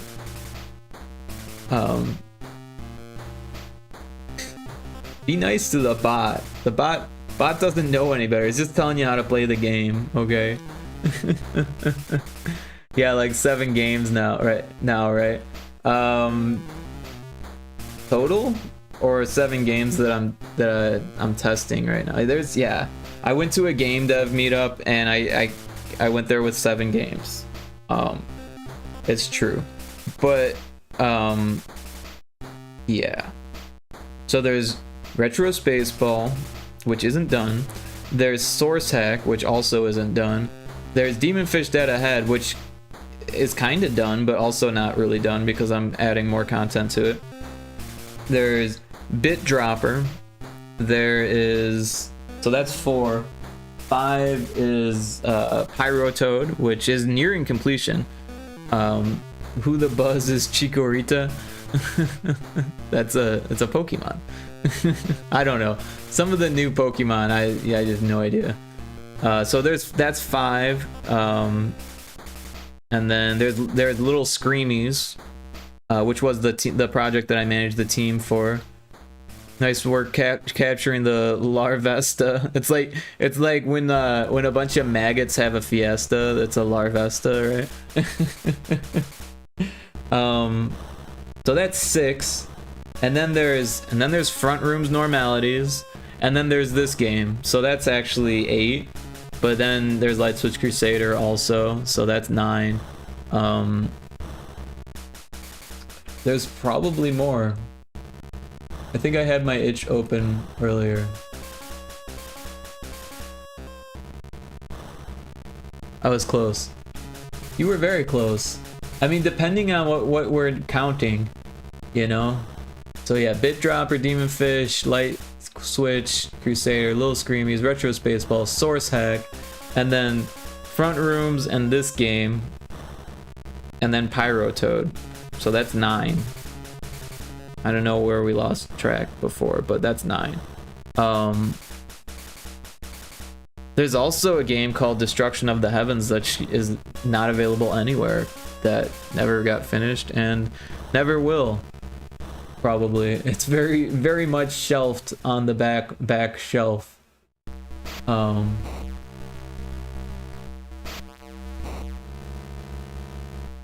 But yeah, not all of those games are done, so, you know. Good one, Dad. Unearth her. What? The Destruction of the Heavens? I can unearth part of her for you. I'm pretty sure that it's not what's it called? Listed though.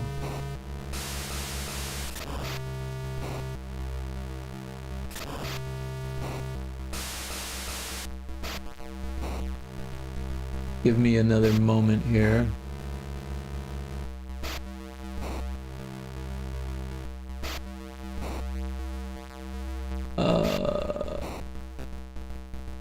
Oh, it's not there. It must be somewhere else.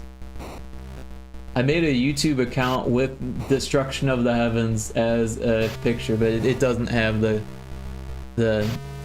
videos.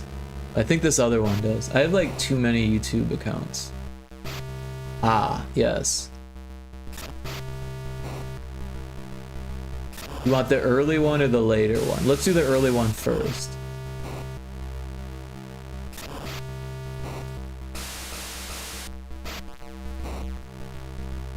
So this was my very, very first... Well, actually, there was a game before this.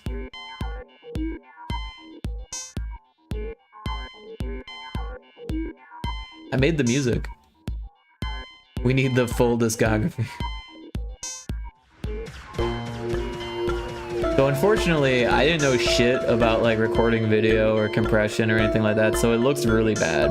And like I said, this is unlisted as far as I know, so like... Not like this is still up there.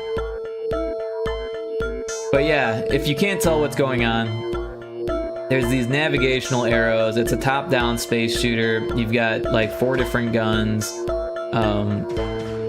You pick up scrap. The camera zooms in and out. You're kind of drifting around in space, but there is gravity. I just zoomed out and you can see all the enemies, but you can barely make it out because of the compression. And yeah, this was Destruction of the Heavens. I tested it with some people and they didn't like it, and I was using Unity script before it was deprecated, so this was like back in the day, and I couldn't figure out how to do like a save state, right? Like what do they call that? Where you serialize the binary, right? I wasn't able to do that. Your RV breaks down on your way home, and now you survive storms on foot. Set up camp fast, pack quicker, or lose gear to the weather. Find RV parts to unlock cozy upgrades, lights, storage, and kitchen. Even a silly bobblehead. Rebuild your moving home piece by piece and stay hopeful on the road back. That sounds really cool. Thanks for sharing, Rick. There is another. That was the first one. There's another.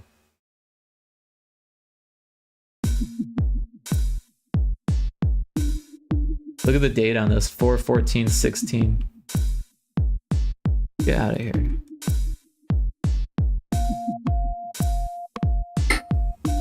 This was my early Unity stuff. But like I said, it wasn't even my first project. Particles need adjusting.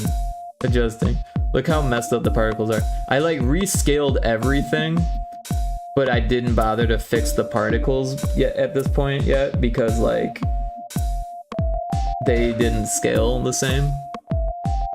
Particle scaling and like world scaling are like two different things, right? So everything was off. But at this point, so what I had done was I made the entire solar system, and it was big and it rotated, right? And I tried to match the actual speeds of the planets, and you could actually travel to distant planets. It's just there was nothing there yet. But there was like a like an enemy ship in between. Oh, you could leave the ship, and then there was like this massive ship that you had to like break into with these destructible walls. Yeah, sorry it's so blurry, you can't even see what's going on here. But like I said, I didn't know anything about compression or video stuff really. Well, I mean, I knew a little bit, but I didn't know much about YouTube is what it was like, and getting it to look good on YouTube and all that stuff. And I had very limited computing resources. 2016, yeah. I'm not that young. I trick many people into thinking I'm young. I don't sound that old. I don't even look that old, but I am getting there.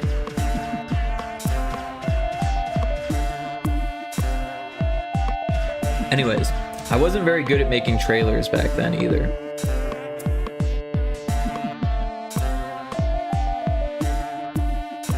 So that was the space station, which is actually still present in Retro Spaceball.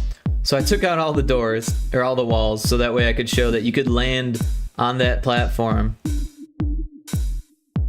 and fly the ship.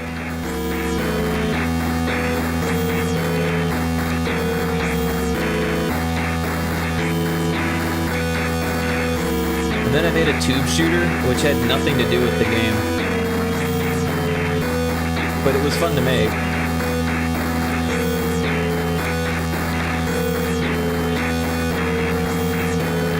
But it was weird because it was buggy. Like all of a sudden it would just start spitting out like this big spiral. And I was like, yeah, I don't know how to fix that. I don't know what's going on there. But there was actually a lot more to this game. There was a horizontal shooter mode, and it looks like a giant keyboard a little bit. I like the idea of open asteroids. So actually, the open asteroids is actually playable in Retro Spaceball if you haven't played Retro Spaceball. And I could actually. Like earlier I opened up Unity and it was like all buggy and slow because of OBS and like all this other shit I got going on here. But I can grab a build of Retro Spaceball and play that, and that should run fine.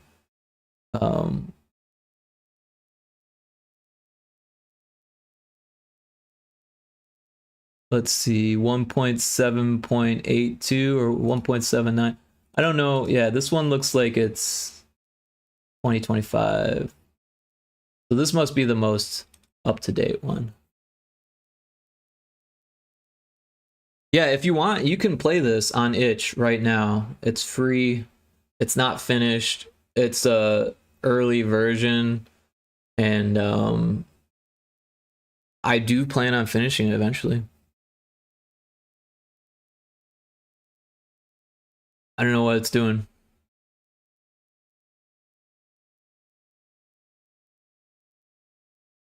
Did it break? Oh, there it goes.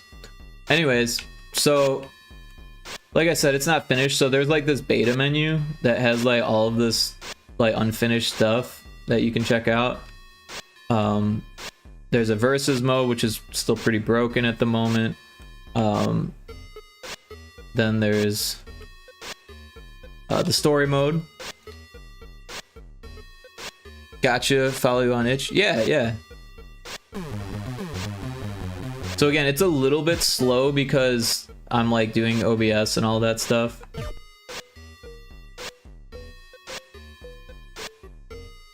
So it'll probably run better on your system. But yeah, you have a shield, which is like also a boost. You can shoot. There's actually, yeah, the ball, which like orbits you. It's pretty cool. But yeah, if you go into this like asteroid field,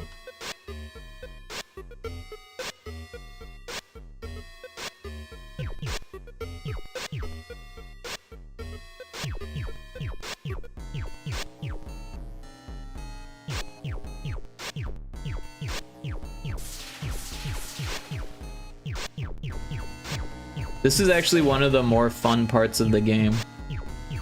But sadly, I might cut it because it doesn't really fit the core of the actual game. Oh, that almost killed me.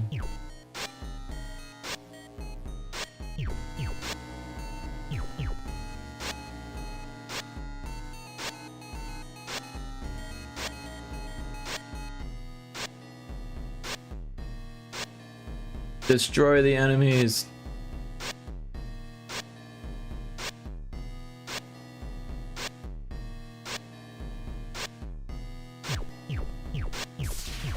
Yeah, it's a little bit more choppy than it should be. Like I said, it should be better on your system.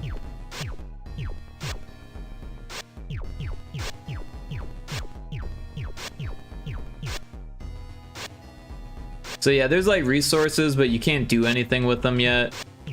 Oh, the bombs work though. Oops, that was the wrong button. Stop spinning. Wow, it was spinning a lot there.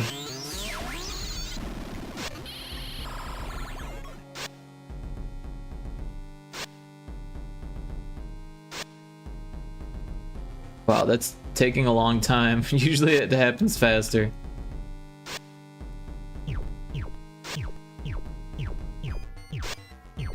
I think I wasn't using delta time, or I wasn't considering delta time, and that's why that was so weird. You should use a mouse cursor to aim. Well, I'm using a controller.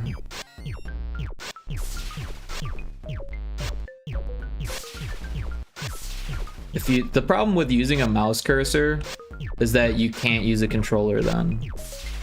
Right? And it's really difficult to make it work. It's easier to make things work with a controller first and then make it work with a mouse.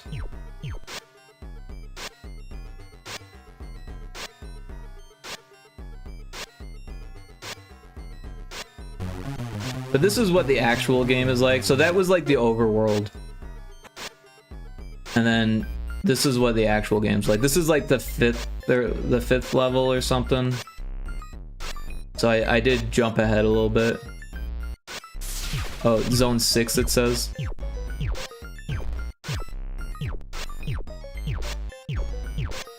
But yeah, it's being laggy. I thought it wouldn't be, but it is. It's being laggy because of OBS and ViaDoTube and Stream Avatars and Chrome and all the shit that I've got running. But yeah, it's a vertical shooter meets pinball is what it is really. So you shoot this ball to the top of the level, and there's like enemies and power-ups and shit. And yeah, it is like lagging hard, so it's basically unplayable on stream for me, unfortunately. I've seen other people play it on stream fine, but I think it's time for me to get a new system.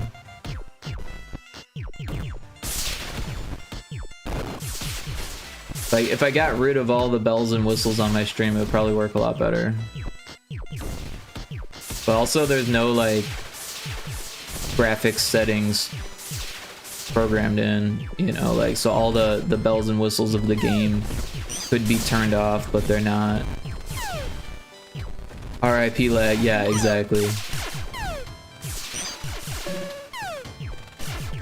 It's like unplayable with the amount of lag that I'm experiencing now. But like I said, if you were to download it yourself, chances are it's not gonna lag like this unless you've got OBS and all this other shit going as well.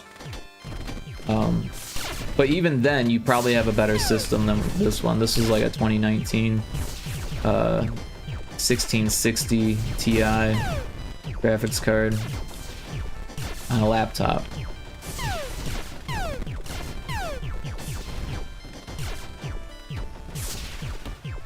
So it's not really doing the game justice, unfortunately.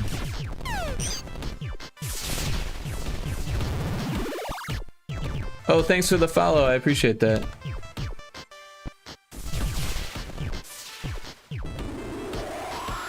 I beat the level. I managed to beat the level.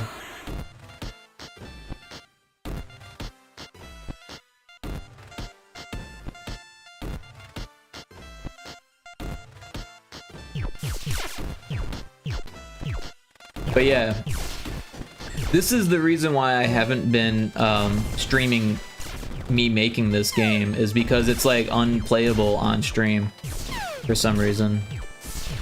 Probably because I need new graphics card and need a better computer, but I don't know.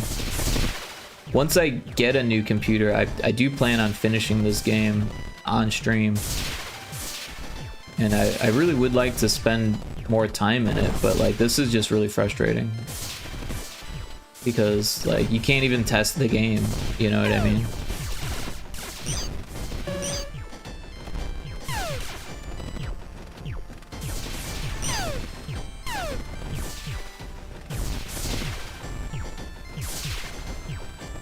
Anyways, that's Retro Spaceball. I wish I had a better example to show off. If you download it, it should work for you. This is like, yeah, an unfinished version also. But yeah, just a little bit frustrating for me because I would like to continue to work on that. It's just like, for some reason now I can't stream it. I used to be able to stream it too. Like that's the weird part. Sick, dude. To be honest, I want to make my streams more cool. Right on. Yeah, I mean, what I use is this software called Mix It Up. And let's see. Oh. Let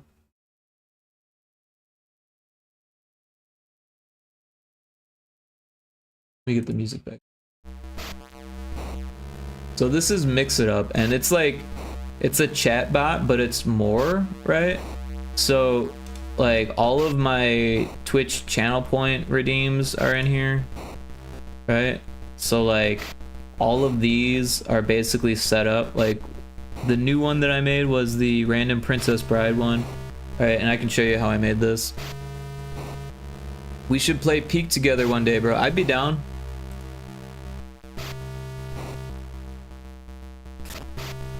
And it takes a second to load this, but that's because there's like a lot of stuff that's gonna pull up here in a second.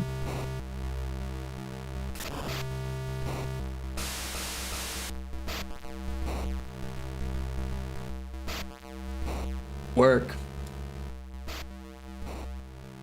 There. All right, so yeah, each of these has a group, and within each group, there's like this one, if we test it. Are you just fiddling around with me or what? I just want you to feel you're doing well. Right, so it's got an overlay for the Dread Pirate fiddling, and then it's got a wait, 0.3 seconds, and then the sound effect. So that's so the sound effect plays after the image shows up. Otherwise, if we didn't have this little 0.3 wait, then the sound effect would play before the image shows up. And then it's got another wait, 1.5 seconds, and then it pulls up the Andre talking about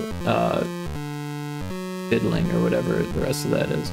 So that's how that does it. And yeah, each of these groups is a different thing, right? If I just randomly select I mean, one. once word leaks out that a pirate has gone soft, people begin to disobey you, and then it's nothing but work, work, work all the time.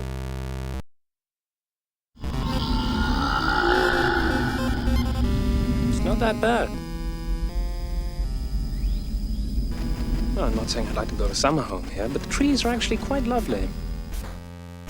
Bet I'm gonna send you my Steam friend invite shit in your whispers. Okay, yep, cool. Thank you for that.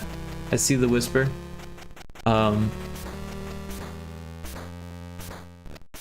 But yeah, I use Mix It Up a lot. My mod Kixie told me about it, and it's been awesome for me because all of these are like that, right? They all, well, not all of them have random stuff. Like this one, for example, only has 2 different ones that it does. So it's got 2 different sounds, and then it's got the same overlay. So if I click it, did that one not work? I didn't see it.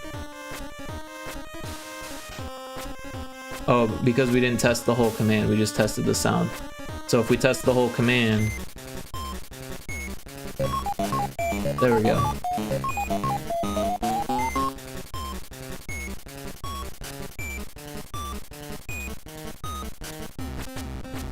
This one I never finished. This one's one of my favorites. A grail? A grail?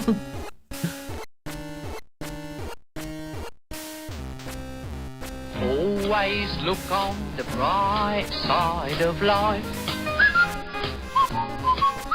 So these are kind of older references, so you might not get them, but my chat typically enjoys them.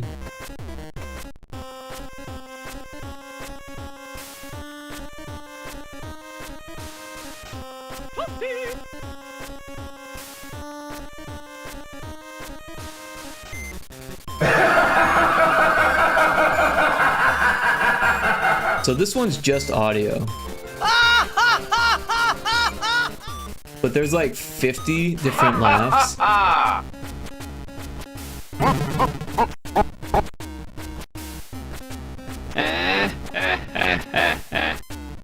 How does this work? Well, it's a standalone piece of software. So you download it, it's free. You give it access to your Twitch, you like authorize it, and then you also mod the bot that, or actually it uses your Twitch account as the bot unless you have a separate Twitch account for a bot, but like that's like a whole nother hassle. And then if you do it that way, unless that separate account is, if that one's not subbed, then it can't use your sub emotes. So like that literally costs money to keep it subbed, unless people gift sub it, which does happen, but like, yeah, otherwise you would have to use regular non-sub emotes. But yeah, it's fairly easy to set up, right? And what it does is it uses overlays that link with OBS. I'm definitely using my account. There it is, Kung Fu. So yeah, it uses overlays. It can do really cool stuff. Like for these ones, this doesn't actually link to via DoTube, but what it does is it uses the input for the keyboard and mouse. And this one is keyboard 4 with Shift and Alt held down, and it just a click being like a single click of the keyboard, and it changes what I look like. If we do Control Shift 4 like that, then it, well, I guess we're already the Pyrotoad. If we do Control Shift 3, oh, well, sometimes it doesn't work. So that's an issue. But that's a via DoTube issue. If I close it and start it again, I love how the Amorphous Blob has a hat now. So via DoTube is like this free software, and it has all these different things, and then there's different hotkeys to switch between them. Oh, there we go. Yeah. So that way I can be the different things. And then the hats are completely separate. They're actually part of the overlay that's linked to OBS on here. So like, put a hat on me if we go to that one. it's just a bunch of different random hats. Bro disappears, yeah. And again, anytime you use like a random group, it takes a second to load, but like, it's worth it. Alright, yeah. So what happened there? Did I click off? I did.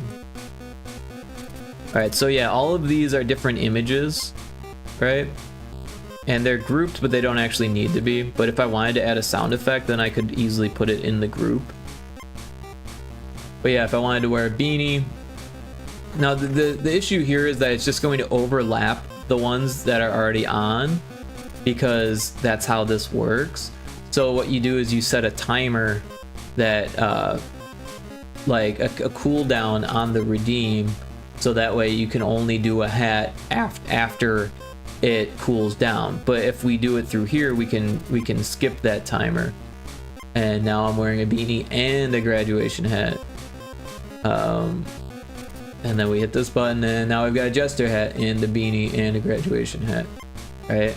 And now we've got flowers, and now we've got the frog hat also, and the undead raccoon hat on top of it.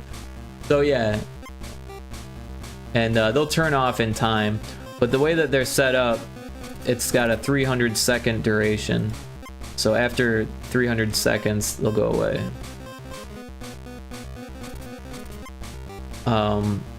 But yeah, that's the main I don't want to close it. That's the main thing that I use to keep my multi-hatting, there you go, to keep my stream interesting. And then everything else is pretty much done in OBS.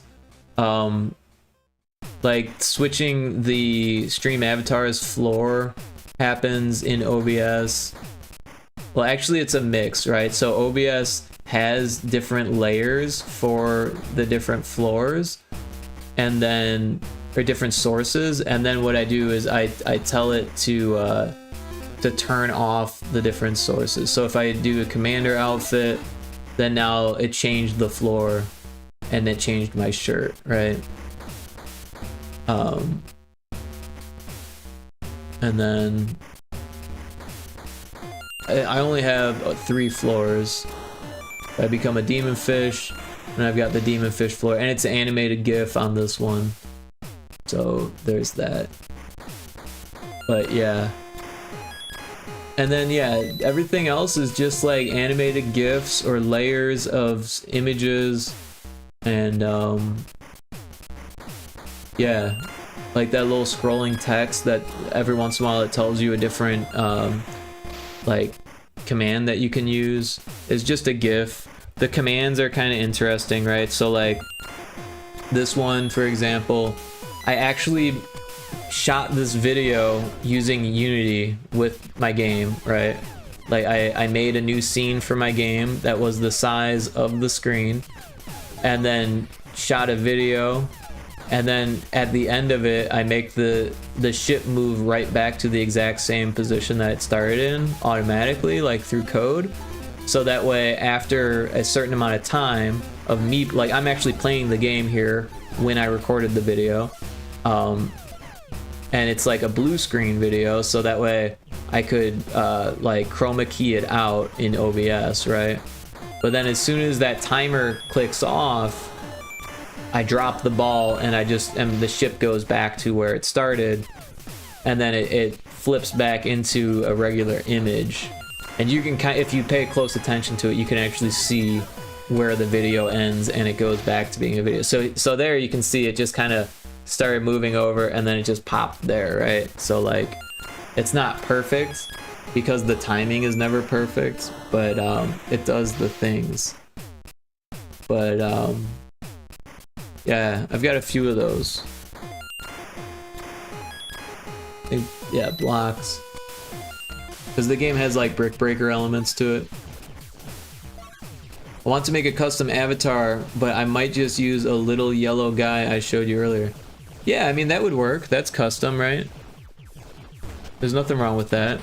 And you know, a lot of people, they will either hire other people to do it, or you know, ask other people to do it for free, even like if you find an amateur.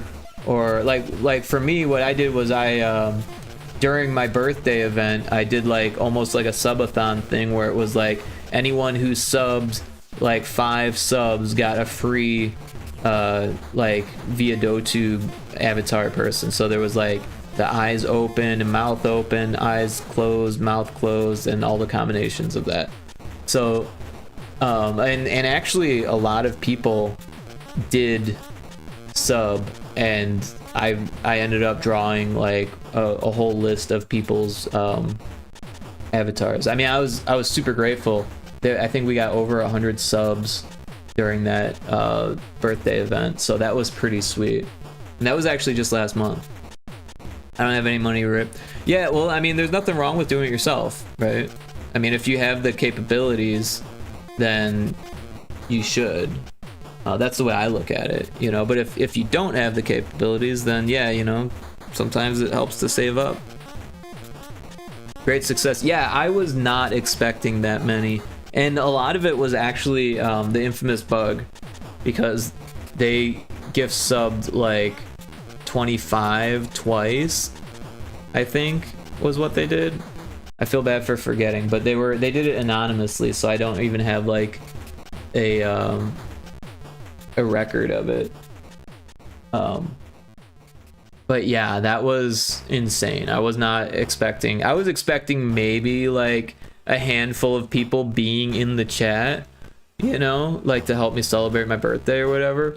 But like to get over 100 subs in one day.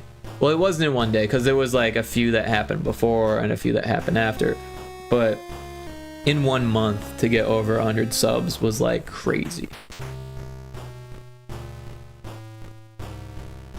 I still haven't made all the emote slots we had for that. Happy late birthday. Thank you. Yeah, it was my 40th. I'm officially old. But thank you. Yeah, it was a lot of fun. It was a good time.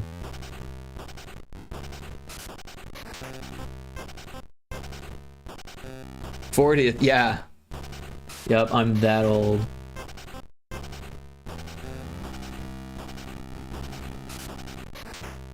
Oh, we never saved this one. You sound 18, bro. See? See? I trick people into thinking that I'm young all the time, on accident. It's not something that I do on purpose. I'm just not old sounding, I guess. I don't know. Also, like, sometimes my voice cracks, so like that probably makes people think that I'm younger. I don't know what's up with that. It's been getting worse. Your 36th was on the 16th of July. Oh, so we're both Cancers then, aren't we? Well, happy birthday, Stray Bolts. Appreciate that. I don't know why I said that, but yeah, happy birthday, happy late birthday. That's what I meant to say. Yeah, you know, us Cancers, we gotta stick together. You know what's weird about Cancers is that like we almost always get along with each other.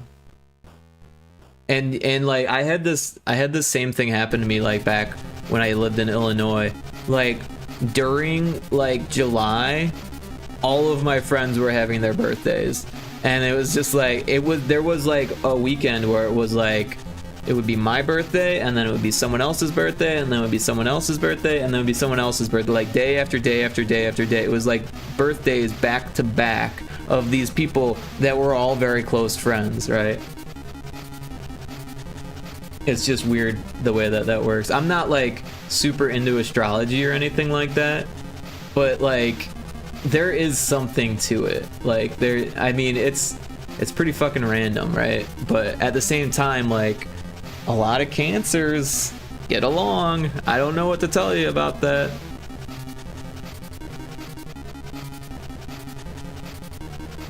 Birthday fiesta. Yeah, it was a lot of fun actually. Cause I used to throw really big parties for my birthday, like all the time.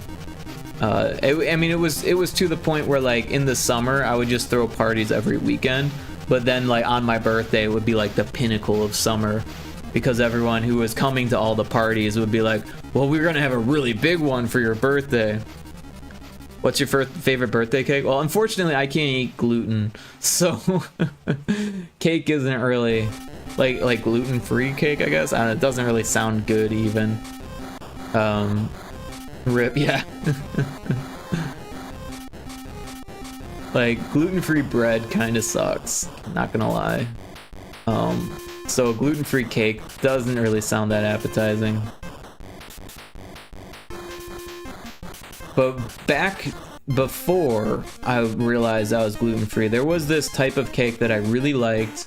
I don't know if I could even find it online, because it was from this place called Weber Bakery in Chicago.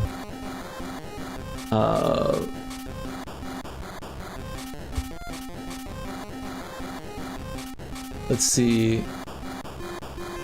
Oh yeah, here it is.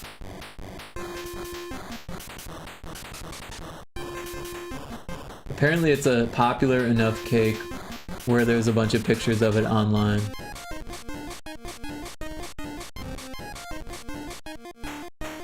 So yeah, here's one picture of it. So it's kind of small, but it's really tall, right? And so you've got a layer of banana and a layer of strawberry. There is white cake and chocolate cake, and then there's also like chocolate pudding that you can't really see in there, and then it's whipped cream frosting. Here's another image. This one has the wafer flowers on top.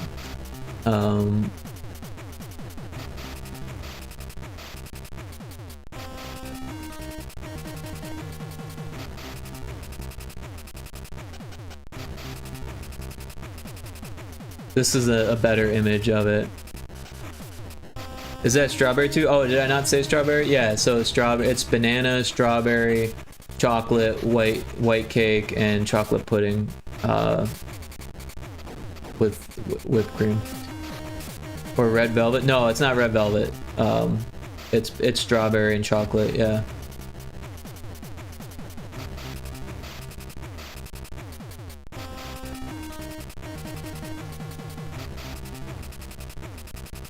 Here's another.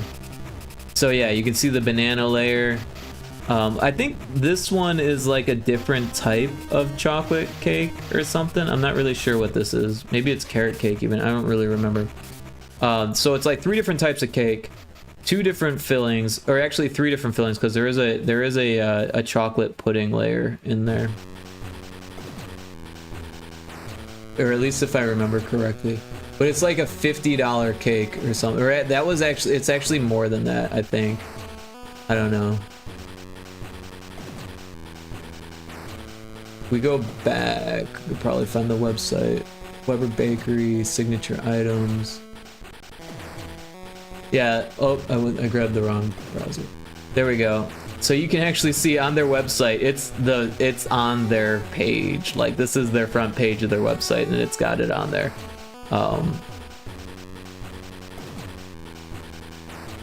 Cakes. Get a Pikachu cake.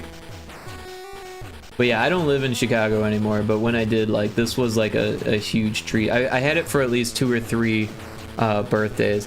They need to add cake in peak.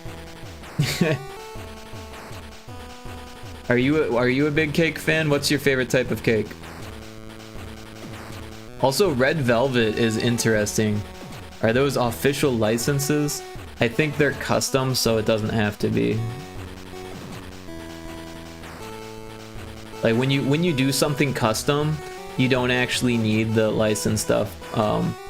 But it looks like, yeah, because I don't know, this doesn't look like a licensed toy. But these ones, they do have some copyright information on it. Oh. It looks like it says 2016 copyright. So maybe they do have their licensed stuff taken care of. But yeah, I'm assuming that they're not paying to use the sports logos because they're custom cakes, right? If you were, but they're selling it. Well, there's laws to this stuff, right? It's not just like the Wild West. You can't just be like, you're selling my product. No, if you're doing a one-off custom thing for someone, then you can legally use pretty much whatever you want. You know, as long as you're not like outright stealing IP or something like that. But even if you are stealing a logo or something like that, as long as you're not mass producing it, you're allowed to do that. It's like a legal gray zone, don't get me wrong, like, but they can't come after you legally unless you're like making like a whole bunch of profit that's like reported and like backed up and like, you know, taxed and all that stuff based on like a singular product that's being mass produced of their thing. I'm gonna have a whole entire Fortnite map on my cake. Exactly, you could do that.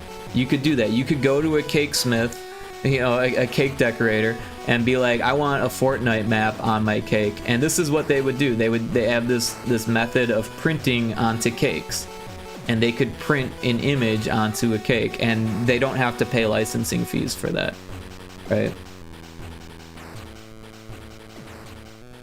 But then again, like, they probably had to buy these toys, and some of them maybe you could get a knockoff. Like I said, that Pikachu looked like it could have been a knockoff.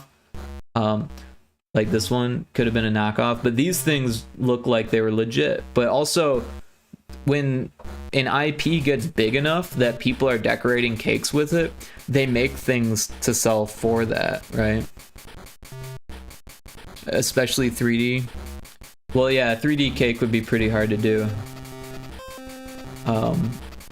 That's why they use like little props or fondant stuff. But yeah, we're kind of on a bit of a tangent here. But I was gonna go on another tangent with red velvet. So did you know that red velvet is actually made from crushed up bugs? That's how they get the red dye.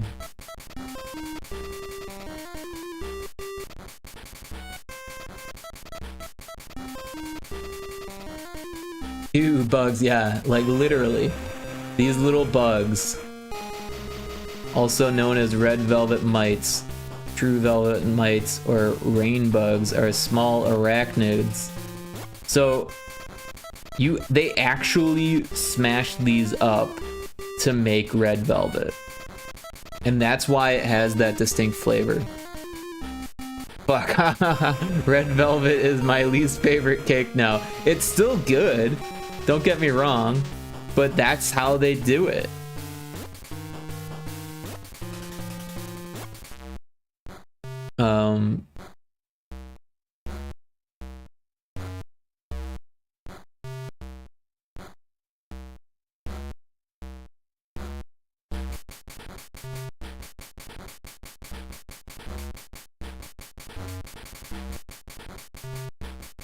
So I guess you could do it with beet juice, but traditionally it was done with bugs.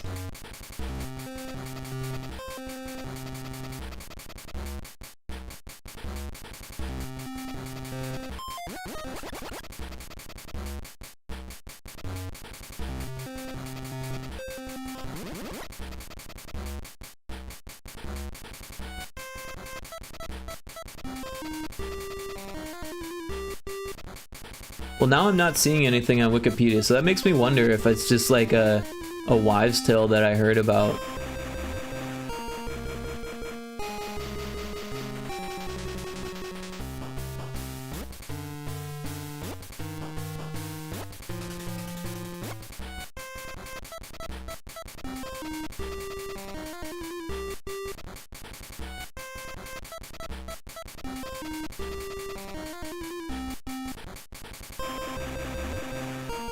Okay, the AI says it. While red velvet can get its color from natural chemical reaction between cocoa and acidic ingredients like buttermilk and vinegar, it's more commonly achieved with red food coloring. Some red food colorings, like carmine, are derived from cochineal insects. However, many red velvet cakes use artificial dye like red 40, which are petroleum based. So sometimes it happens. To red velvet cake. Bugs are not used in red velvet cake. A slight color A slight red color can come from chemical reaction between buttermilk. So it looks like the verdict's not completely out on it.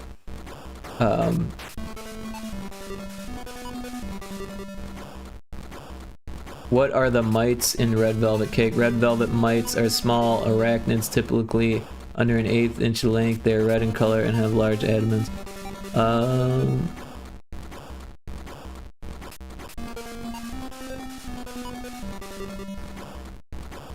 So it's the red food coloring.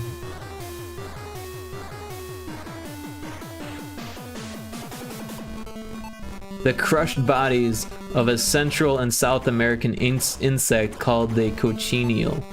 Yeah. There they are crushing them. Cochineal bugs being crushed to make dye. Surprising amount of food we consume contains various compounds that add colors. Marshmallows look white, but they contain blue coloring. Starbucks, blah blah blah. But where does the food coloring come from? In the case of many red dyes, it comes from an unexpected source. The crushed bodies of Central and South American insect called the cochineal.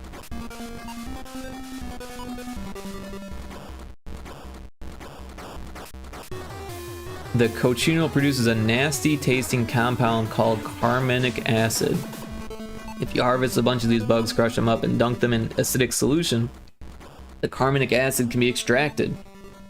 When extracted, the process through mixing with salt, the result is carmine dye. Oh, we're in the middle of an ad, so no one's gaining this knowledge. Well, some people aren't gaining this knowledge. You may also recognize this color under the names including cochineal abstract, natural red 4, E20, or crimson lake. Thankfully, these bugs grow and reproduce quickly since it can take 70,000 individual cochineal insects to produce a pound of red carmine dye. We back. Sorry about that for the ads. But yeah, so it looks like these dyes,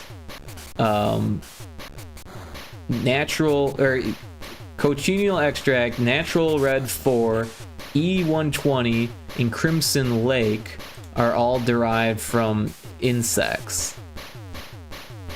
And this is a picture of someone making it. Apparently they have this acid that you have to extract before you use it, otherwise it'll ruin the taste. Why is the bot using bot commands? Well, that's my bot. So if you wanted to follow me on YouTube or join my Discord, you could do that. I set that up on a timer, so that way every hour or so, I think, it sends out links to my different social media stuff and whatnot. But yeah, you don't have to join if you don't want to, but if you want to, you're more than welcome.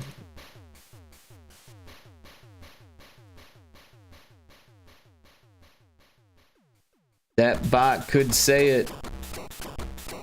Could say what?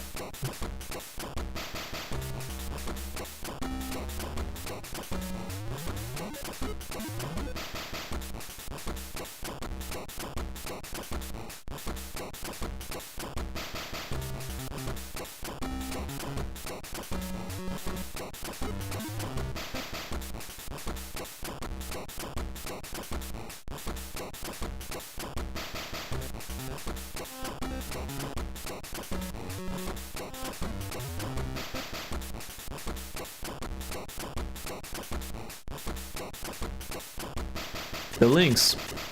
The bot did save the links.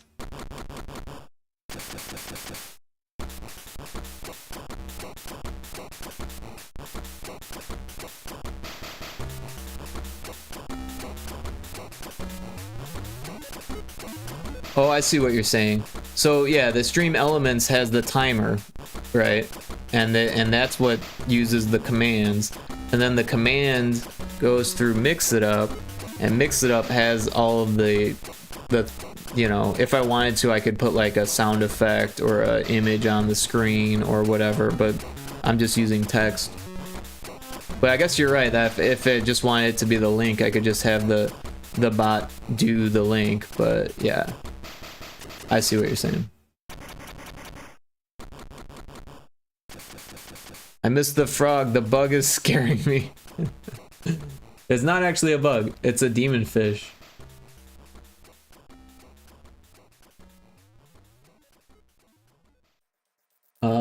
It's from my game Demon Fish Dead Ahead. Did that not work? Should work. Oh, I'm looking at, yeah. So yeah. Now I'm a frog. Or a Pyrotoad rather. Type of toad. Frogs, toads are frogs, but frogs aren't necessarily toads. If that makes sense. Yay, froggy back. So yeah. We're just making dungeons for that game at the moment, but mostly just chatting also.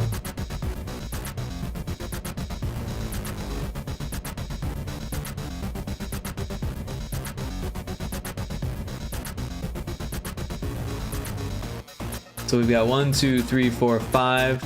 I wanted to get 10 done, so we'll make a few more.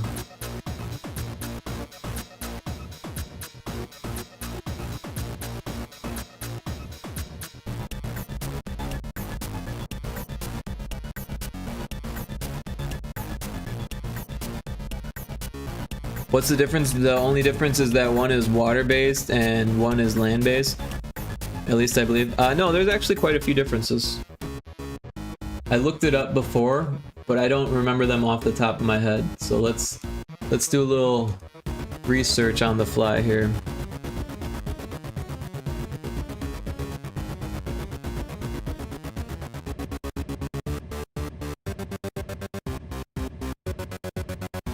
Let's see here. While both toads and frogs are amphibians in the order Aniora, they have distinct differences. Toads generally have drier, warty skin and shorter legs, making them more adapted to terrestrial environments. Frogs typically have smoother, more moist skin and longer legs for swimming and leaping. Toads also tend to lay eggs in long chains, while frogs lay them in clusters. So the key differences are the skin texture, the leg length, the habitat preference, and the egg laying.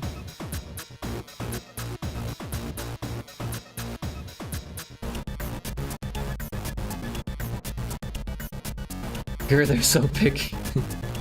Well, I think it's like a adaptation thing, right? Like if you spend all of your life on land, then you're going to like adapt differently. So like the eggs not being in a clump, like the reason why they would stay in a clump, I think would be because they're in water, right? So that way they like clump together. Where if they're in a string, I don't know, that's just how they come out, right? So I don't know. I don't know. I never claimed to be a toad expert.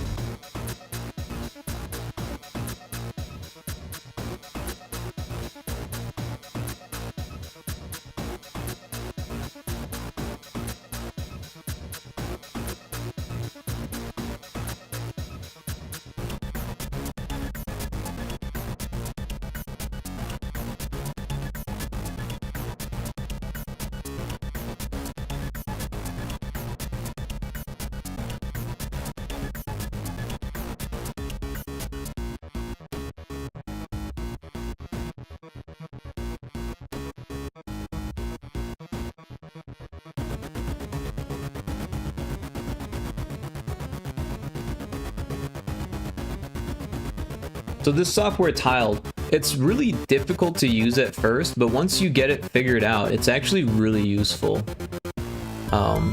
It's funny, when I was making Demon Fish Dead Ahead, I was actually making that on stream. Tetris, Tiled. That's the software that I'm using. It says Tiled up in the corner. And so yeah, when I was making Demon Fish Dead Ahead, I didn't know how to use the software, but I knew that it existed.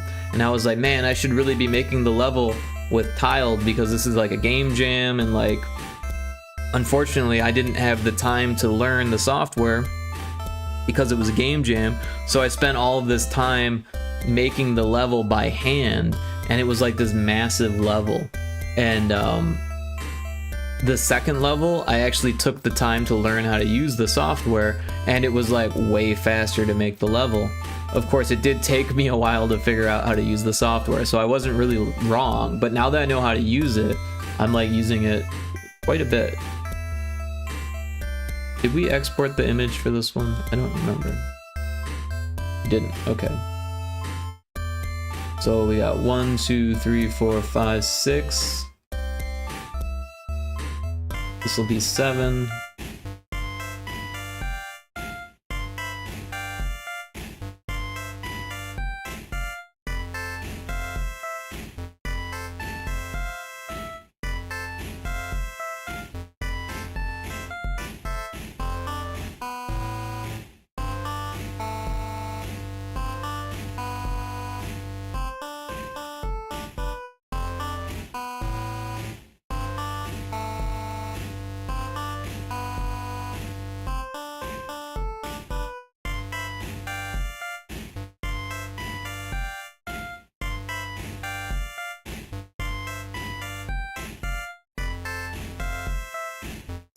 Are those Tetris blocks in your files? No, these are the logo. This is the logo. I didn't realize what you were talking about, but yeah, the logo is a Tetris block. So like if we look at the desktop where I've got the shortcut, and actually it's not a Tetris block because Tetris has 3. This is a T made out of tiles is what it is, but it's the logo for the software is what it is. I didn't know what you were talking about at first. Sorry. What a great tool. It is a great tool and it's free. I definitely recommend learning it, but you gotta kind of leave some time to learn it, and there's not a lot of great tutorials for it either. There are tutorials, but they're not great. But once you have a tile set, like a terrain set made, it's like a breeze, like to make something that could take a while, right? And it's nice because it's adaptive, and if you like are like still designing the level, it's really easy to go back and adapt it. Where if you're in Sprite, like it can be easy in Sprite too, but it doesn't have rules, right? And there's a Pokemon in chat. So like if we go to the, let's see, go all the way to the beginning here, and then we've got this. So this is where I created the rules for it, and you can kind of see how it works here. There's actually 9 different slots, right?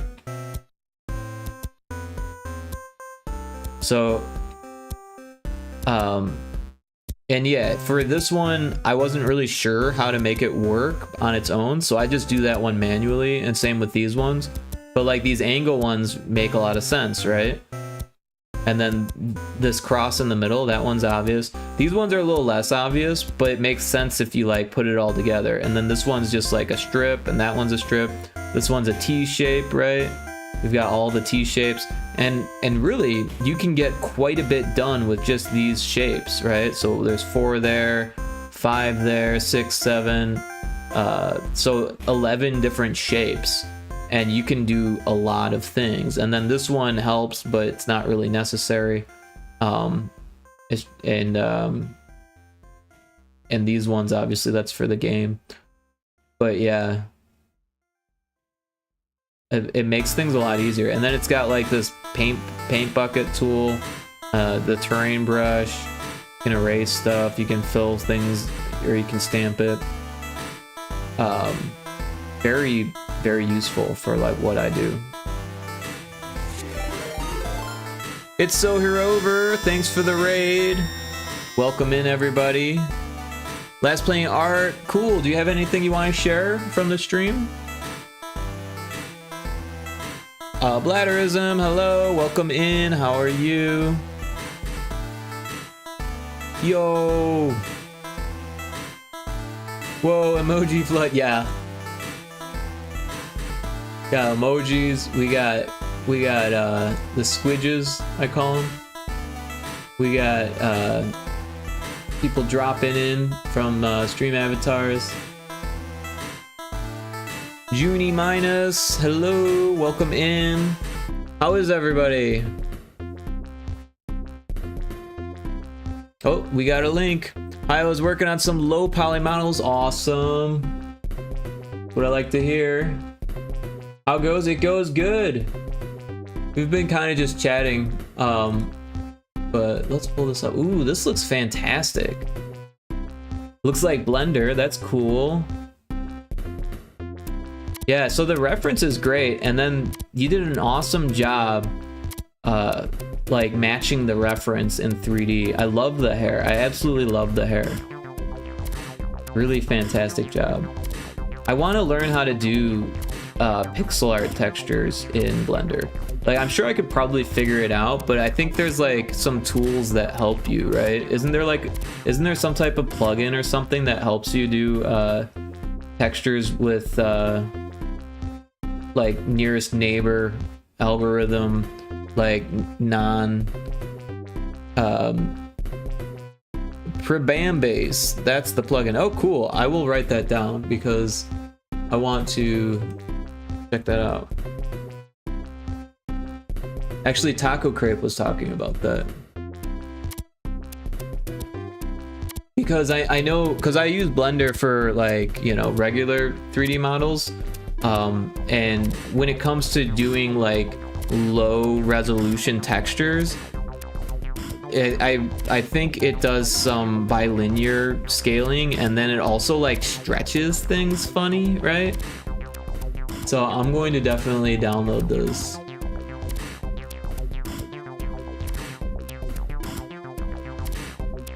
But yeah, I love A-Sprite. And I've definitely done some like lower resolution textures. But usually what I do is I'll like just use single colors. So what I'll do is I'll make like a texture at, oh, there's more on the image. I didn't even see that. Nice work. I didn't see the other one. I love the hair. The hair is so good. Also the eyes, really great work on the eyes and the hair.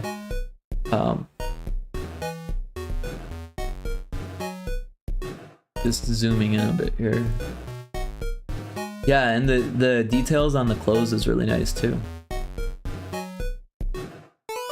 Really fantastic work. Thank you so much for sharing. And if anyone in your chat is also an artist and has things that they'd like to share, I'd be happy to look at that as well. It totally does, but you can adjust the material to stop it from anti-aliasing. Yeah, I figured there was like, you know, some things that I'd have to do to fix it. Thanks for looking at it. Absolutely. Thank you so much for sharing. And also, thank you for telling me about Prebambase. It's a funny thing to say. But yeah, I'm definitely going to check that out. 'Cause I'm a huge A-Sprite fan, and I'm big into Blender. But I honestly don't do that much on stream for Blender. But I would love to get into, like, what you're doing, making characters in low poly. When I went to school in college, I did character modeling, but it was like ZBrush, and it was like high poly and normal maps and like, you know, the whole thing. But yeah, I love to see that the low poly stuff is becoming popular.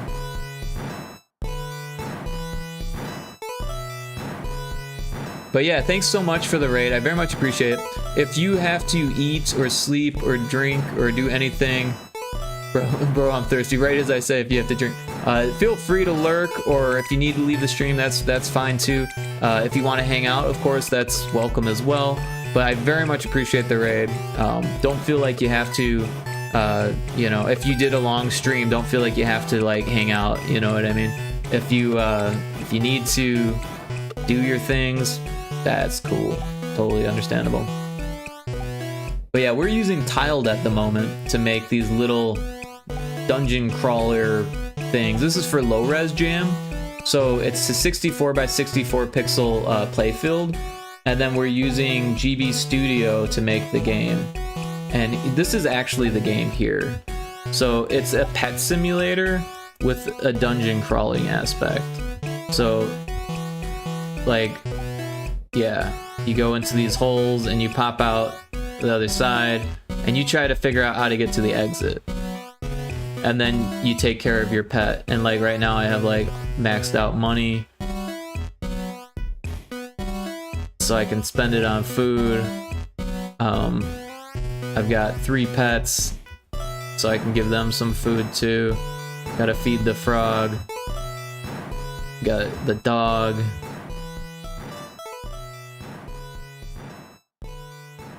This looks sick, thanks. Yeah, I wanted it to be like a Tamagotchi dungeon crawler kind of experience.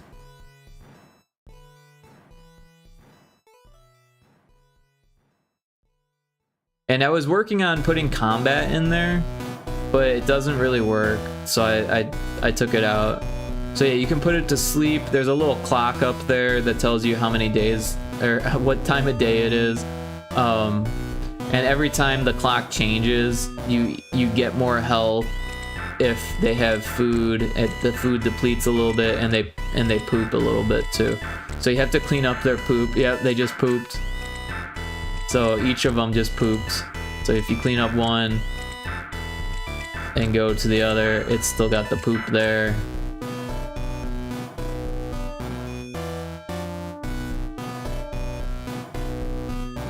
And the dog's not working. Let's put the dog to work. Ooh, bad boy, don't poop.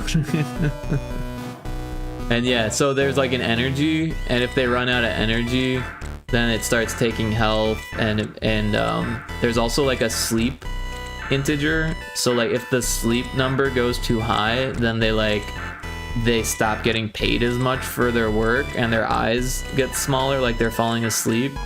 And if it gets all the way to the top, they'll just fall asleep.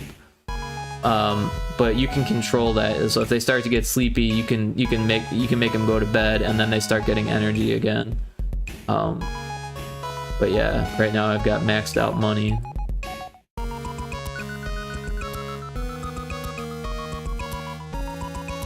But yeah, this is for the LowRez Jam, which is over on the 17th. So we still got what, like 9 days or 8 days left now, and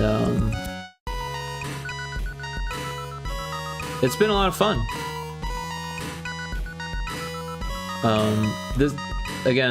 This is tiled, and then this is GB Studio. So if you're not familiar with GB Studio, it's fantastic, but it only makes Game Boy games.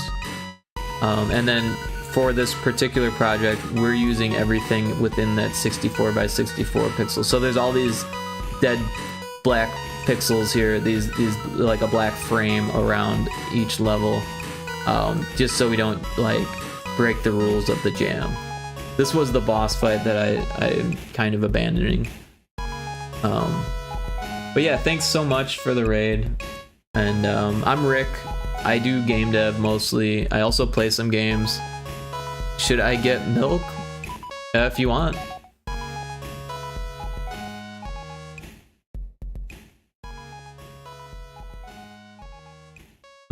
I'm a Unity dev, but for the last couple of years I've been doing a lot of GB Studio. I'm working on a game with Johnny Manjiro called Pyrotoad. So that's why I am a Pyrotoad in the corner of the screen. Retrieving milk. Alright, well, don't spill it. And if you do spill it, don't cry over spilling milk. But yeah, I've got quite a few different games. I have a link for my itch, if anyone's interested in checking out the stuff that I've done. But yeah, right now we're just finishing up these dungeons. I wanted to make 10 to add like another row.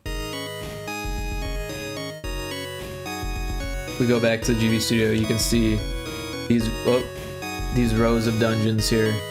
So this is the first one is 10, the second one's 10. So I'm just working in 10s. I would like to have 100 by the time the jam is done. And it's actually going really quick using tiled to make these. And I mean, there's only 64 by 64 pixels. The difficult part is coming up with ideas because I'm starting to run out of ideas, right? But yeah. So let's save this one. I'm gonna head out. Have a nice night. All right. Thank you so much again for the raid. And you have a nice night as well.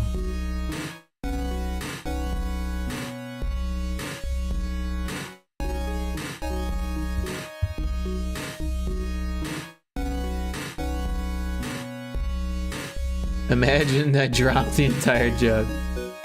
Well, that might be worth crying over. Honestly, I haven't bought milk in such a long time. I don't even know what the price of milk is. It used to be kind of cheap, but I imagine since everything's gone up in price, it's probably not that cheap anymore.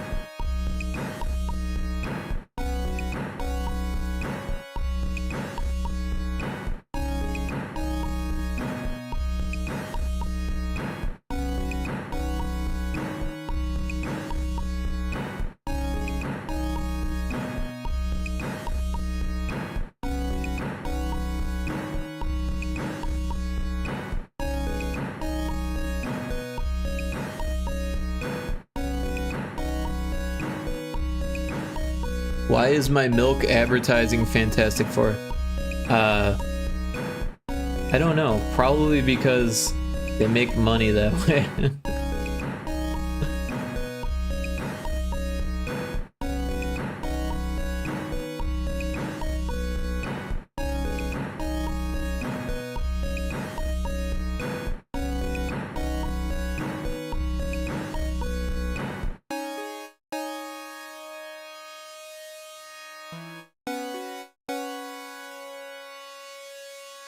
I have not seen any of the Fantastic Four films. I am not like a Marvel person or a DC person or whatever. I'm not a comic book person.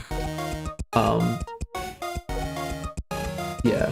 When I was in college, I went to an illustration-based school to do 3D modeling and animation, which was kind of a dumb mistake on my part. But I actually learned a lot, and I'm kind of grateful that I made that mistake. But I had to deal with a lot of people that were just like in love with like I can't remember the artist's name, Ross something, because the guy was like doing all these gouache paintings of Marvel superheroes, and he had been to he like graduated from our school, so like they had dedicated a whole hallway to him that just had his paintings on the wall. It was crazy. So like I got sick of like that stuff real fast. Like I didn't really have a problem with it, but I wasn't into it. But when I started, but by the time I left art school after those 4 years of just having that shit shoved down my throat, I was just like so done with it. And then things got even more popular. It's like the popularity for like the superhero stuff just kept getting bigger and bigger and bigger and bigger. At first it just seemed like it was like, oh, now they're doing the Incredible Hulk, really? Like, it wasn't Spider-Man and Batman enough and Superman enough, and then they're like, no, we're gonna do all of them. We're gonna do every single one of them. You know, and it was like the Green Lantern and like Ant-Man and like fucking everything that you wouldn't even think that they would like make a film out of. They're like, it's popular enough, we'll do it. Same man, praise the Marvel lover. There's another ad coming up, sorry for that. Red Hulk.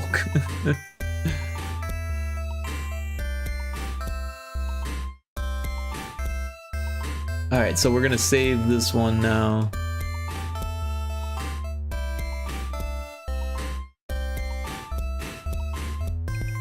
Uh, 29, so 30. But we started at like 22, so we're still not at 10.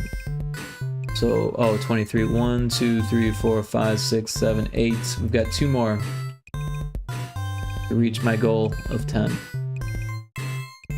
Oh, that's a lot of stairways.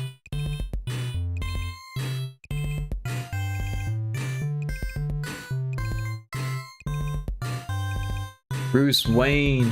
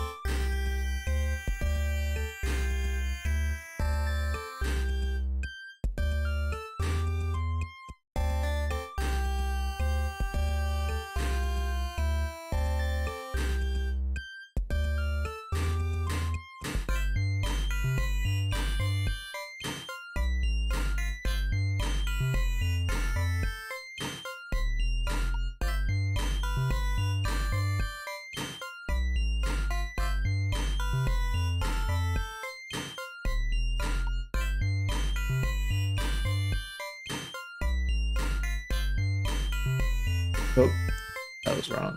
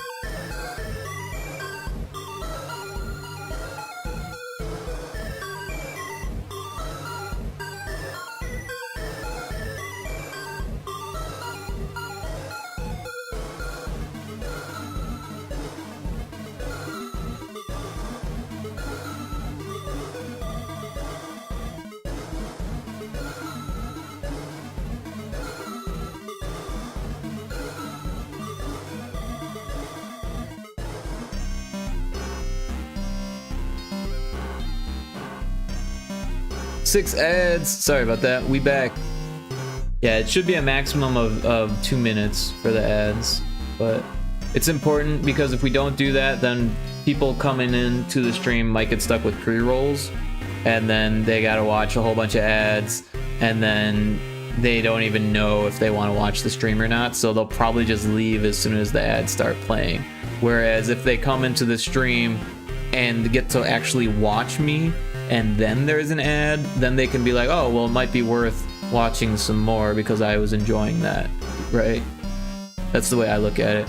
Whenever I join a stream and I get hit with pre-rolls, like that's like the biggest pet peeve of mine for Twitch, right? Like, I don't mind watching ads, but I definitely don't want to watch ads for a stream that I'm not even sure that I want to watch yet, you know what I mean? If Twitch gives me 16 ads, I'm uninstalling the app.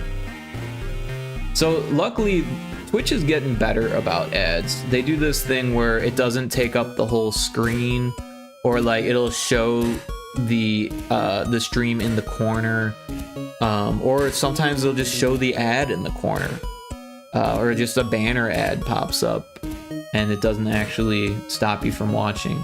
And those are the ones that I like the most. But yeah.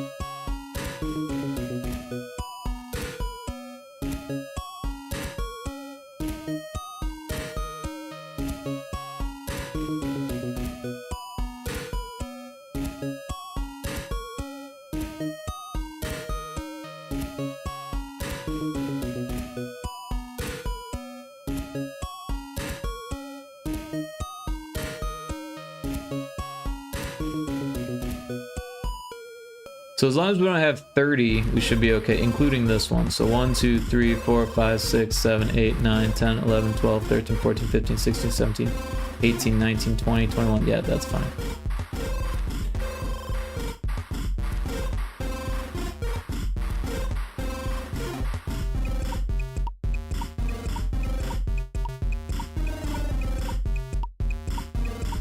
Mine don't do that. It depends on the platform that you're watching it on. Like if you're watching it on mobile versus if you're on a computer, that makes a difference. And also, it doesn't do it the same every time. It'll depend on the advertiser, right? And the advertisement that you get actually depends on not only your location, but also your like ad profile, right? Because they like collect all this data, or they, you know, all this data is collected on people from outside of Twitch, and then Twitch uses that data to decide which ads are more likely to be, you know, applicable to you. It's kind of a weird thing.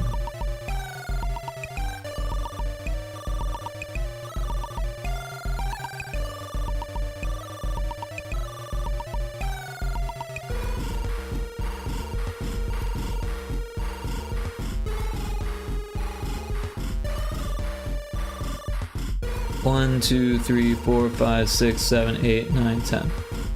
Did we export this one? We didn't. What about this one? Did we export this one? We didn't. What about this one? We didn't export any of those? Alright, we exported that one. Now I have to double check.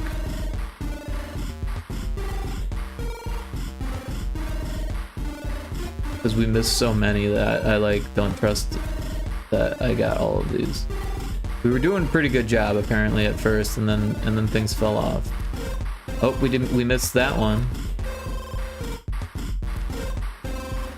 And that one. We got that one. Alright, so now we've got images of all of them.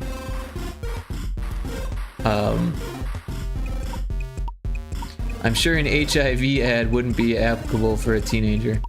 Or apartments.com. Well, you'd be surprised, but also like there's like certain things where they don't know what you are, and then they just give you a random spattering of locational based ones. But I mean, as soon as you're old enough to have sex, you could have HIV, right? And honestly, you can get HIV from just like accidental blood transfusion, right? If someone, you are like, let's say you're working with someone and they have AIDS or HIV and they get cut and you also get cut and their blood enters your body, you can actually get it from that. So it's actually like when someone has HIV or AIDS, it's like really important that the employer knows about it, so that way the correct protocol can be followed, especially if you know, oh no, HIV. Yeah, no, actually HIV would be a pretty crappy thing. It would not be good. It's pretty lethal. Kill them zombies. I don't know what you're referring to. Are you saying we should kill people with HIV? Because that's pretty ruthless. I don't think Magic Johnson would approve of that message. And then apartments.com, on the other hand, if you plan on moving out, you're probably gonna get an apartment at some point. I got one at one point. I had a few different apartments actually. It's hard to go right out of your folks' place into a you know, like a owned property. Usually you need like steps of renting, right?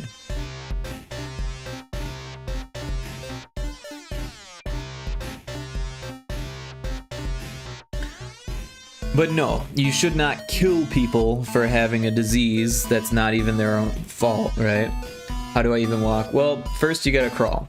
So what you do is you gain awareness. You spread awareness about how HIV and AIDS or other diseases work, so that way you can hopefully prevent or avoid contraction, right?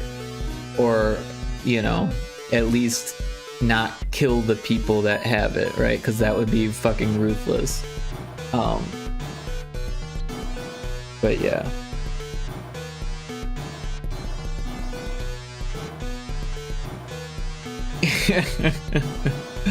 I mean, they're people.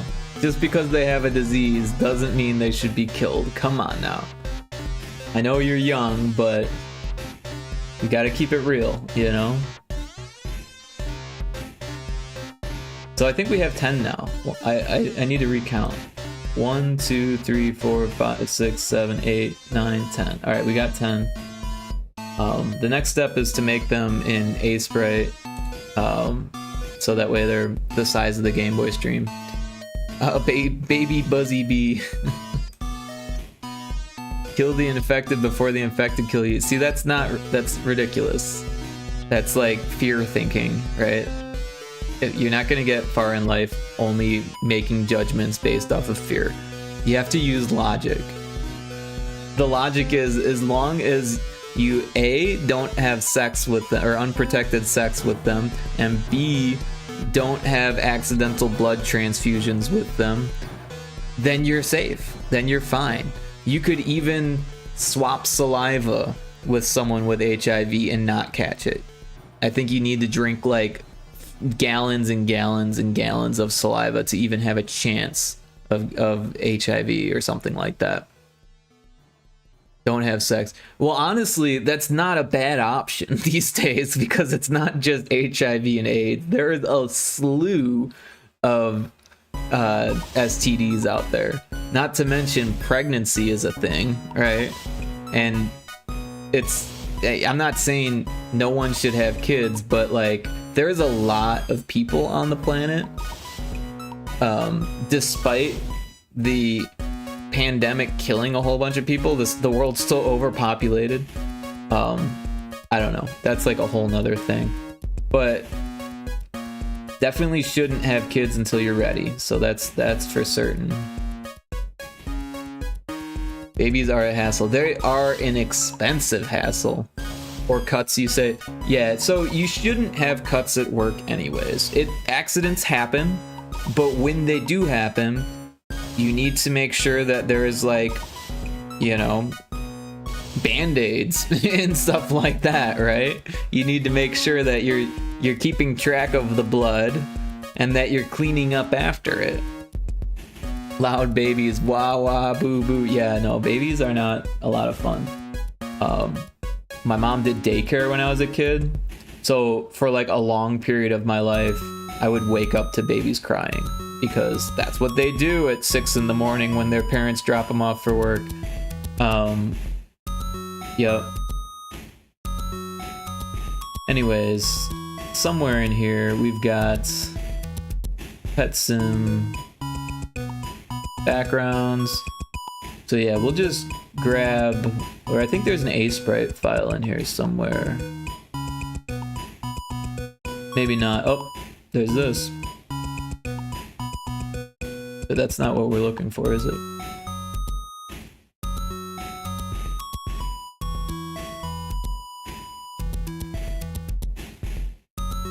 Well, I swear there was one called Dungeons. Oh, here it is. A-Sprite, found it.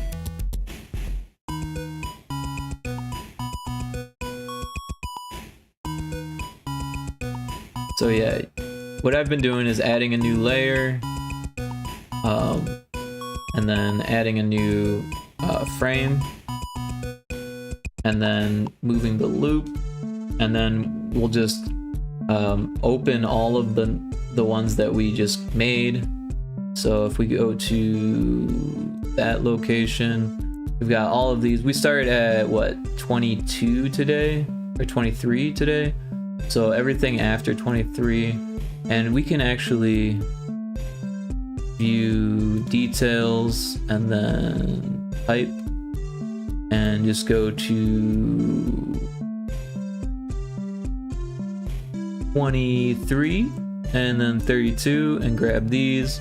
We'll throw them here. It's gonna ask us if we want to make it an animation. We don't want to do that, so we'll do the same for other files. Skip. Now we've got all of them here. We'll start. Let's kill some of these. And yeah. So here we got this one. We'll copy it, paste it there, and then we'll just move it right on top of the other one. And there's that. So we'll just do that for each one. New layer, new frame, and then we can close that one and grab this one. Don't bring babies on planes, leave them home, they'll figure it out. Yeah, eventually they will. But it'll take years, and someone's gotta feed them.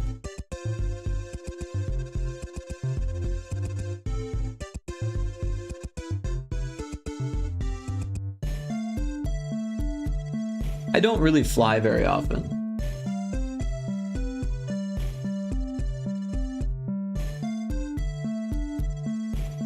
But I haven't seen a baby on a plane in like a long time. But with COVID and all of that, it kind of makes less sense to travel with a kid, right? Because their immune systems are still like being built up. Give them a VHS tape and a VHS player with tutorials on how to be alive. One time I dated this girl who got a dog from PetSmart, and it came with a VHS tape. Actually, I think it was a DVD. It came with a DVD, yeah.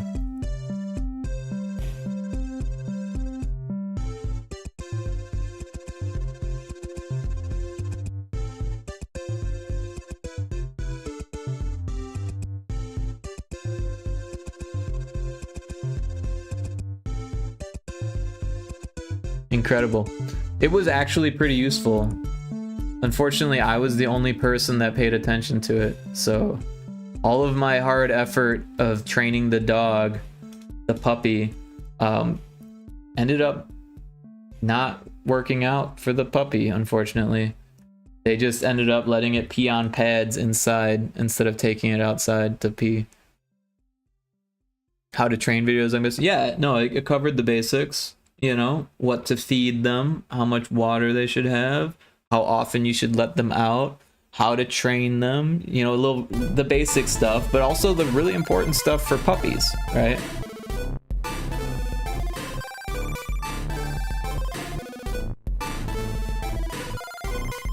But yeah, the girl whose dog it was, because like we weren't living together, but we spent like every weekend together. So she would like bring the dog over, and then she would like go live with her parents for the week, and then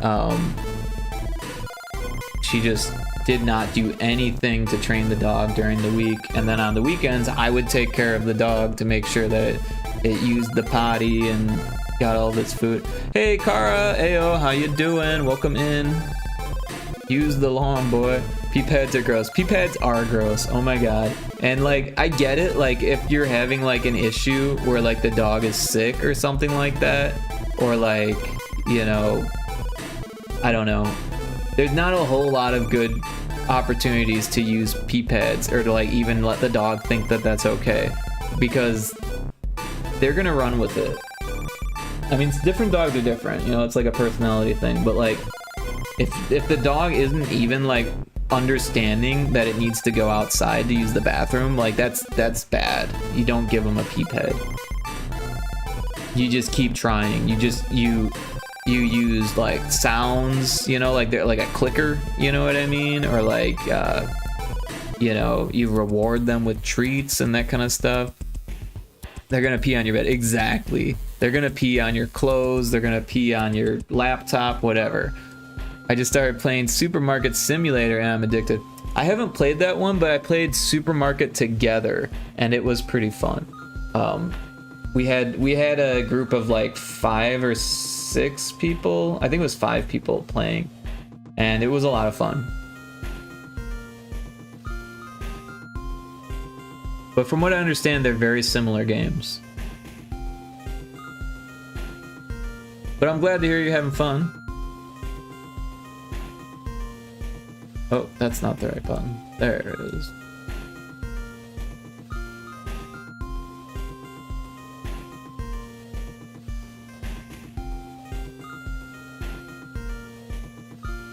I actually haven't played Supermarket Together since that live stream, and that was the only time I played it, but I definitely had fun, and I've thought about playing it solo, but I feel like it's definitely better with friends, because then you have like different people doing different jobs and stuff like that, rather than you doing all the stocking and all of the purchasing and all of the clerk work, you know, like that's like a lot. They're gonna walk on your ceiling and pee on it. If you let them, you never know. Yeah, though it sucks, there is no load save system in that game. Oh, really? Damn. I wonder if there is in Supermarket Together, because from what I understand, they're very similar games.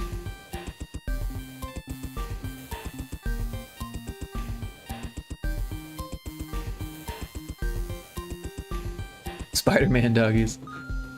Well, they make the Spider-Man dog costumes, right? So anything's possible.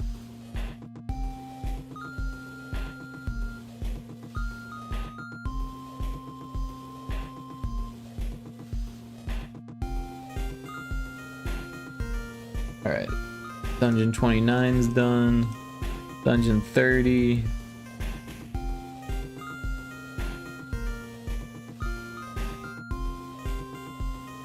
There's only a load current save, but there aren't multiple save. So, want a fresh start? Destroy your first supermarket, your first OG supermarket. Yeah, that's not fun.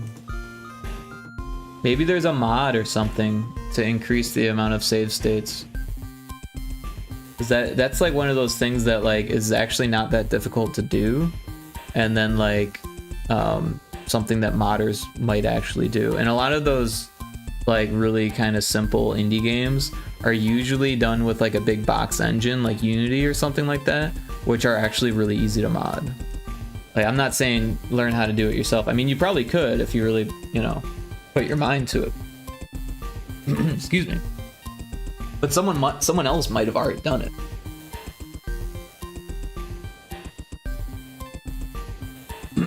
Excuse me, I needed to sip some water there. Mouth got real dry real fast out of nowhere.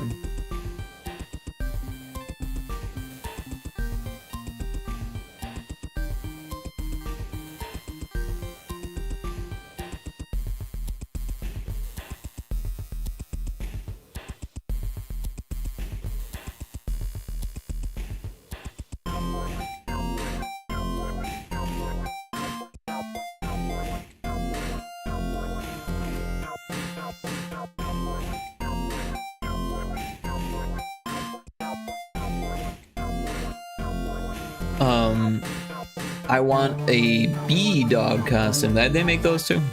I like the spider ones, right? Where the dog has like all these spider legs. Though how does that work with Steam games?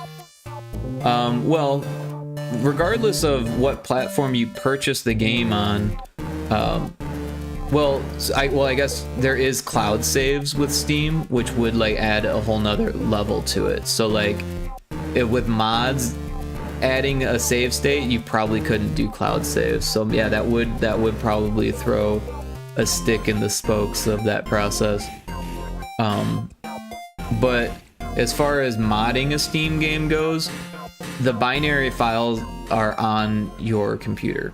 They're just in like this. If you go to like your program files, you find Steam, then you go to applications, and then you dig around in there until you find the game folder, and then within the game folder you can actually find the assembly file, which contains all of the compiled, like the source code for the game, right?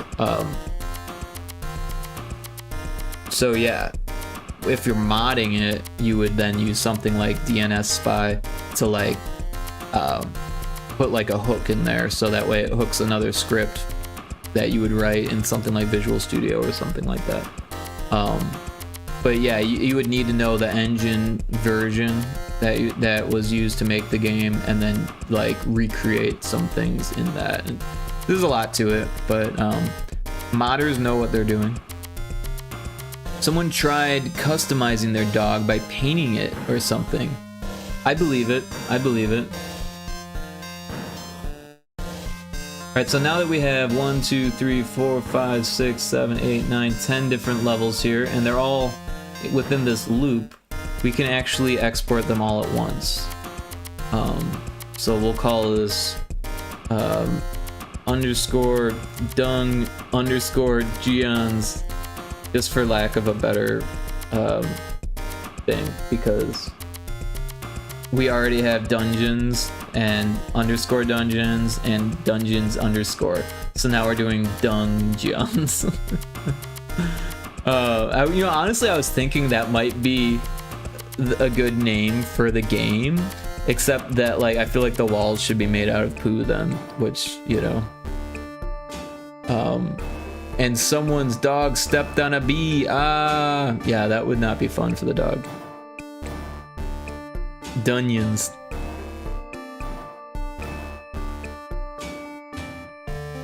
Yeah, I am trying to think of a title for the game. I don't know if Dunions is the best, but it's, you know, the step in the direction. So yeah, we're gonna export the animation in 10 files, because it's not actually an animation. We want the 10 files. So now in GB Studio, we can copy the dungeon, paste it, and now we've got, well, let's get the number right. So that's 20. So this is 21. We'll rename it 21.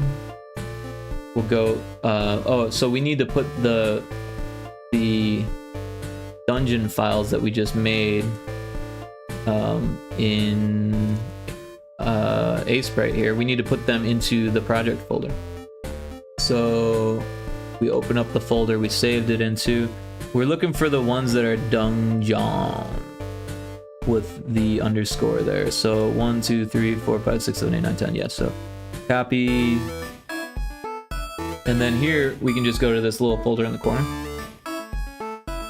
And this is the project folder for the GB Studio engine files, right? Or the project files. So we go assets, background, and we drop them in here. So now all of these, although did we put the Sprite file in there too? No. Good.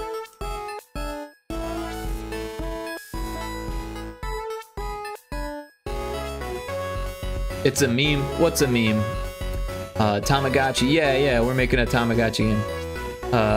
Tamagotchi style game, at least. I want an app where I can see the sun's position in the sky in real time without going outside. They make apps that do that. The dog stepping on a bee. Oh, really? I didn't know that. I've never heard of that meme. But yeah, if you get like a stargazing app that shows you where the constellations are, it will show you where the sun is also.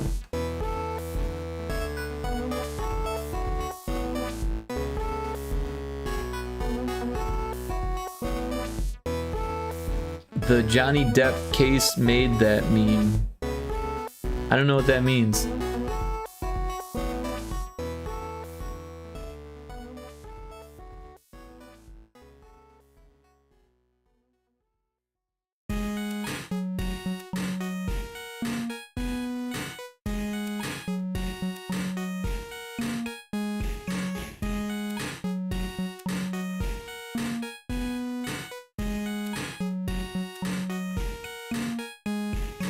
So yeah, now I'm just changing the colliders and the triggers to match the level, and then we gotta do the hard part of making sure that all of these triggers send you to a location that's not next to the hole that you're coming in, or that you're going in, but the hole that you're coming out from. It's kind of a mess, but we're gonna do that now. So you've got two options from the start. Now, oh, and I missed one. The easiest way to do it is to figure out what the solution is first. Make sure you get that right, and then do all the rest of them.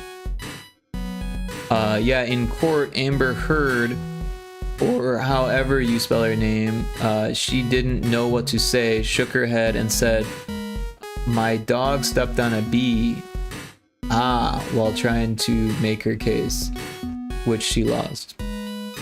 I did not know about that. I remember hearing about the Amber Heard case. I didn't know about the outcome, but I remember, like, she was, what, abusive to Johnny Depp, which is pretty stupid to do. Like, why would you be abusive to someone who could just, like, sue you under the table, right? Because Johnny Depp has money, like, a lot of it. Oh, we're in an ad. Sorry about that.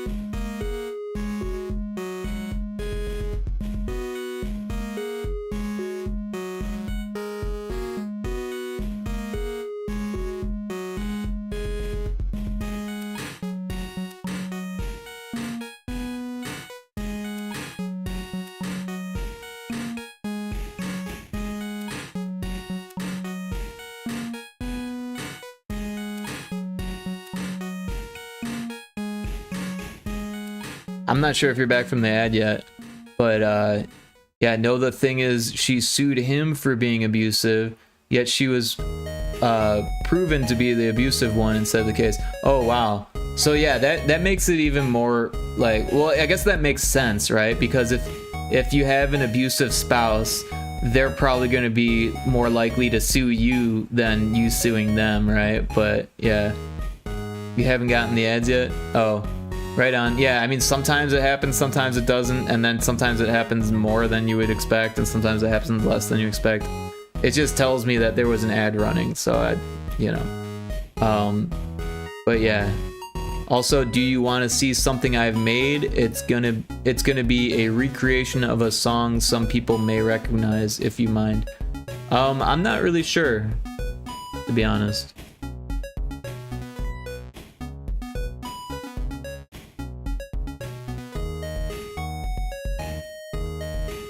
Online sequencer.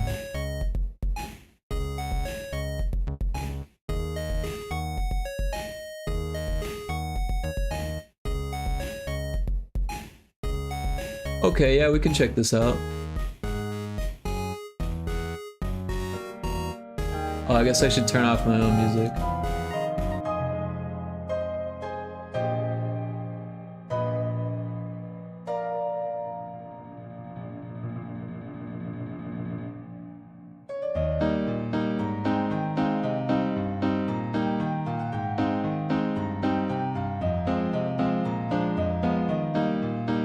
Wait, you made this? Or you like, or you copy and pasted what other people made and adjusted it?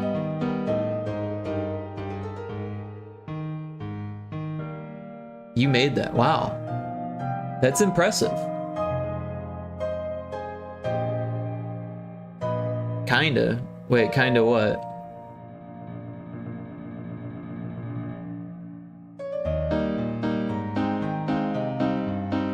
Is it from something?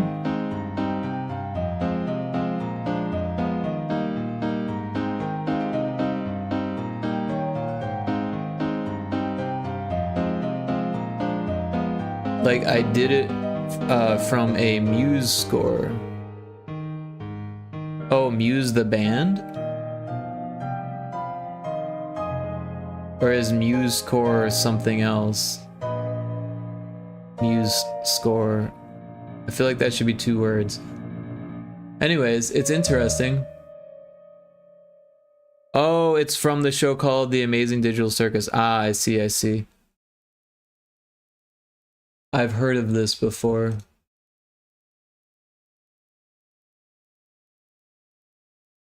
Well, thank you for sharing. It's interesting.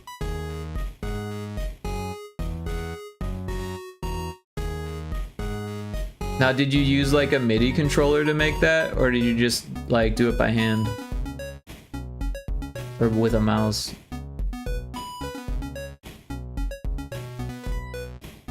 MuseScore is a website for discovering musical scores as in sheet music, but there's a piano roll mode too. Both. Oh, interesting. So do you study music? Are you a musician? Like, is that something that you do? Do you make your own compositions from scratch?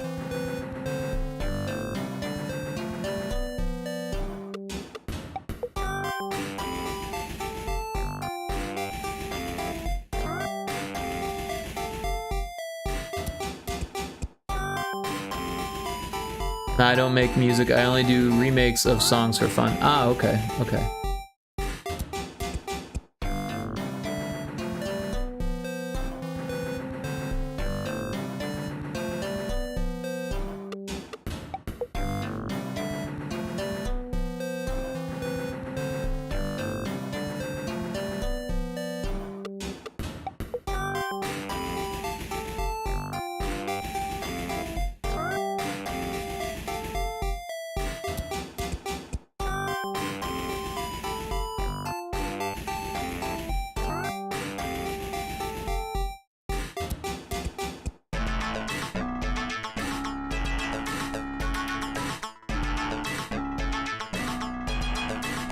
Pew pew!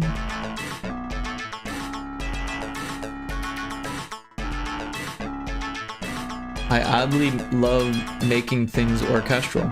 Well, that's really cool. It's not something that a lot of people do. Well, I mean, there are so many people making music that there are a lot of people doing that, but honestly, when people usually get into music, it's not to do orchestral stuff, is what I mean to say. So that's kind of unique. But it's good to have, like, you know, personality and like to be able to let that shine.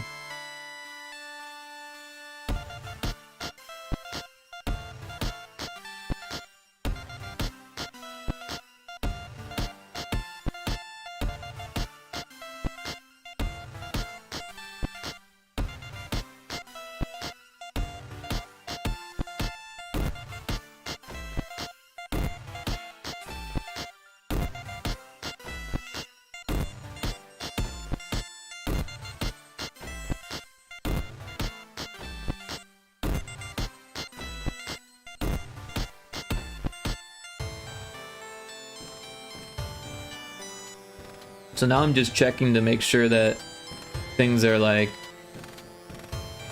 okay and moving things to make adjustments and stuff.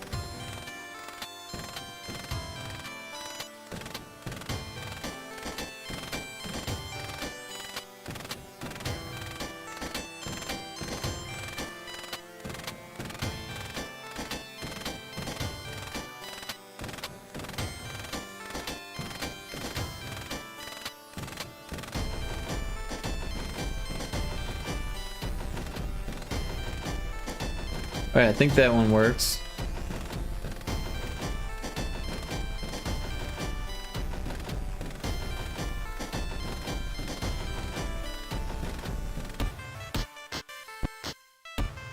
I love it when people make remixes of old classic songs and turn them into metal. That is interesting. Been following for 1 hour and 38 minutes.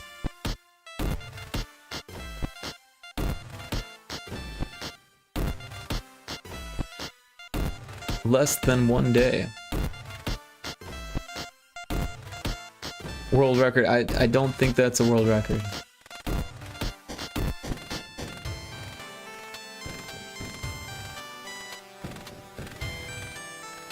Car has been following for 5 days. It feels like it's been longer than 5 days though, doesn't it? Time flies. Excuse me. I'm getting sleepy. It's already 4 in the morning. I think I'm just getting hungry is what it is. I ate my like breakfast before I started the stream.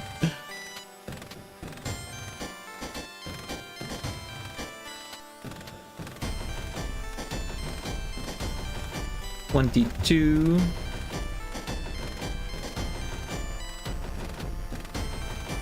Breakfast at midnight? Well, I ate breakfast at like 9:30-ish. It was like 8:30. 9. It was about 9. But yeah, I know my sleep schedule's messed up. You don't have to rub it in, okay? I'm hoping to fix it over the weekend.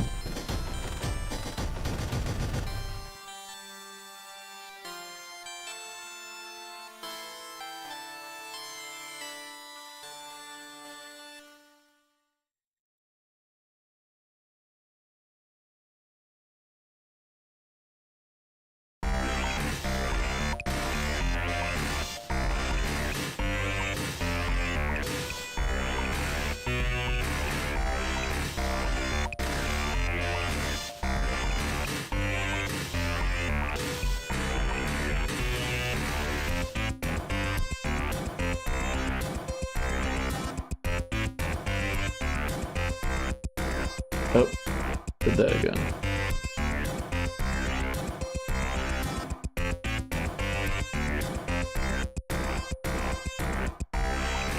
Probably 5 p.m. Oh damn, you snooze, you lose.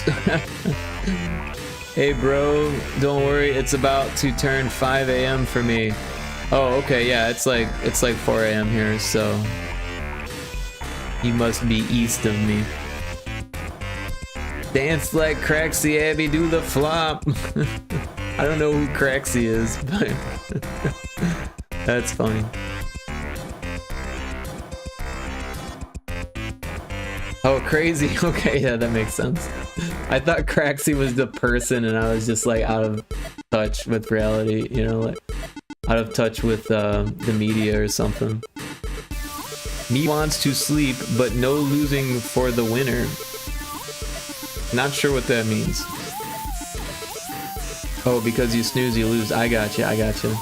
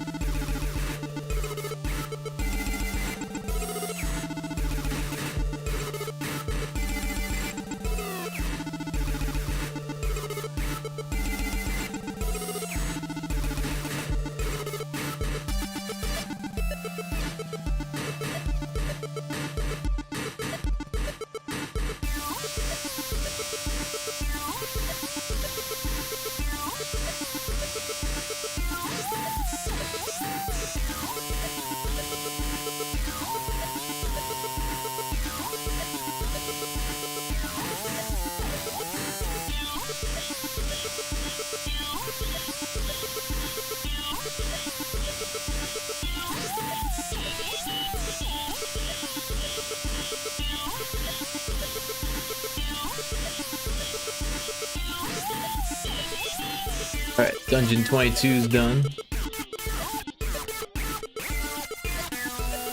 Gooseworks is a crazy composer. I've never heard of him.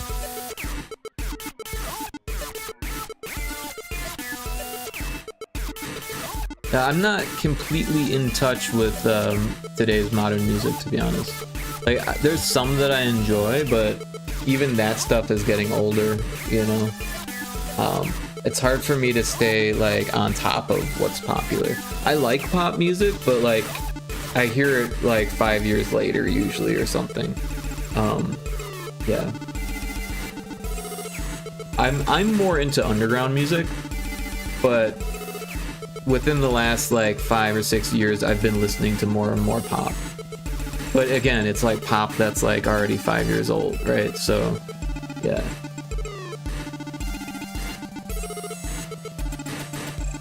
But I think my favorite composer is Richard D. James from Aphex Twin. If you ever listen to Aphex Twin, their stuff is kind of all over the board, right? Bear Ghost is a good artist. I feel like I've heard of Bear Ghost, but I wouldn't know any of their work. But yeah, Aphex Twin started composing when they were like super young. I think they were like 14 on their first like released album, or not album, but like the songs. One of their albums has songs from when they were 14 is what I'm trying to say. But fantastic composer, and they still make stuff today. Well, not very often today, but in the last 10 years they've produced stuff.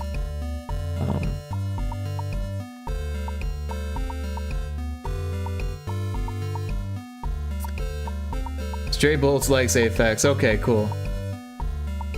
Yeah, no, Aphex is one of my favorites for sure. Like, when I was young, I didn't really like electronica music. There was a few things that like got me into electronica later, and one of them was being shown the Aphex Twin videos on VHS that one of my friends had, and I was blown away by Come to Daddy. That song just, it checked all the boxes for me. It was like electronica but metal, right? And it had weird lyrics. It had a crazy music video by Chris Cunningham, who was like a fantastic director, right? And special effects artist. And it had a great percussion. It had guitar, you know. It had like an interesting melody. It was repetitive in good ways, and like interesting and changing in a lot of good ways as well. I love the Fat Rat. He is very modern regarding copyright.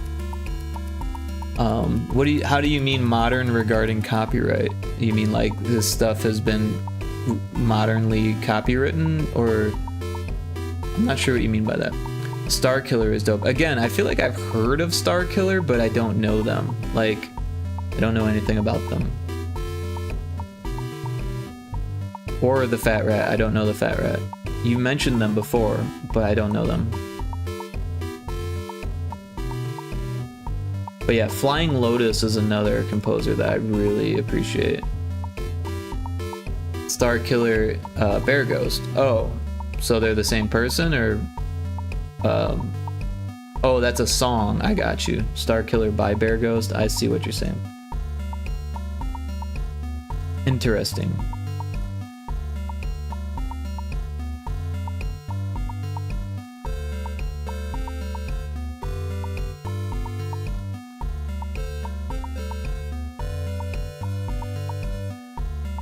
But yeah, after I found Come to Daddy, I found On by Aphex Twin, O-N, On.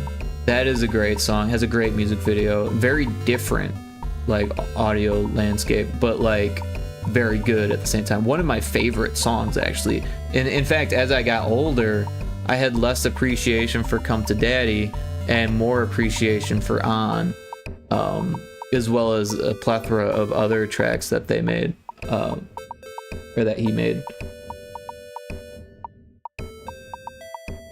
Like, you can use all his music in your stream, music videos, like animation, etc. As long as you just don't claim the music to be yours, you can go wild for all he cares. So my question is, I mean, that's pretty cool, but my question is, what prevents other people from claiming it then? Because that happens all the time, where music that isn't claimed gets claimed by people who didn't make it. That happens with game music a lot. It's kind of a issue. You're Dead by Flylo was wild, dude. Yeah, that was wild. Wasn't that the Kendrick Lamar stuff? I can't really remember. That was actually like, I know that was a while ago now. It was like over 10 years ago. But for me, that was like later in Flylo's career. because I started listening to Flylo in like 2011 or so. And well, actually prior to that, because of the bumps on Adult Swim, I just didn't know who that was, but I loved the bumps on Adult Swim. I had no idea that Flylo was making them. He has claimed it, therefore it is copyright. He just ignores it. Oh, interesting. So if you use his copyright written material, then he doesn't do copyright claims on it. That's really interesting. Plus he has 7 million subscribers, so good luck stealing his shit. Well, the amount of subscribers you have doesn't really make a difference on if someone can steal it or not. It's more of if it was copyrighted or not, right? Because if you don't copyright it, then someone else can do it. Like, and then fighting them in court could be a hassle because they most likely don't live in the same country. And some countries, they don't care about that shit. They pretty much let it happen. So like, it's just, you know, it's one of those things. But if he has, you know, legal control over it, then it's less likely to happen then. But yeah.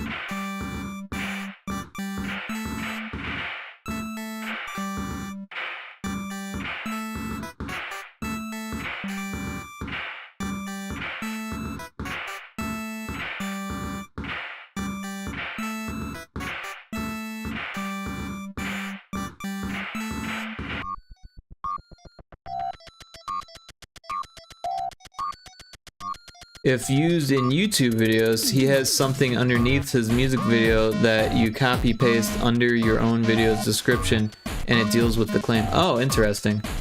Well, that's pretty smart.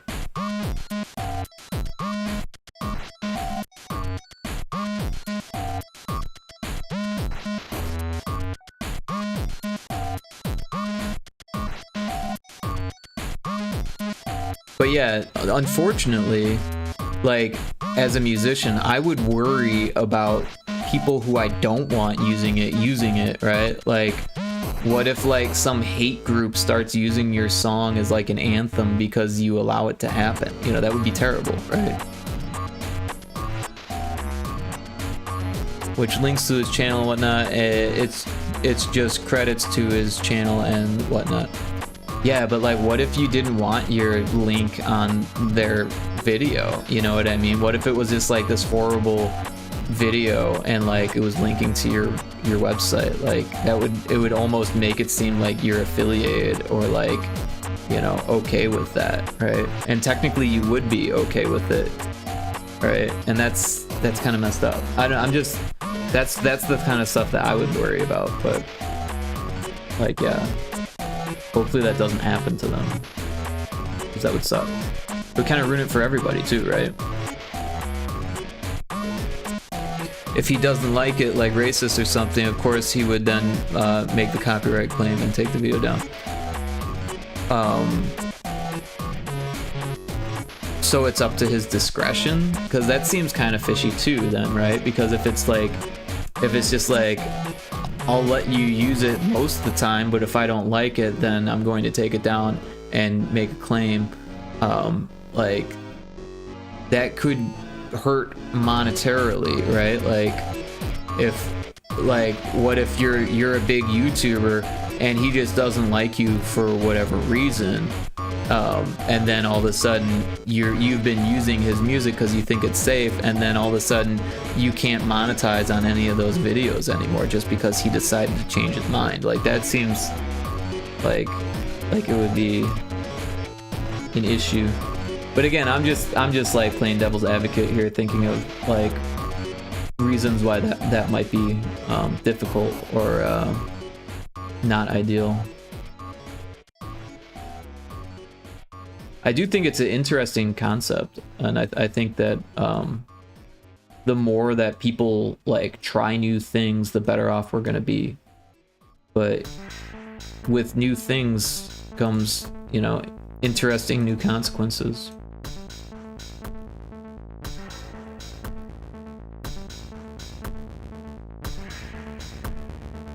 That is quite a futuristic way of dealing with copyrights, you're right? Or handling it. I feel like a lot of labels would be like, no, that's not allowed. But he probably has his own label, right? Because today's day and age, you don't need a label anymore. You can just be your own label.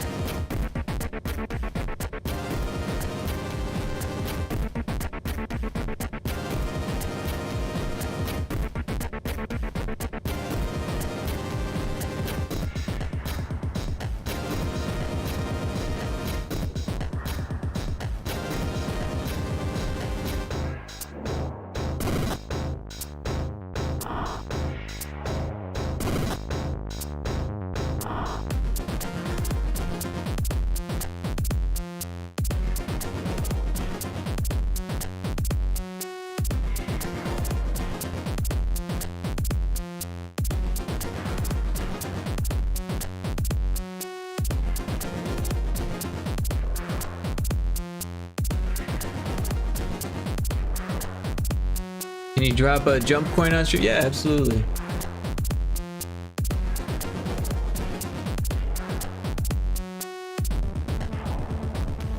How about a few? There's a wild Talo in chat.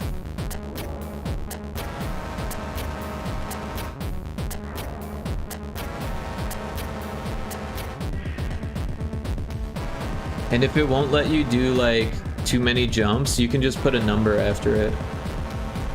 Like that. Right, because if it says like you can't use the same message too many times in a row, you just change it by one character after the command, and then you can go back to regular jump. Or jump again, or jump twice, or yeah, exactly.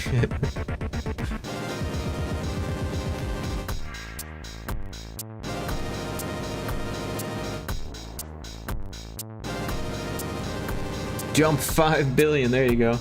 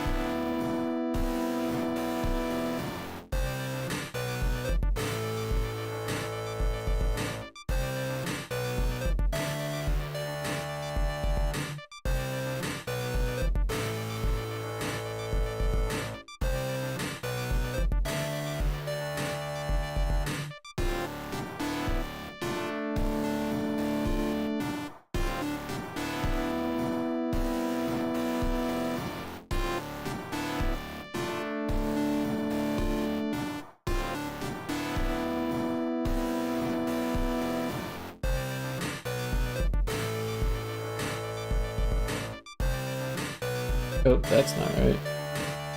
There we go.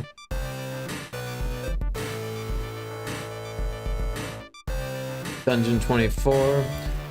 I want to say it's done, but just the level's done. We actually need to adjust the chests for all of these. I might do that on the next stream though, because it is getting kind of late.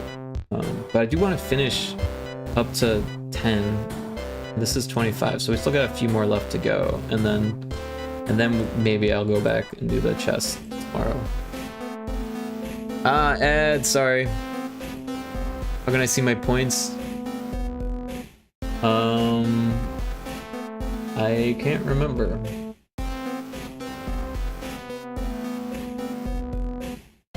We go to commands.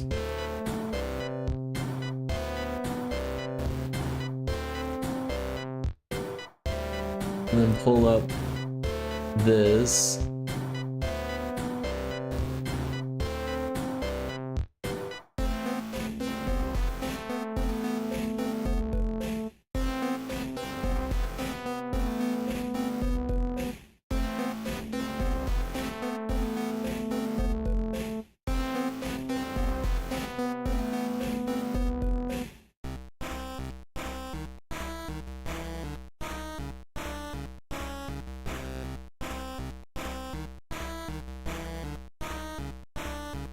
I think it's this one.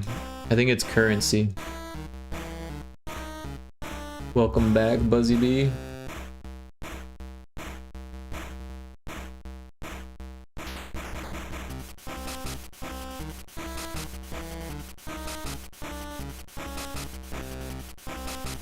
I've got some gold. I don't think that is the jump money. I'm pretty sure it is.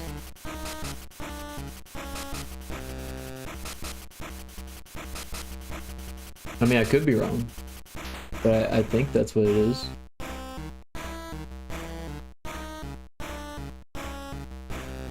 I think there's only one currency for stream avatars. I think it's all the same.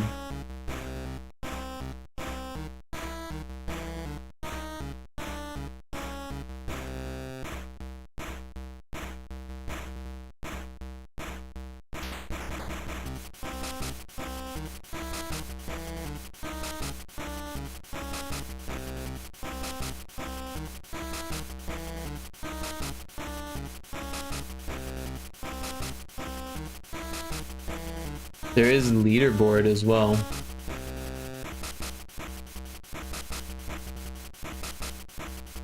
You get points from just being as well.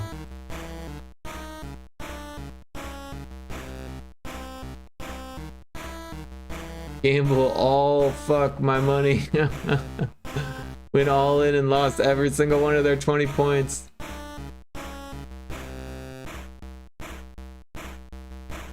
Wait, where's the 20 points from? Oh, that's from Stream Elements. So that's a different currency because it's Stream Elements. It's awesome. Welcome in. How you doing? Are you getting up for work? Or getting up for Saturday? Are you just getting up? I am still awake. Yo, but welcome in Zawesome. I'm gonna give Zawesome a shout out here.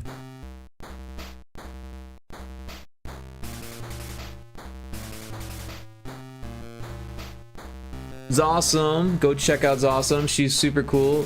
Sometimes we play Sea of Thieves together on Saturdays, so we might be playing Sea of Thieves later, depending on if they're available.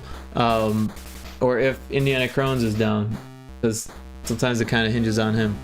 But yeah, go check them out, give them a follow. They play League of Legends, they play The Islands, the dinosaur game, which is really cool. What else do you play? You play a lot of games, right? It's awesome. How you doing? But welcome in.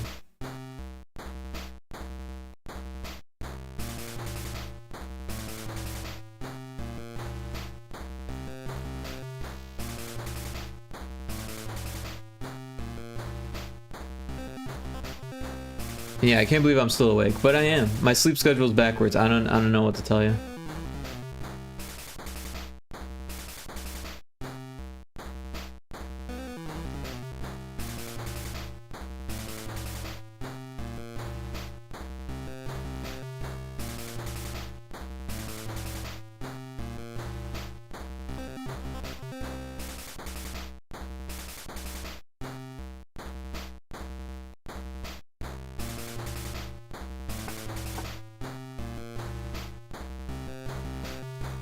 I'm an owl, sleep in the day, awake at the night.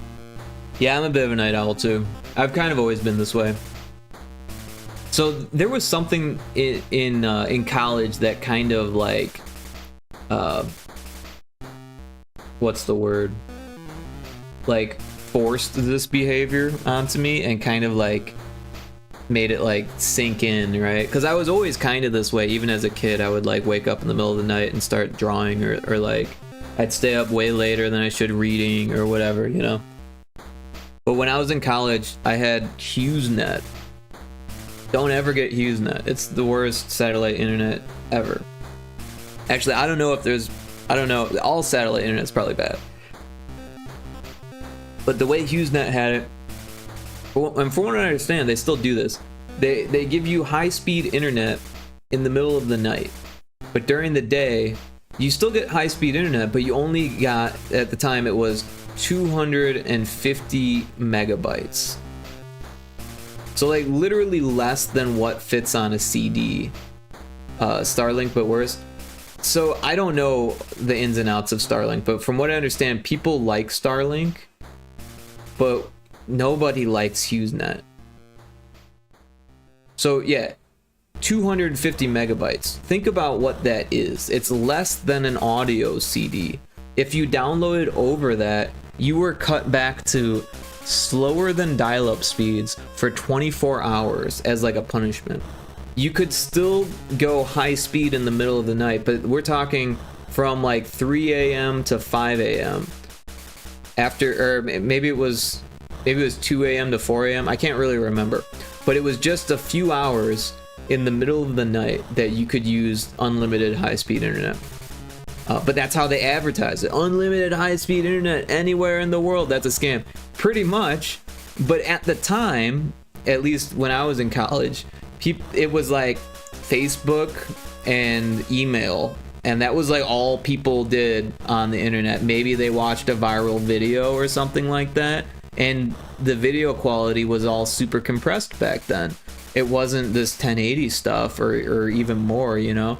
It was 360 tops, you know. They didn't even have 720 video on YouTube yet, I don't think.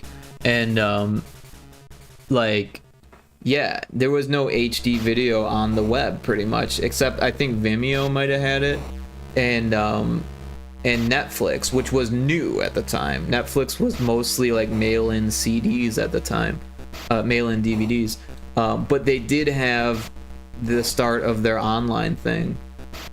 I'm content with 720p. I like 720. 720 is not terrible, but 1080 is like better, you know.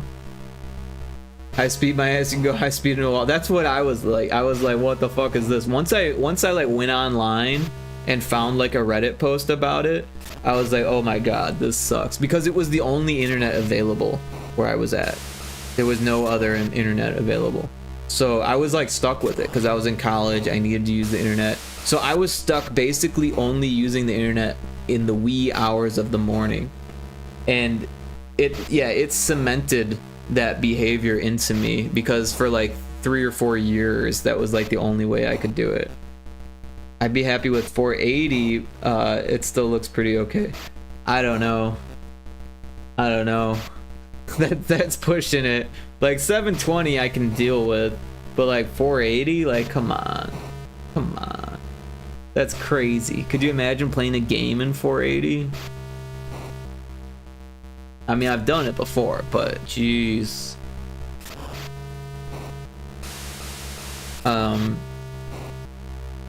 But yeah, HughesNet was terrible. Eventually I told my dad, just get rid of it, it's not worth it. It was like $60 a month too, which like right now doesn't sound that bad. I pay like $100 or like $90 a month for internet, but I have like gigabit speeds or whatever, you know, like super fast internet. So I don't really mind paying that much. I mean, it is a little expensive and I should probably get like a job or something, but like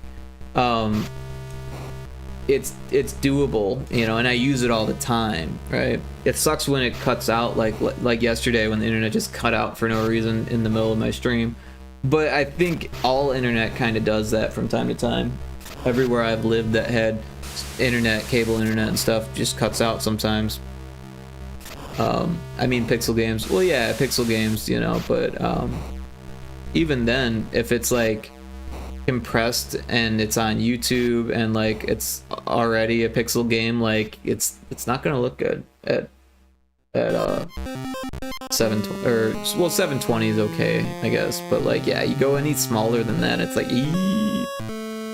I mean, don't get me wrong, I grew up in the 90s, right, where we had like fuzzy antenna TV, you know, and like DVDs didn't exist yet, right, and VHS had like tracking and like, I mean, heck, I remember cassette tapes being popular, right? Like people collected cassette tapes and listened to them. I mean, don't get me wrong, there's people who do that today. 240p is deadly. 90s, you sound like 19. No, I am not. Buzzy B said the same thing. I'm an old fart, Kara. I am 40 years old. Don't get confused. I'm old as hell. I just sound like I'm young. What? Sorry, didn't mean to trick you. It happens. I don't mean to trick people, but it happens. I'm not young. I am no spring chick. I am 40 years old now. I was born in the 80s. In the middle of the 80s. Stray Bolts is laughing.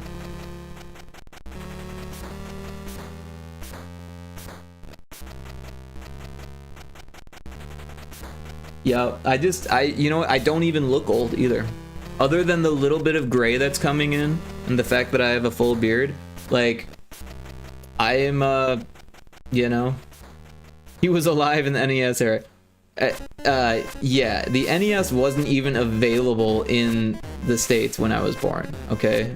The NES, I think, was available in 1987 in the States. It came out, like, the Famicom came out in, like, 83 or 84, I think, in Japan. But it took years for them to bring it over to the States. When I grew up, like, when I was born, my parents were playing an Atari 5200. Which is like a step up from the 2600. There's a Pokemon in chat. But yeah, I'm not as old as people like to think I am, unfortunately. Or I'm not as young as people like to think I am. Yeah. But there's good things that come with old age, right? I mean, there's a lot of bad things too, don't get me wrong. But I'm finally a homeowner. Could you imagine owning a house? It's fucking crazy. I didn't think I'd ever become one either. Like, not that I don't want to, I've always kind of wanted a home. But like, the way society had been going, it didn't seem like I was gonna get one, you know? But yeah.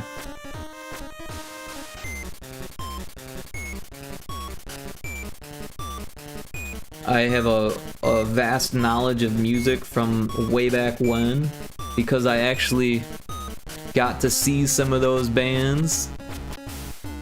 I didn't get to see Nirvana, no, I was too young for that, but I remember all of my friends went to see the Smashing Pumpkins, and I missed that. I missed Nine Inch Nails. Cyphex, welcome in, how you doing? Good morning. I'm still awake from the night before.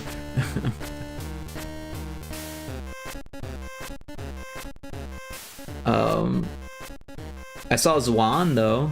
I don't know if you remember Zwan. That was like a Smashing Pumpkins offshoot. Kara.exe stopped working. Oh no. Did I blow your mind, Kara?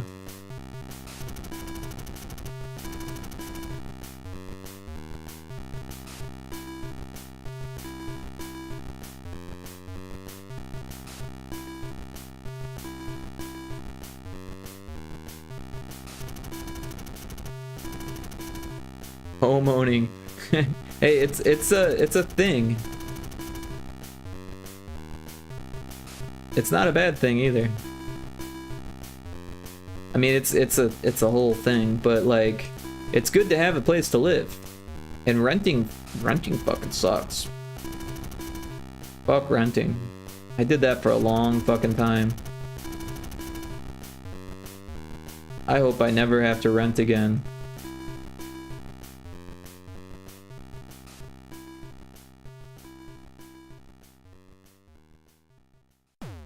Yeah, like you were almost the same age as my dad.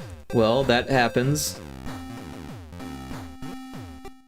I don't have any children myself, but my brother has 4. A lot of my, pretty much most of my friends have kids. Inexpensive thing, yeah, but think about how expensive rent is, right? Like if you're gonna live somewhere for like 10, 15 years, geez, what's he been doing? I think you know what he's been doing. No, he's fucking crazy is what he is, right? He doesn't even have like the world's best job. I mean, he makes some money, but like you have to at that point.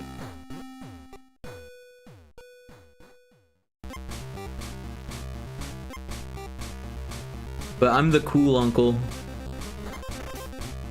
because I'm the only uncle, but also because I make video games. And the nephews and niece are getting to that age where they like understand, oh, you make video games? That's pretty cool.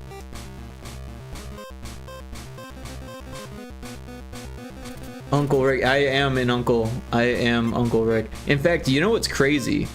I have an Uncle Rick, but not just an Uncle Rick. I have an Uncle Rick Oakland, right?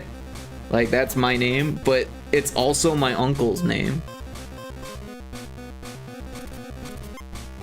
For kids, you would at least need a 6-figure salary. Well, if you were taking care of him by yourself, but he's got a wife. But unfortunately, his wife is in debt, so like there's that. Like, but yeah, I don't mean to get too personal on stream here.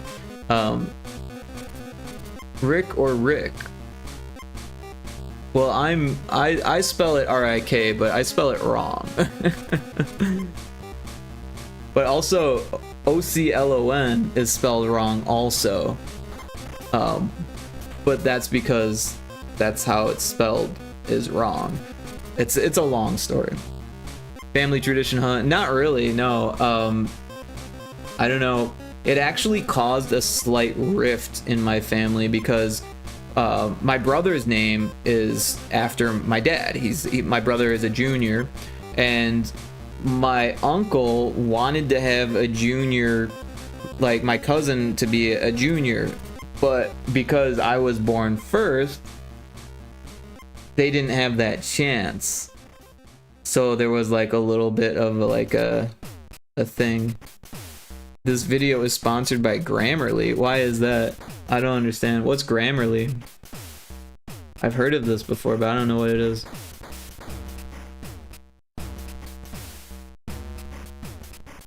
Wait, did I just...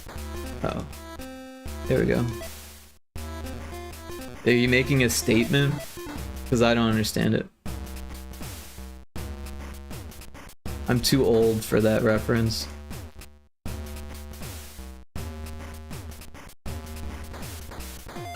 But yeah, that's why all of the redeems are all old references, right? Like this one. Do you guys even know what that sound is? Do you know where that sound even came from? What about this one? What even is that? All of you babies.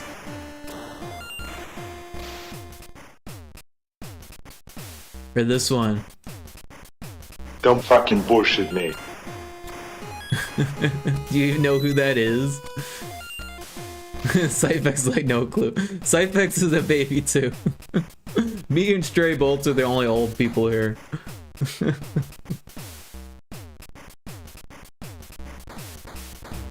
Well, I don't know American cartoons. Most of America doesn't know that cartoon anymore. That was the Captain N cartoon when Nintendo decided they were going to do a cartoon on Saturday mornings, and that was like Mega Man, you probably shouldn't share your age on the internet if you're that young. I'm just saying. Admittedly, maybe the youngest. Yeah, let's not have like a contest for who's the youngest here, because basically I don't want to know how young you are if you're that young. But yeah, I mean, I try to keep my stream friendly enough, but like, I'm an adult, I swear sometimes, like, yeah, no age contest, we're not doing that. I do like the show Mind Your Language. I don't know that one, never heard of it.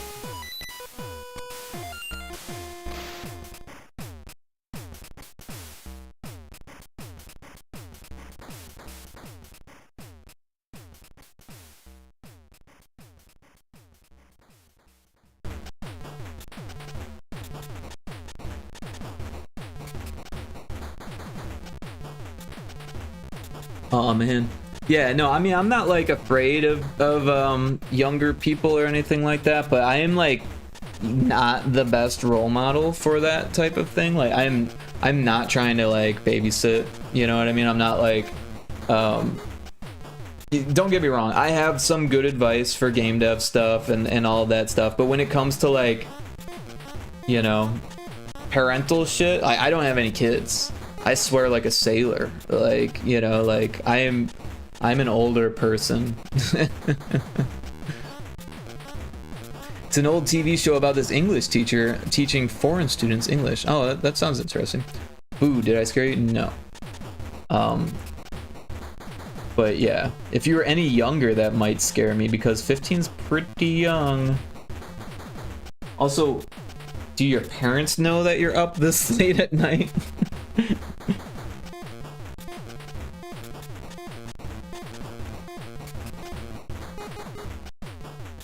I think we need a parental permission slip or something like that. It's a comedy skit show. Oh, cool.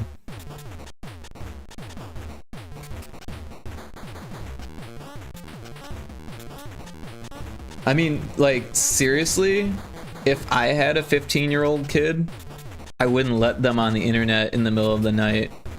That would not be allowed. Just saying. Don't get me wrong, I did it when I was 15. I used to go on chat rooms when I was young and like the whole thing, but as an adult now, I would prevent that for sure. It's my internet, I make the rules, I'm paying for it. You're not allowed to use it unless I'm watching, basically, because it's a fucking nightmare. The internet is a fucking nightmare for children. It should not be the way that it is. My parents were very simple. Grades good, sleep whenever you want. I mean, that makes sense. As long as you're smart enough to like make good decisions, but like the internet is a place where people go and they make poor decisions. So like you when you're a kid and you watch all these other people making poor decisions online, it makes you think that it's okay to make poor decisions, and it's a bad idea, because everything is like monitored on the internet. Like, it might not seem like it, but it is. And with all of this AI stuff coming out, it's bad. Like, yeah, it's a mess. So like, I would be very careful with anything that you put online, for sure. Yep, I understand why Australia is banning the internet for people under 16. Oh, I didn't even know that. But yeah, that makes sense. That literally makes sense, because it's a dangerous place.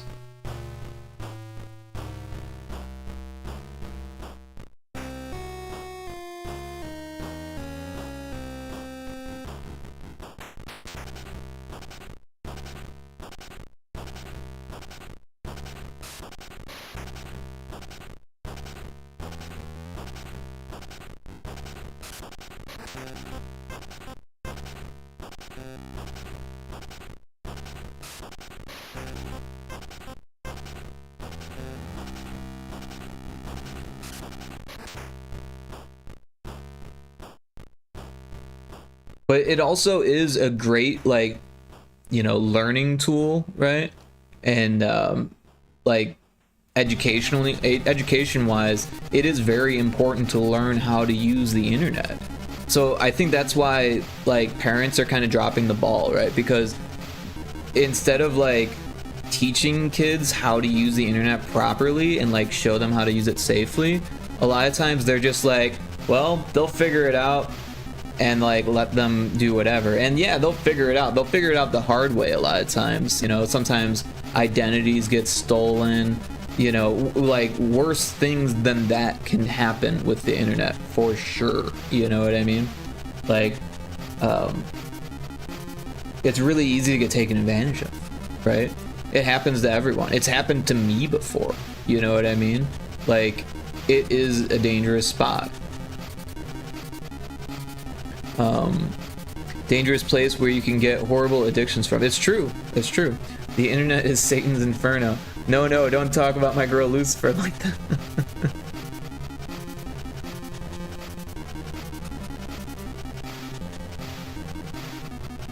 I mean, it's not that bad, but it can be, right? The internet is neither good nor evil, just like people.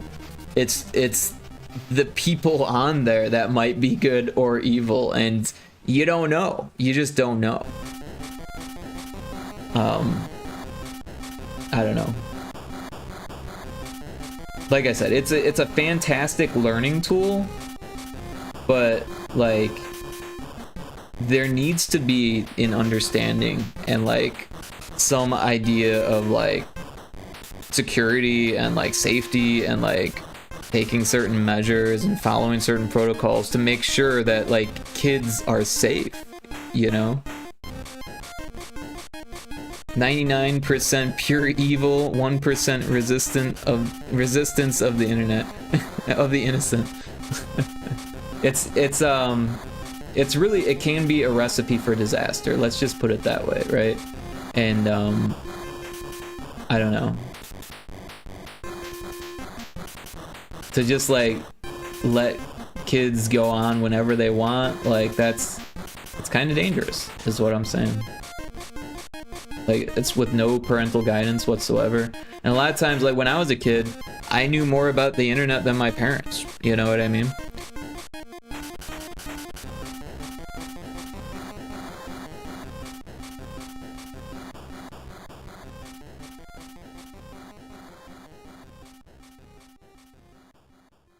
So this map's kind of easy, but that's okay.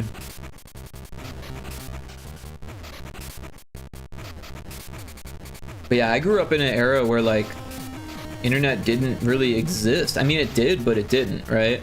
Like there were what they called BBS boards and stuff, like when my parents were in college, but neither of my parents used them.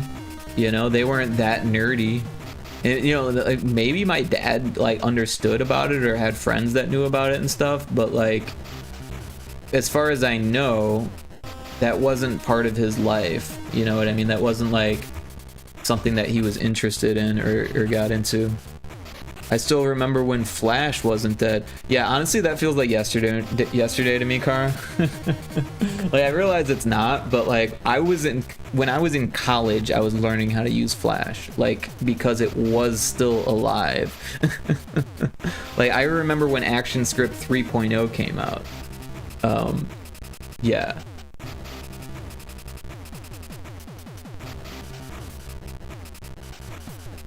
Wait, that's the one we just did. There we go. No, that's the one we just did. This is the one we want.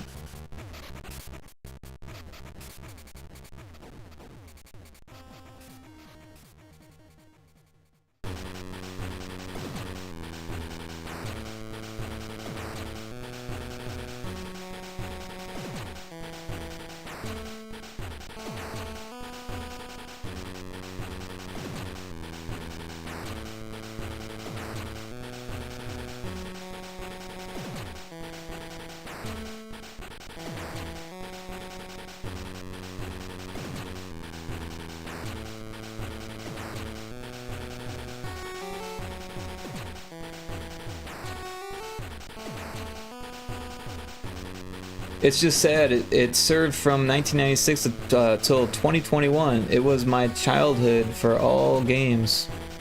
Yeah, I feel that. Like, don't get me wrong, I didn't play as many Flash games as most of the people my age, because like I was literally learning how to use Flash, and I was like in college, so I was like really, you know, like working a lot, like actually like getting schoolwork done when I was like in that era.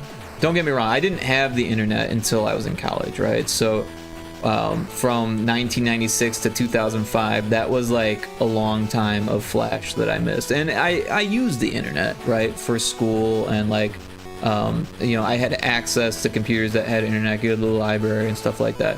So I do remember some websites that used Flash. In particular, I remember the Tool had a Flash version of their website that was like really unique and cool, and they really pushed the art form with that. And I remember thinking that was fantastic, you know, and it made me want to make a Flash website for myself. And I spent a good, like, I don't know, a few months working on a Flash website for myself, but I ended up spending so much time on it, and I was like, well, I need a website, so like I'm just gonna like do what everyone else is doing. And I did like a what was it, format.com? I think it's defunct now, or maybe it's not. I stopped using it. It was kind of like a Squarespace thing or whatever when that first came out, and those are popular. Like Henry Stickman, Run, Papa's Baccaria, etc. GeoCities, there it is. Yeah, I had a GeoCities site and a Yahoo site.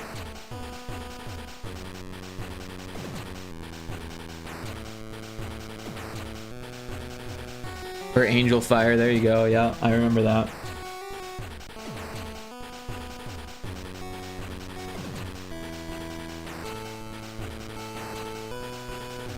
I remember trying to get Swift 3D to work on a ActionScript 3 Flash website, and like trying to make a 3D model on a Flash website. That was, I didn't get very far, but I remember people were able to do it, and I was blown away.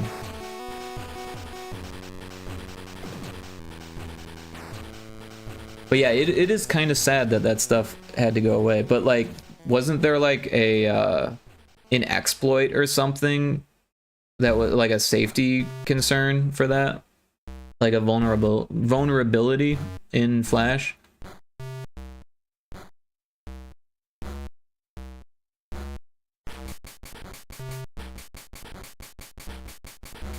Nice get.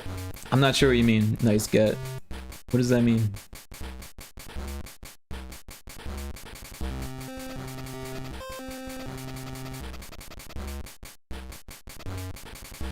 Oh, the jump. Yeah. Dude, the jump game is so hard. I am really bad at it. Pyro is really good.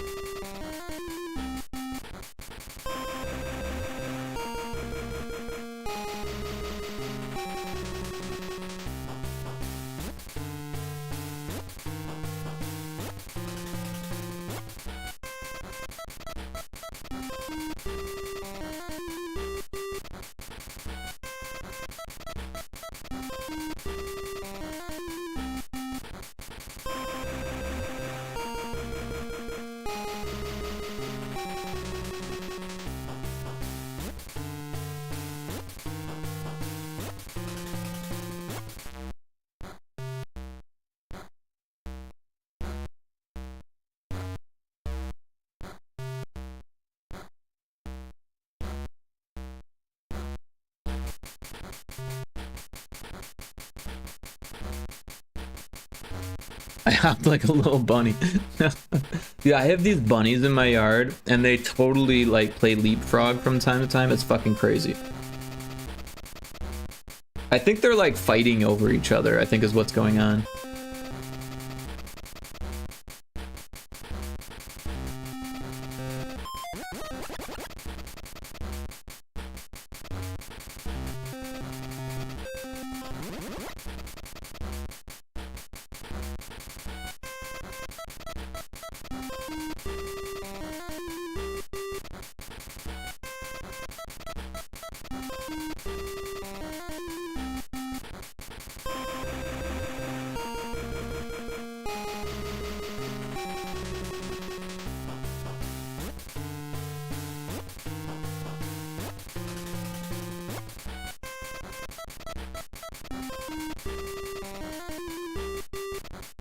So I have no idea if this actually has a solution.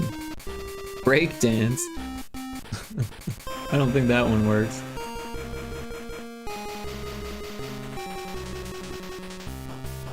Okay, so it does have a solution. That's good. That's what we want. But this one should be called 28. I don't know why it's 20, 25 to 21. Okay. Make sure we didn't skip any.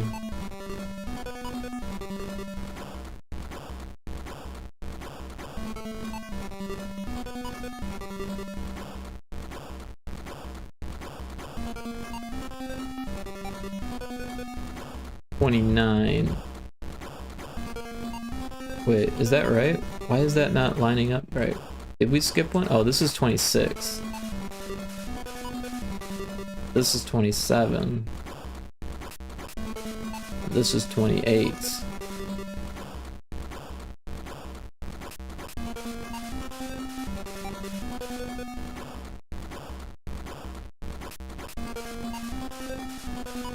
Wait, did we do 10? I thought we did 10. But there's only one left after this. Did we skip one?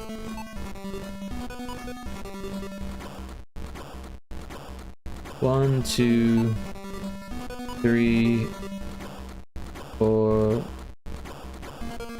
five. Wait. Yeah, 4 or 5, 6. Oh wait, that one's 7. We did skip 6. 8, 9. Alright.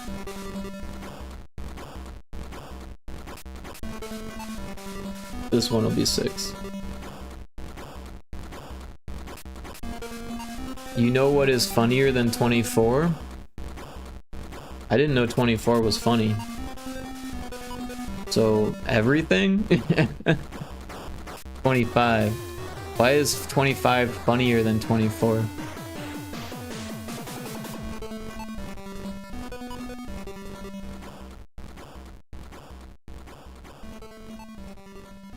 Wait, but we did this one.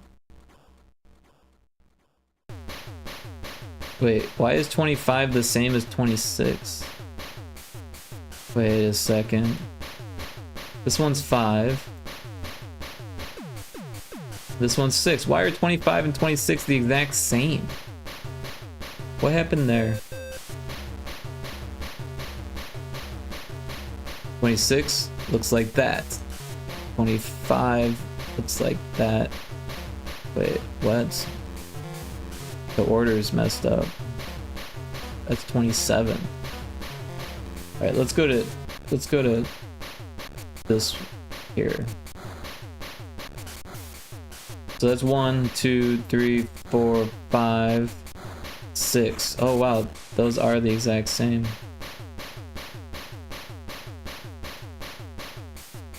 Alright, let's figure this out. So the one after this one is this one. 28 is the one that's missing.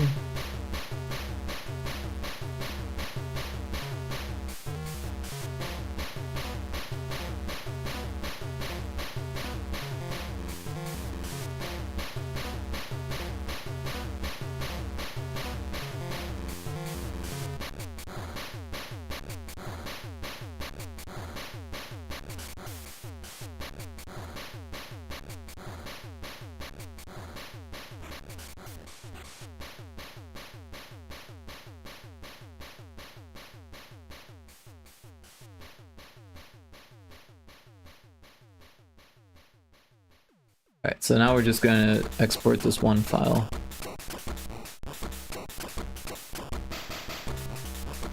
We'll call it 8, I think. I don't know.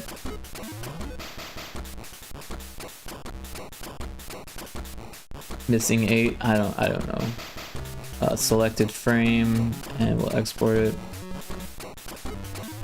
It's from SpongeBob. Oh yeah, I'm a little old for that. I've seen a couple SpongeBob episodes, but only like ironically. I wasn't like watching it like, oh, I'm a SpongeBob person. Don't get me wrong, I love children's cartoons. I love Adventure Time and like was it The Grim Adventures of Billy and Mandy was a good one. There was like quite a few that I really enjoyed watching, but I was like smoking weed and watching, you know, like I was ironically watching, you know, like, well, Adventure Time, it wasn't really ironic, and Billy and Mandy, I guess, wasn't really either, but for SpongeBob, it definitely was. But yeah, so we've got that. Where is this? That's not what we want. Where's the one we want? This one? No. This one? No. Where's the one that we want? These are exactly the same.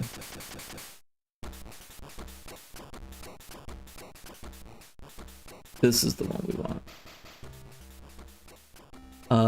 Dungeons. The one that says missing is the one we want.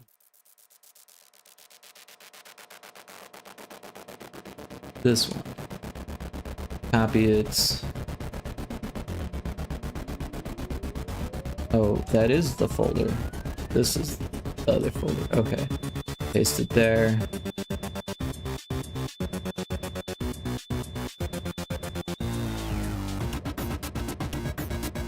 And then this one, that one goes there, and then copy, paste. And then this one is the last one. Alright, so now we have them all accounted for at least. I need to line up the colliders.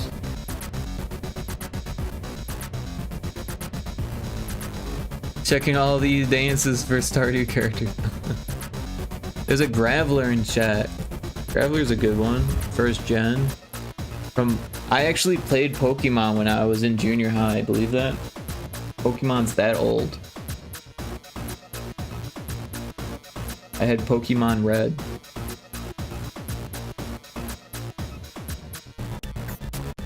My brother had Pokemon Blue.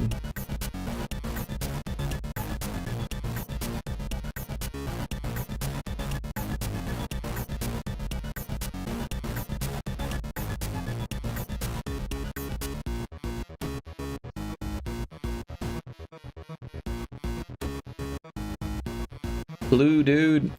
Like, I played Blue, but I played more Red because Red was mine, and like we did switch at one point to like see what the differences were, but the differences were negligible.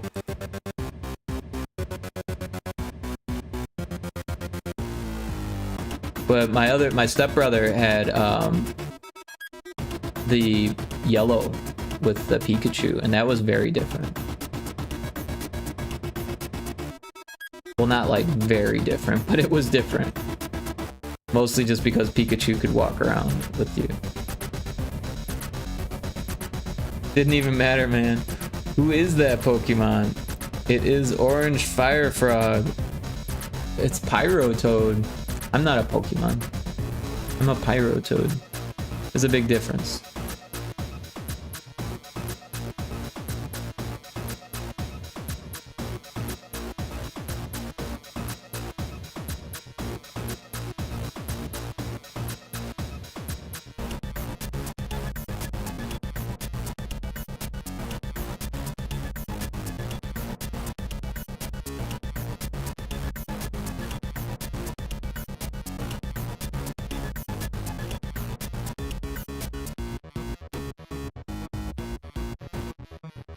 No. Go the other way. Yeah.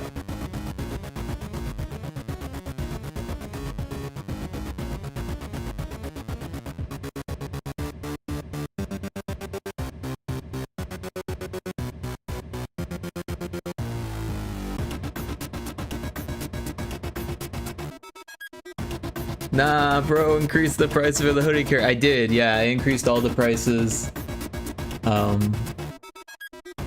You know what, people were getting carried away, and like this is my way of chilling them out. Also, the prices were like really low on purpose for like the first 6 months of my like restarting streaming, because I have been streaming for like 7 years, but like this last year I started streaming a lot more again, like started up again, right? So I made really low prices, and then I'm gradually increasing them.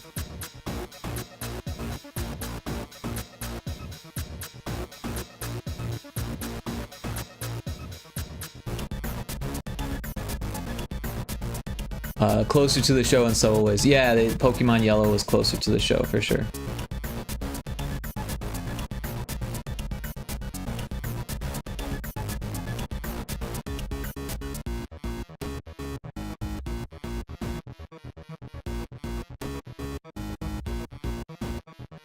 Yeah, Pokemon was one of the first animes that I watched. I mean, I think I saw what's it called, Speed Racer first, but I didn't really get into it, where Pokemon I was actually into it.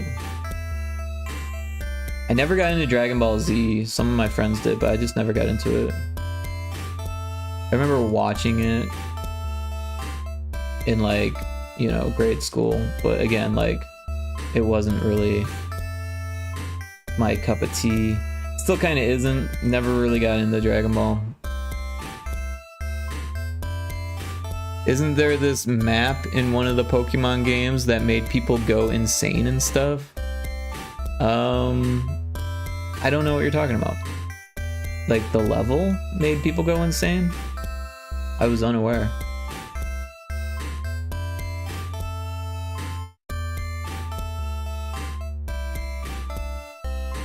Like the music. Huh.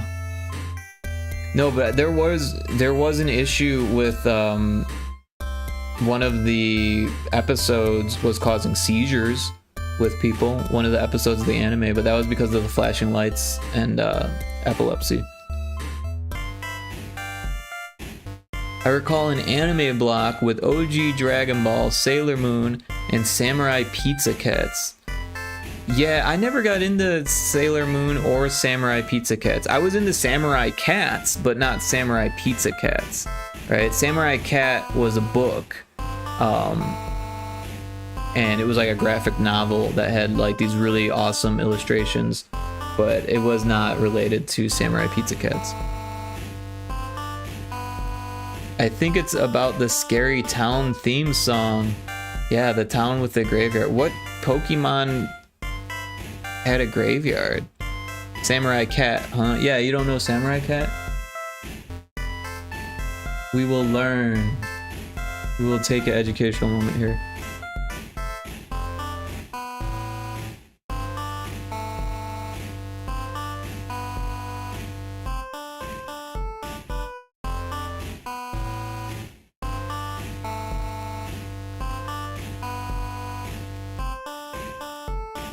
So Samurai Cat, the story was okay, but mostly was the art.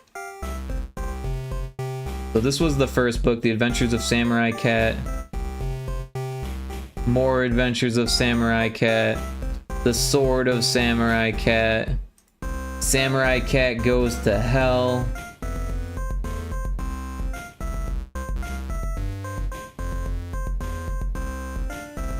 Samurai Cat, Who is the Man Behind the Grill? So yeah, there was like guns and violence and yeah, really interesting art though. Like, take a look at that.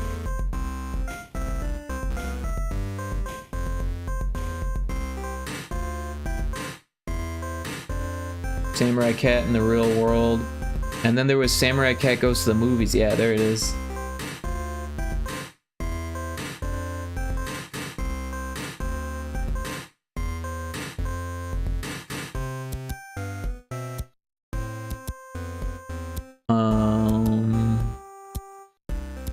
That's not the same.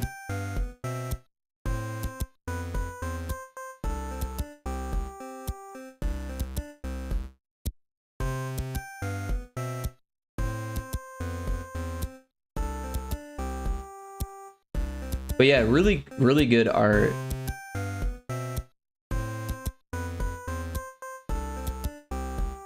And this was like a pivotal time in my life where I was like drawing a lot, and I read these books. That was like 5th grade. Yeah, he's got like a sidekick who's like always got guns.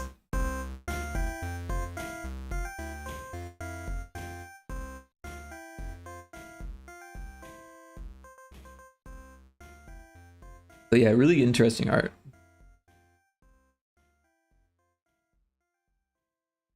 Anyways, that's Samurai Cat.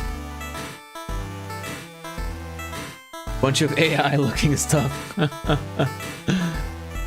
Except that, well, I mean, there was some AI stuff in there, clearly, because AI shit's everywhere. But, like, yeah, the stuff that was actually drawn was very much not AI. It was, like, paintings and stuff like that.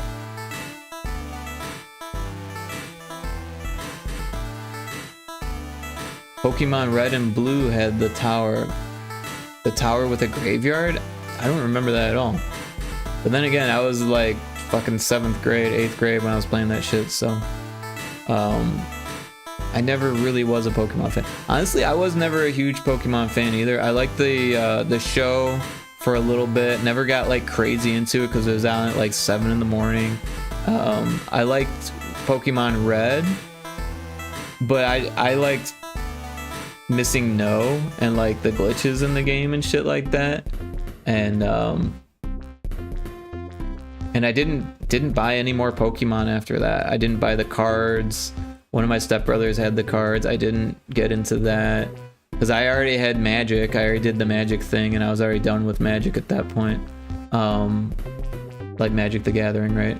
And then Pokemon Snap. I really liked Pokemon Snap, but I was like a photographer at the time.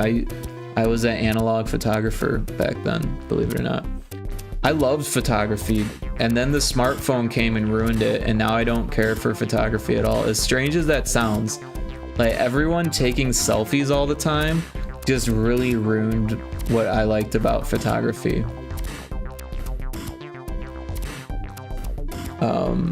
There's even popular AI streamers. Yeah, I mean, it's kind of everywhere, unfortunately. I was more of a Dora kid. Yeah, I liked, you know, like Arthur, right? I actually didn't really like Arthur, but I saw a lot of Arthur. Thundercats. I was really into Thundercats, and what, Mr. Rogers' Neighborhood was big when I was a kid. Sesame Street, obviously. Teenage Mutant Ninja Turtles. That was a staple of my TV diet. And the Real Ghostbusters. There was a Beetlejuice cartoon that I really liked when I was a kid.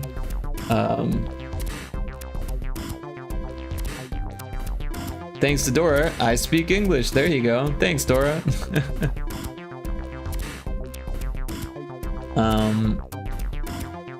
What else did I like as a kid? Oh, Captain N. I was really into Captain N. I thought Captain N was the shit. Also, the Super Mario Brothers Super Show. Thought that was amazing. The Zelda cartoon, is despicable and messed up as it was, I thought it was the best shit in the world when I was a kid.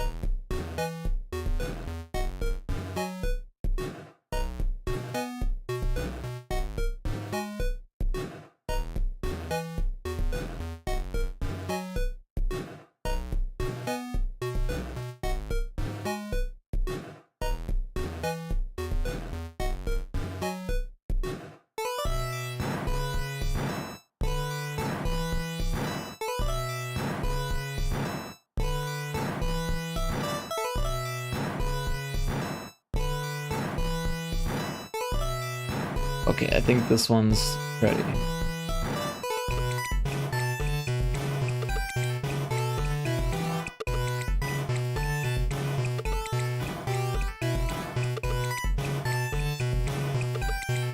Excuse me, princess. Yeah, exactly. Ruby Spears Mega Man. I don't know what Ruby Spears is, but I know what Mega High is.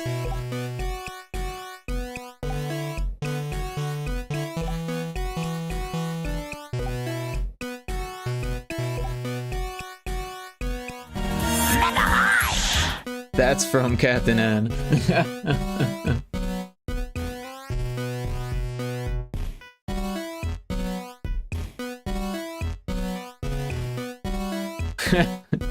Mega high. He said mega for everything. It was like the stupidest thing. Like, oh, Mega Man, what should we do for Mega Man? Oh, let's make him say mega for everything. So like on the beginning of every episode, he says mega high, which is hilarious. And the voice is just so frog-like, I don't even know.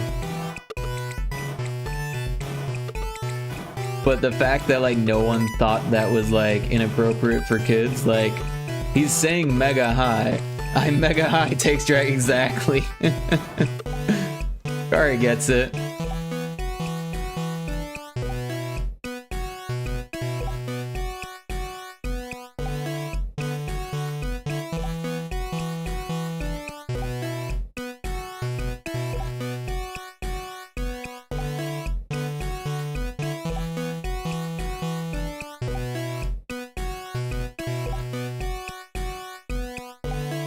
Yeah, I'm sure I watched other cartoons, but you know, I watched a lot of Disney movies when I was a kid. You know, The Lion King was a big one, right? It is time. Yeah, what other Disney movies do I like? Oh, Toy Story, obviously. There's a Rattata in chat.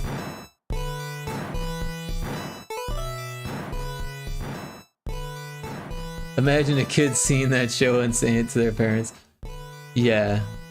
Well, I mean, it's not like he said, like, I'm mega high. He just said mega high. Like, so, I mean, you know. But yeah, it's a little bit strange. I feel like the creators of that show were mega high.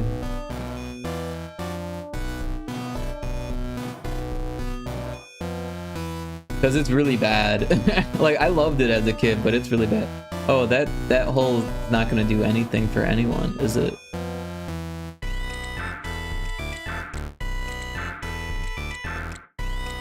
Because you can't reach it. It's there, but it doesn't do anything. Gamble all. You're gonna oh, wait, look at that. You won. You got your 30 points to become 60. Feels good, man. Nice. Nice work.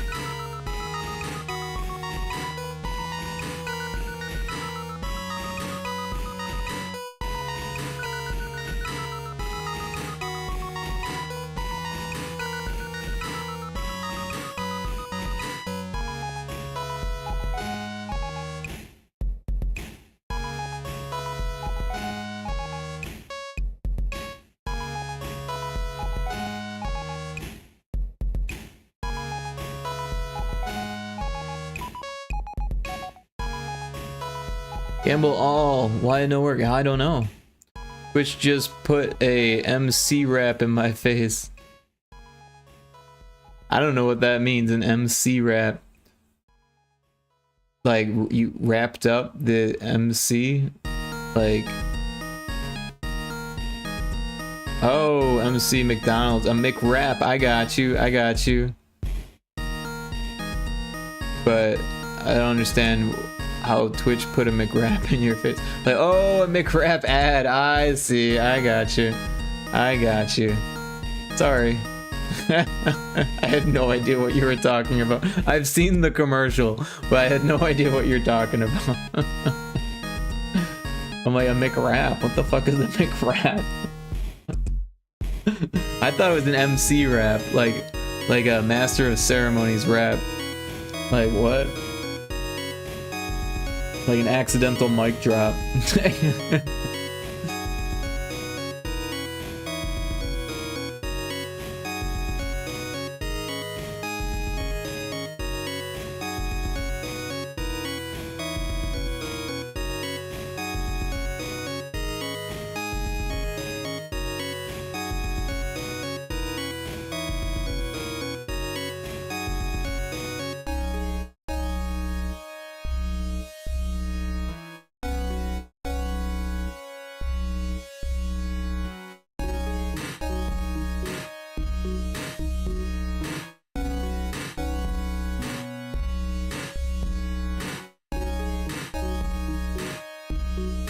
Alright. This is the last level for tonight.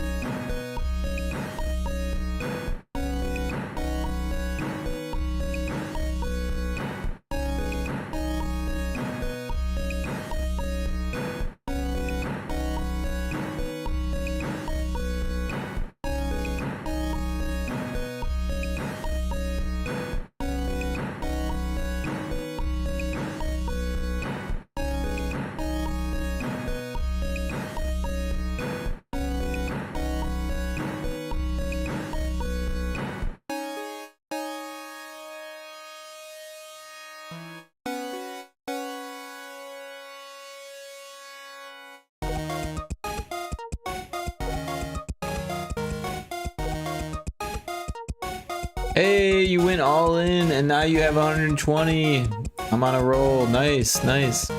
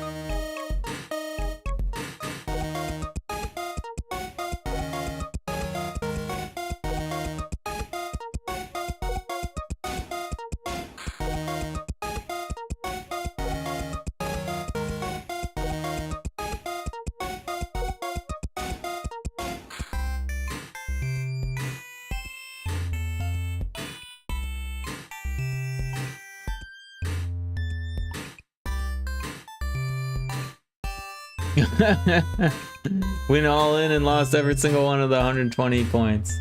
Well, I'm sorry to hear that.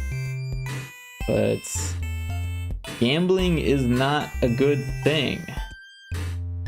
Generally speaking, you should stay away from it. Dang, big shame. I mean, you don't see stray bolts gambling away all of their points. But my scooter, what? Is that from something? Oh wait, and soon with all the points I'll buy a scooter. Like an electric scooter? Or just like one of those foot-powered scooters. Kara was going for the scooter. I didn't know there was a scooter. Where'd the scooter come from? Is that a prize?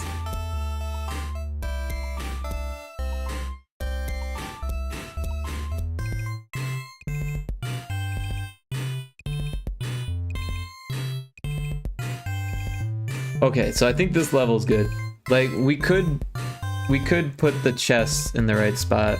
And maybe we should, because maybe I'll forget. I guess I could make a note, but I don't know. I'm not super tired yet. I should be, but I'm not.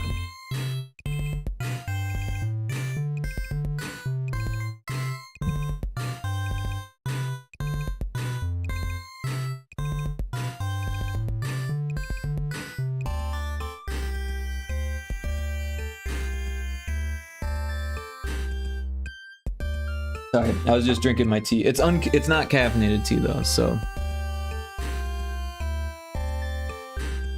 I don't know. I just wanted a scooter. I realized that 10 seconds ago. They dreamt it up all on their own. What kind of scooter? When I was a kid, I remember my cousin came over, when I was like first grade, came over with an electric scooter and took me on it. On the road, like, you know, like it was like a slow motorcycle that was electric. I think it was electric. But then again, I don't know how they charged it if it was electric back then. Maybe it was a gas-powered scooter. I think it was a gas-powered scooter. A girly pink one, but is it electric or do you push it with your foot? Are you gonna do stunts on it at the skate park, or are you gonna take it down the road or on the sidewalk? Or... Scooters, the definition of scooter has changed so many times.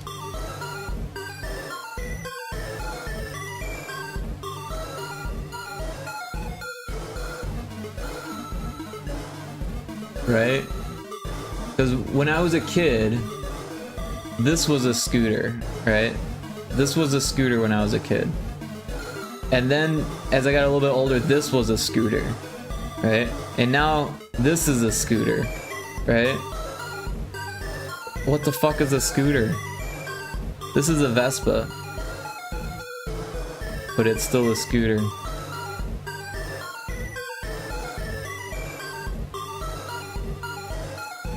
But yeah, when I was a kid, this is what a scooter looked like. It's funny that it's changed so much. You push it with your head. Is Kara's sprite thing from Harvest Moon? It's actually from Stardew, right? Kara was Abigail. I don't know what happened. Now she's the other girl. She decided on a different avatar.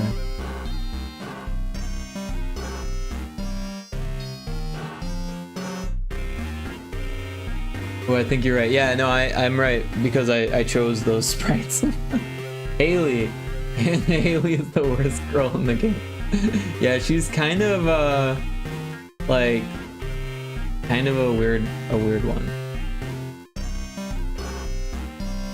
I'm trying to remember the two that I was romancing. I think it was Abigail and the one that was in like a trailer. I don't remember what her name was though. I want to grab a bucket up of cow shit and dump it on her head. Penny, yeah, Penny. Pretty sure it was Penny. Yeah, I think it was Penny. That name sounds familiar. But yeah, I was romancing them both at the same time. I like Emily and Maru. I don't remember Emily or Maru.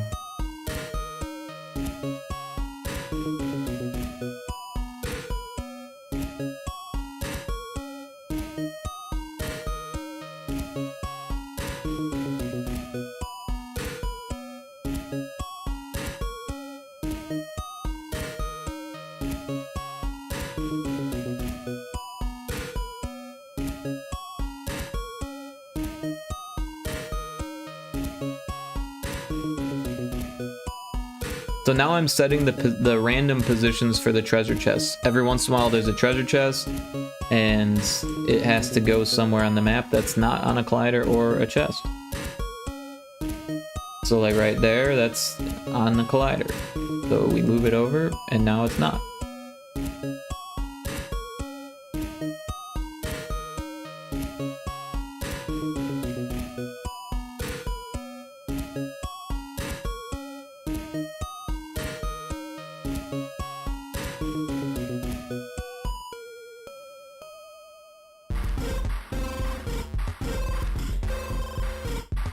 And Abigail. Here, this is Emily.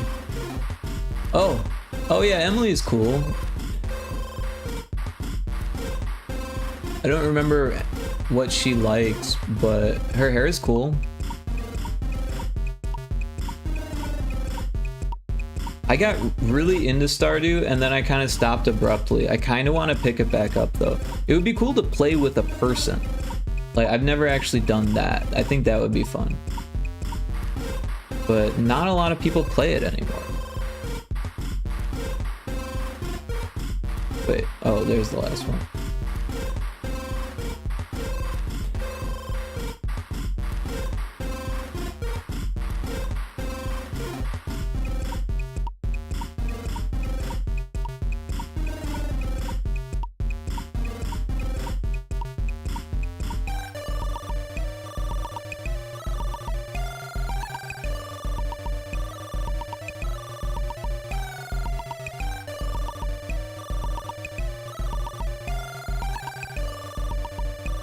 Yeah, that would be cool to do. You haven't played it with friends either? I feel like that's the way most people play it these days. Maybe I'm wrong.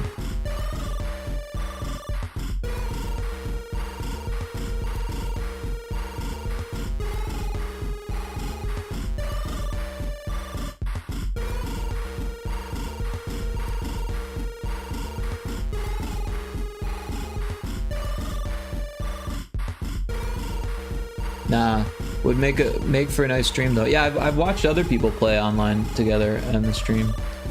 They were fishing. They were doing a lot of fishing. But fishing's fun. I like fishing.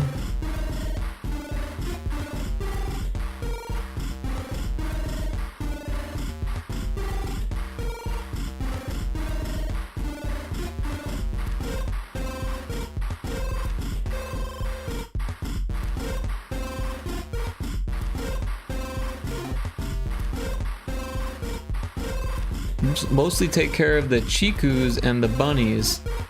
I had chickens. I never had bunnies. I didn't know you could have bunnies. I like fishing. I like farming as soon as I understood how to make like a watering system, like irrigation system. And I like recycling trash that I catch from fishing. I like making like the jams or the fermented stuff, right? But yeah, I like fishing a lot.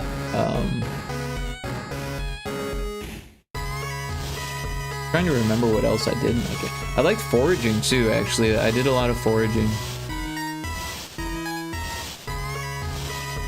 They drop wool, though once a year one is over, single player gets really boring. Well, oh, once the year is over, single player gets really boring. I'm not sure if I ever made it through a full year, to be honest. I probably have, but I don't know. Like, I mean, if you think about it, though, I mean, because it's only what, I think it's 16 minutes for the whole day.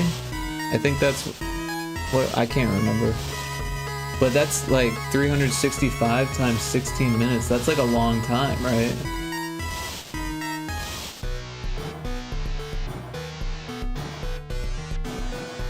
It takes a while, I guess is what I'm saying, to make it through the whole year. It doesn't feel like it when you're playing it, but like, that doesn't happen overnight. But yeah, when you're playing it, it feels like the days go by way too fast, because they kind of do. But at the same time, like if you're trying to play for a whole year, you kind of need it to go fast. So I kind of get why they did that.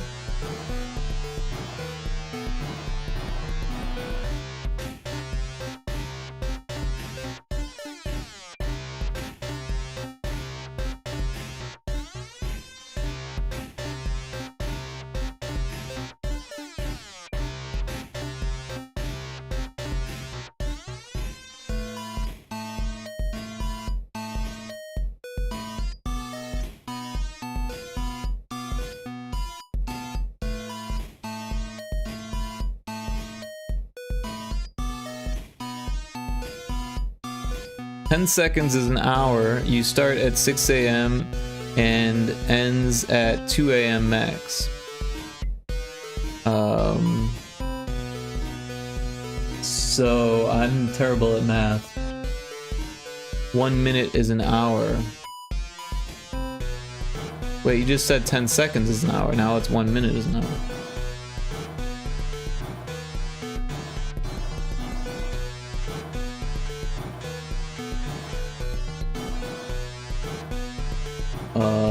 A single in-day game lasts for 20 hours. Wait, what? From 6 a.m. to 2 a.m. the following day. Each game hour is equivalent to 45 seconds of real time, making a full day about 14 minutes long. Oh, okay.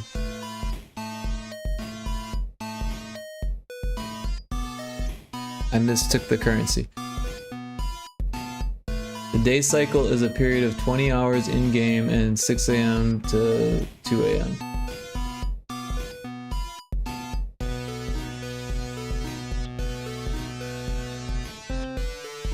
So yeah, apparently it's about 14 hours per day. So, or 14 minutes per day. So if we bust out the calculator, 14 times 360. Wait, isn't there 365? 14 times 365 equals 5,110 minutes divided by 60 is 85.16 hours. Depends, most night you sleep earlier than 2 a.m. It's true, it's true. But it's possible for the year to take 85 hours, is what I'm getting at. So I must have made it through a year.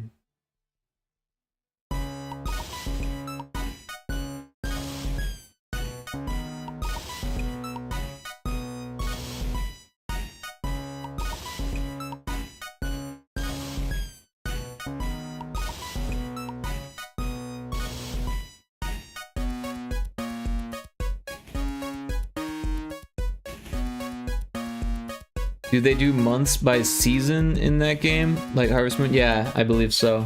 I don't think there's actually months. I think there's just seasons. Oh wait, no, there are months and days. There's like a calendar in it, but there are seasons. So I think there's actual months. Right? I don't know. I haven't played it in a while. But I feel like there's a calendar. Because it tells you like events on the calendar, right? I think? I don't remember.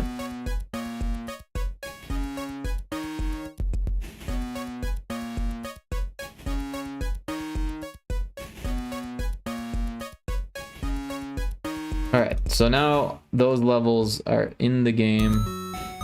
There's no way to reach them yet, so maybe we should do that. I don't know. It is like dinner time for me. As strange as that sounds, being that it's 5:30 in the morning. There is 4 months, and they are called, guess what? Spring, summer, fall, and winter. I think those are seasons. I don't think those are months. Wait, so how many days are in the game?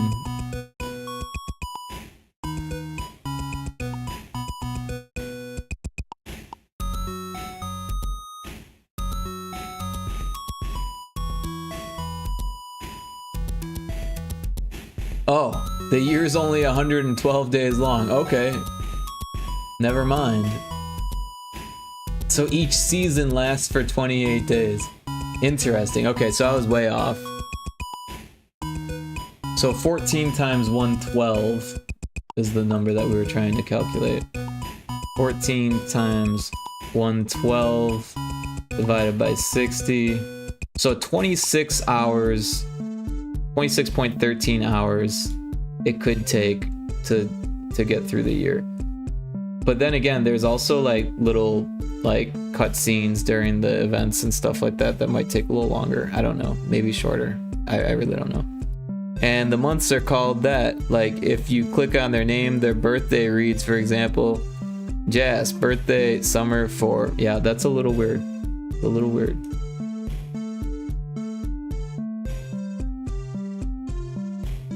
Also, Jas is a little weird for a name. Unless it's short for Jasper, maybe? That's probably right, huh? So yeah, we've got this script in here somewhere that says next dungeon. And so... let's see. If dungeon level's over 10, it does a different random number.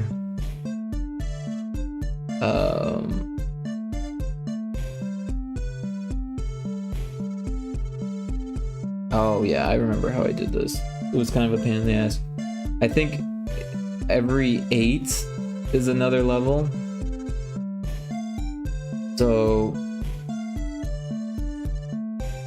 10 times 8 is 80, right?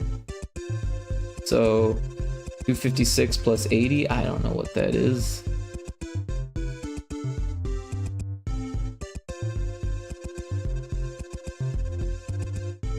$336.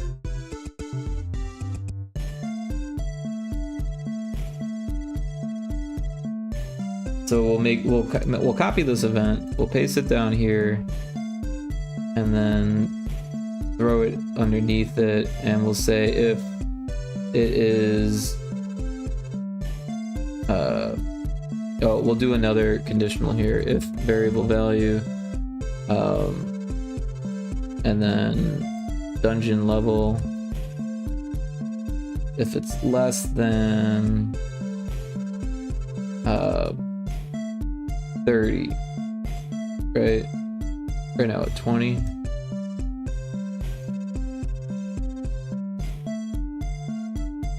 Then we do that. But if it's greater than or equal to 20, then we want, what was that number? Whoa, that's not the right one. Did we lose the right calculator? I think it was 336.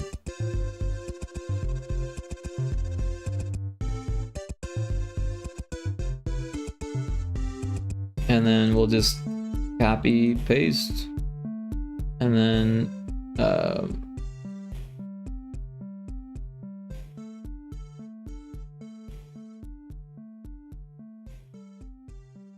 so if it's greater than 256 and 256 plus 8, I'm gonna need that calculator some more.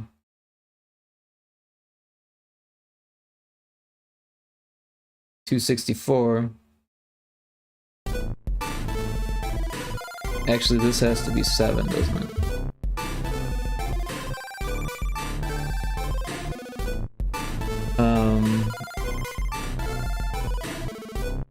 Then we change it to Dungeon 21.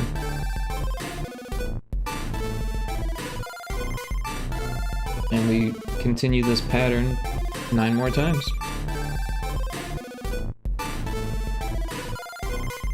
So this one is 265, and then calculator, 264 plus 8 equals 272. Dungeon 22.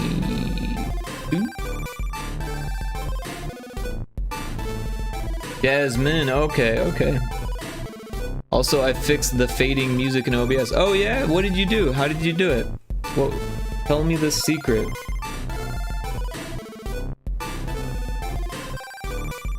Tell me the formulae. Formulae? Isn't that a SpongeBob reference? I don't know. 273, and then 272 plus 8 is 280. Formioli, that's what I'm trying to say. Ga ga ga. Is that like da da da? That trio song, remember?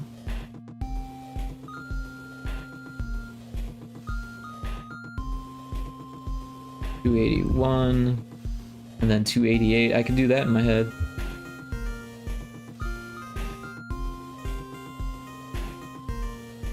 Oh, we forgot to change the dungeon. 21, 22, 23. And this one's 24.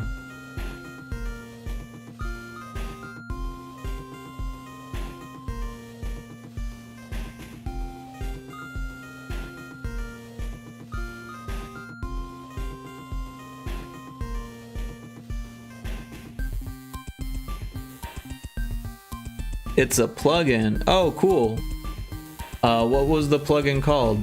There was some that I was trying to use, but like I didn't quite understand how to use it. You know what I'm talking about. There's a bi-barrel in chat. I don't know what that is. Some type of Pokemon. Catch the Pokemon. Shit, I'm all out of balls. Poke Shop, Pokeball 100. Poke Catch. Cyfix, you're still here. How you doing?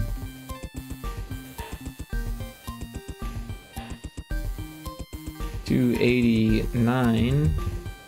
And then I should be able to figure out 288 plus 8. But I'm too slow for that. 296. Okay. 296.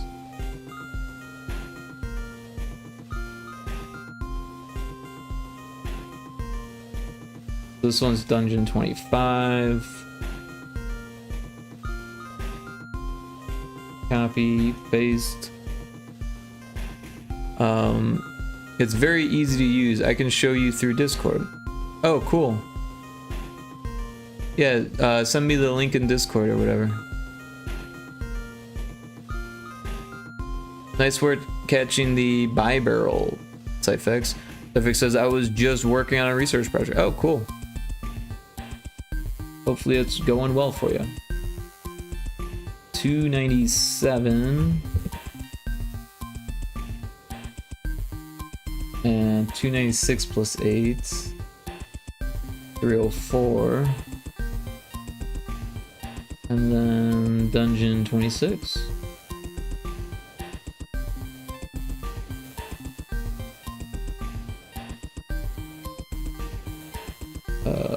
305. And then this would be 312, I think, but I don't trust myself. Yep, 312. I was right. Oh, 312. 312. Dungeon 27. Copy, paste. No, I don't want a chicken burger from Mick. A Mick chicken burger. 313. And then 12 plus 8 is 20. So 320. 28.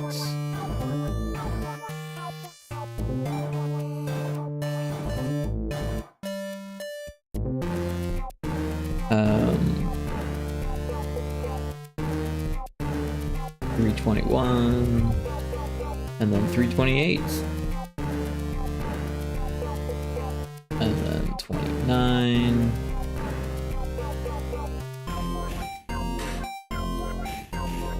Copy, paste.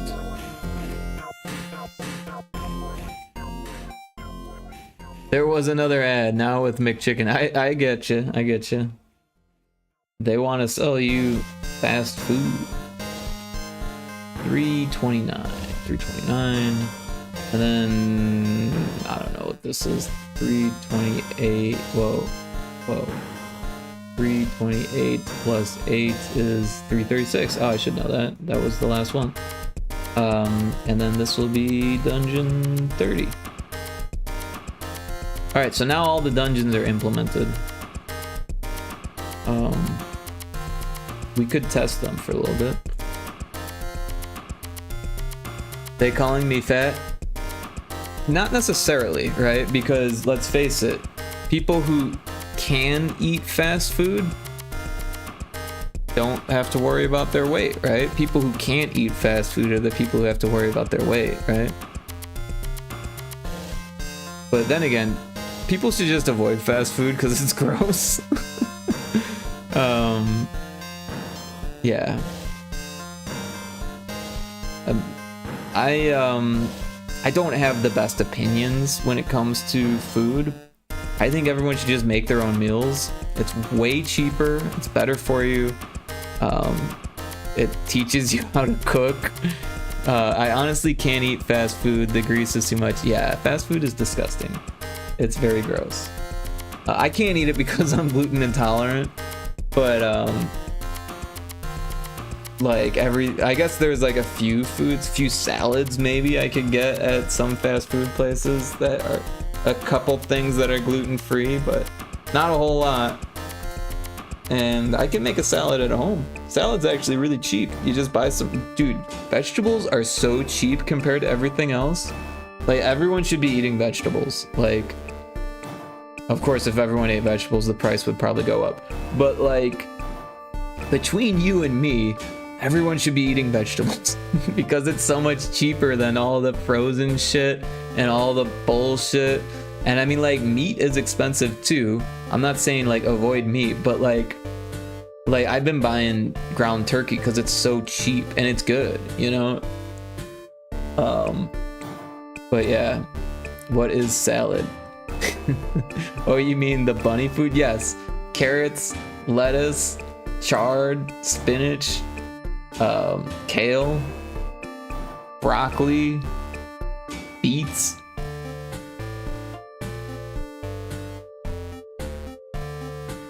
Yuck, what do you mean yuck? Vegetables are so good.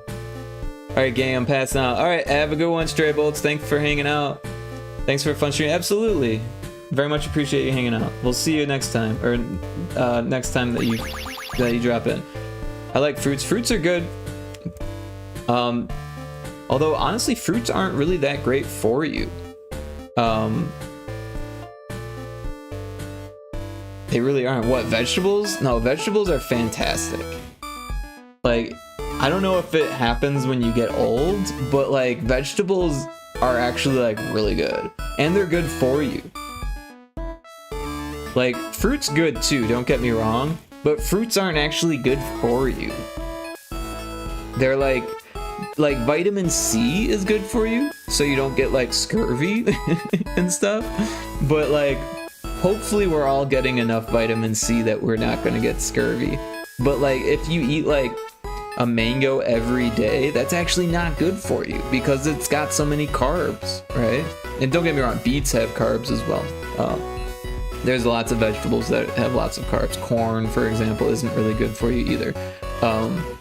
Not all vegetables are good for you, but most fruits really aren't. The fruits that are good for you are like berries, right?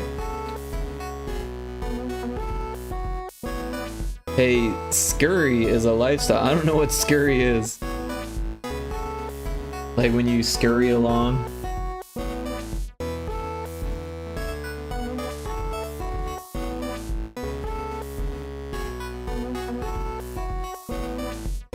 Also, carbs are more of a problem depending on your lifestyle and body.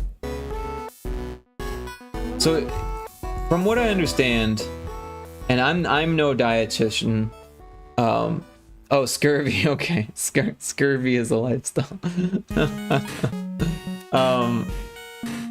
From what I understand, carbs are in general not very good for you. Like, there's not a whole lot of science to back up my claim, but from what I understand, there's this one person, I don't know, it's some internet shit perhaps, maybe, but like he sounded like he believed it, that carbs were actually causing cancer, and like I don't have any like proof to back that up. It was just some guy on a podcast saying that, but like they're not great and you can avoid them, and like maybe there is some truth to that. I don't know. There's so much money being made from people getting cancer that like they're not doing the right research. It's like things are getting covered up. Things are getting like not learned about. Things are like they're like perpetuating it. It's terrible, right? How to fix vaccine issue? Internet insert bleach and say, oh my gosh. That's not the internet, that was the president here. Okay. That's how fucked up society is right now. That wasn't even the internet, that was literally the president of the country.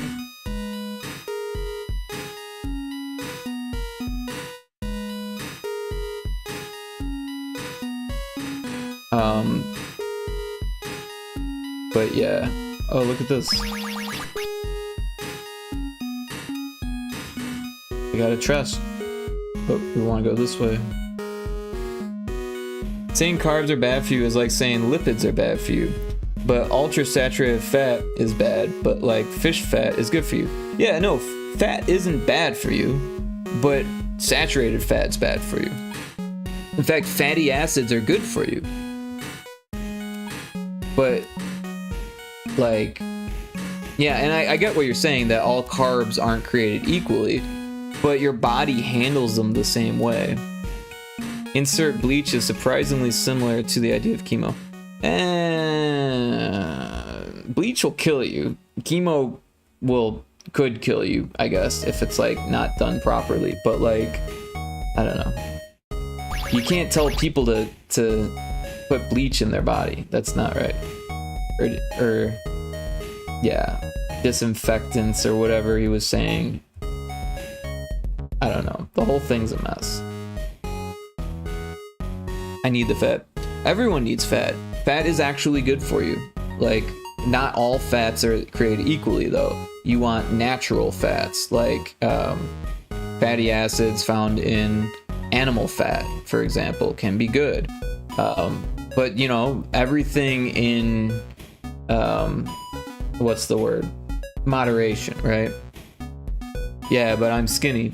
Well, there's nothing wrong with being skinny, but like, you know, I don't know what I'm saying. Animal fats are good for you. It's how you build muscle and stuff. Not just animal fat, like avocados have healthy fat, right? There are healthy fats. Nuts, right? I also need fat. I have some fat that I could stand to lose. But I'm not gonna stop eating beets because of it. I love beets. I don't eat them all the time.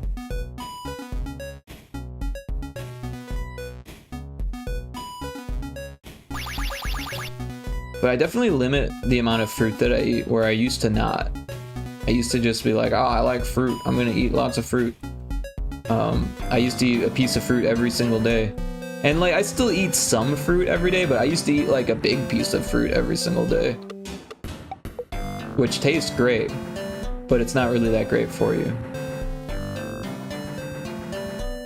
Oh, you know what we need to do? We need to cheat and put our dungeon level at like 30 or whatever. Or 20? 30? 20. Let's just put it at like 50.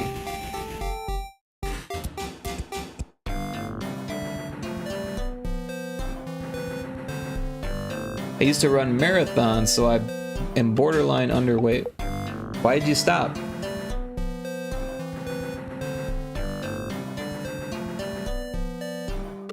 I just eat a banana a day.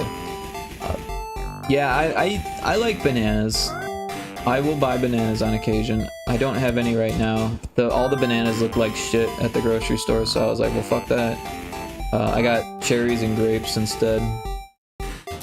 Which again, aren't like amazing for you. But I don't eat a ton.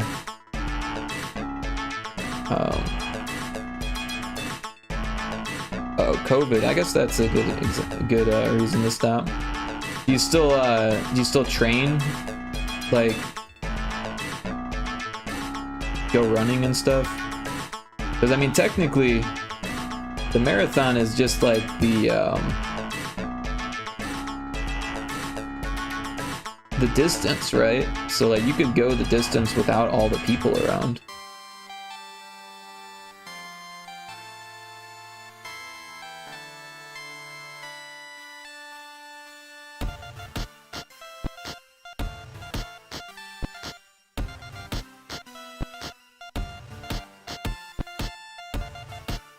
No.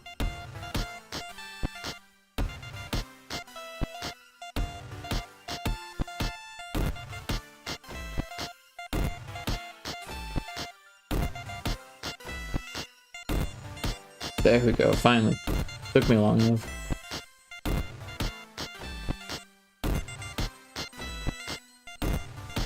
Though there is this scary development from labs. I'm not sure what you mean. I bike when I have the time, but I screwed up my ankles trying to get back into it. Oh, that sucks. Yeah, exercising is one of those things. It's like, you can't just like go back to what you used to do. You have to like ease yourself back in.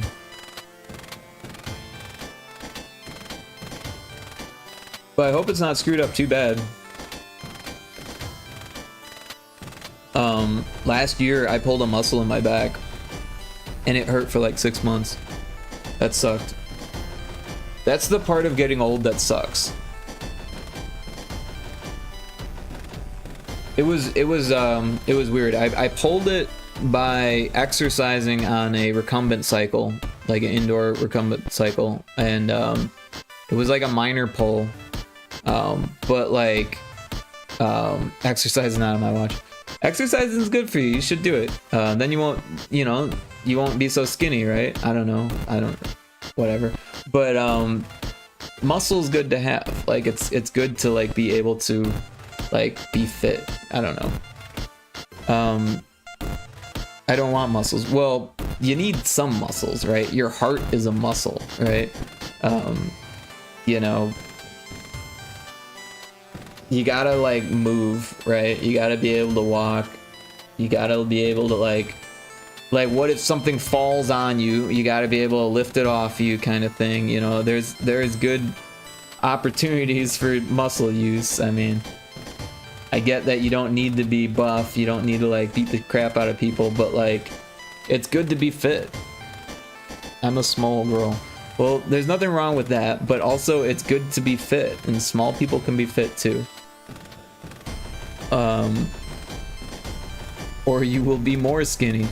Well, if you're only doing fat burning exercises, perhaps you will lose the fat, but if you eat enough protein and animal fats and then exercise, you will build muscle and you will gain weight from building muscle. You have to eat properly though. I only do endurance stuff. Well, you have to like ease into it, right? So like even if you're gonna do like endurance stuff, you gotta like cut down the endurance until you like build it up, right? Not true. I gained 4 kilos in the last 5 months. Doing what? I'm confused. Also, I don't know weight by kilos. I'm not like a Coke dealer or something. I don't know. I don't know what a kilo is. I'm just kidding. I'm a stupid American, so I don't know. We use imperial measurements, and grams are for medicinal purposes only.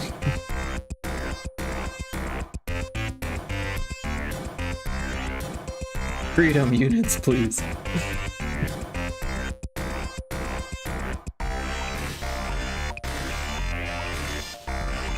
So I know America gets like shit on all the time for using imperial measurements, but the imperial measurements actually came from France. So it's not even our fault. I want the chest. So this is a new level. Oh, we got the chest. And I kind of remember the solution, yeah.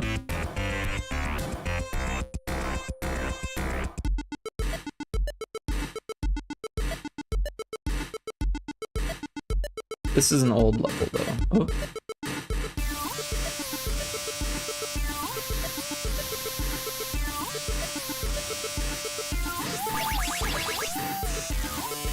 I thought metric came from France. Imperial measurements come from British Empire.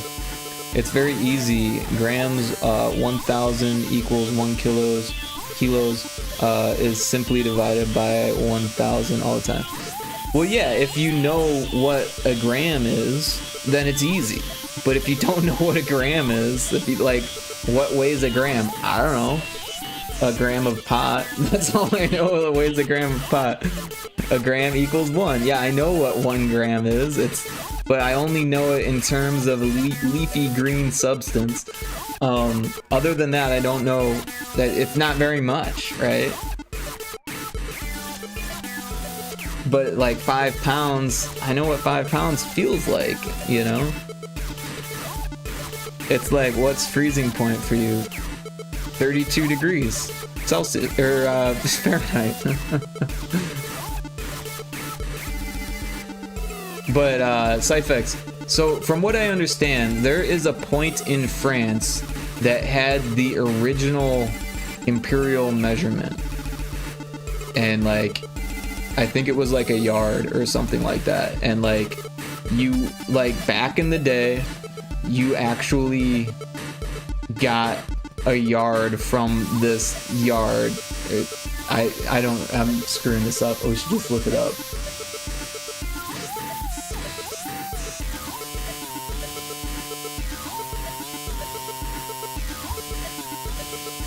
Okay, the internet says that it came from the UK, so maybe you're right, but I thought that it came from France.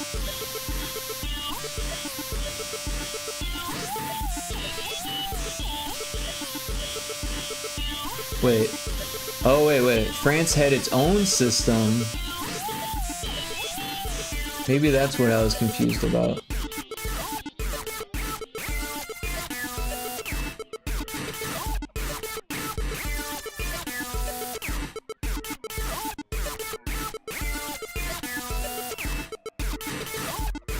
While some traditional French units were similar to those that would later become the imperial system, the French system is not the same as the imperial system developed later in the UK and the US. Ah, okay.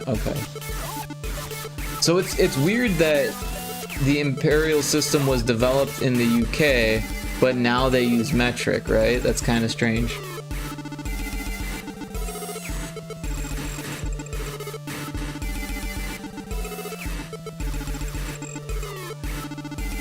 We need to learn more. The UK began its transition to the metric system in 1965. Wow, that's not that long ago. I know it seems like forever ago for you folks, but my dad was like a teenager. My mom was a teenager during that time. I mean, my dad was a little bit older, but yeah.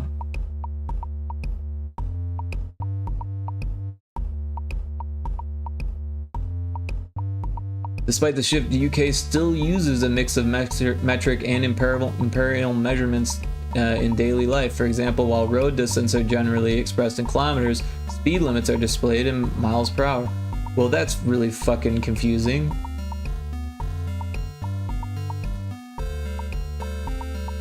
Freezing for you is 32. Freezing here is 0. Well, yeah, everyone knows that, Kara.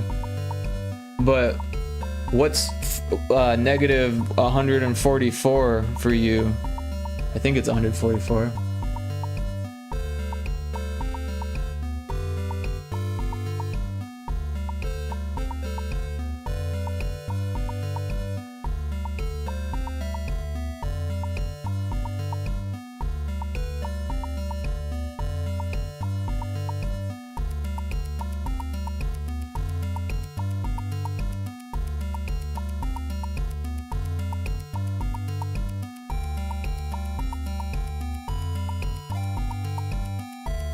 Wait, isn't there a point where they meet? Is it just 40?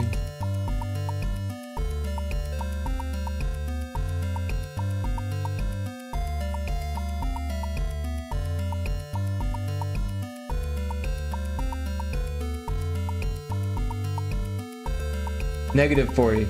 Yeah, so what's negative 40 in Celsius? Do you know? Do you know how that converts to Fahrenheit? Negative 40 is the same in Fahrenheit and Celsius. How fucking mind-blowing is that? How does that even make sense? Burning your skin and bone off your body, that's what negative 144 would do. Yeah, for sure. For sure. But negative 40 is the same in Celsius and Fahrenheit.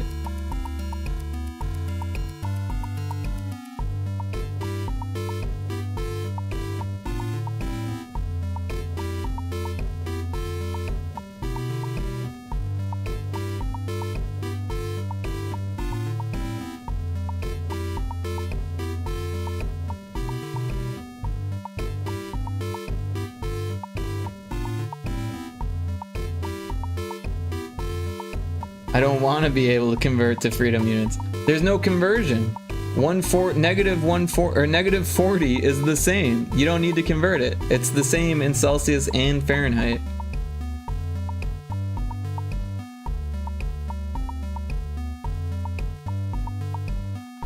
That's the only one though. Yeah, that is the only one. It's true.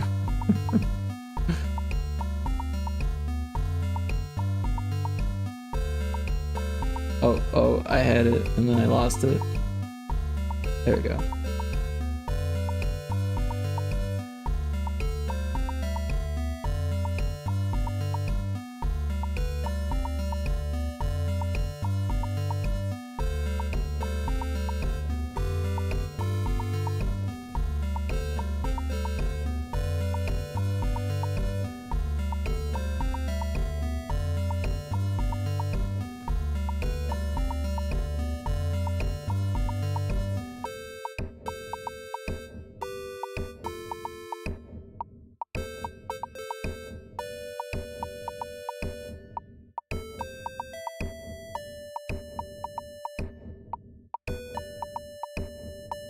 Ah, this one's rough. It's like a memory game. Oh, I did the wrong one again.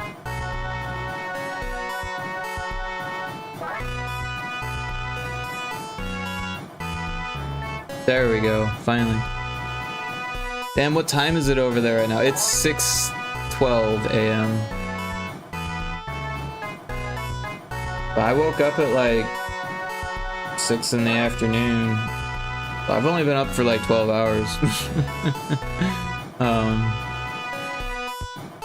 Yeah. See, like I said, I am not a good role model. Oh, I'm in a wall.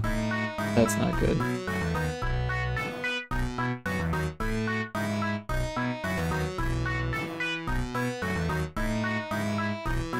What level was this?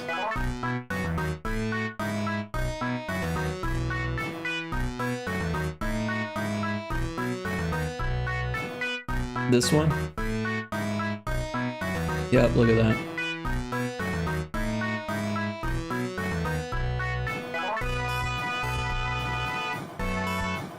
That's why you gotta test. There's my good advice. You have to test. You're making a game, you gotta test it. Always leave time for testing in a game jam. Otherwise you'll end up inside the wall.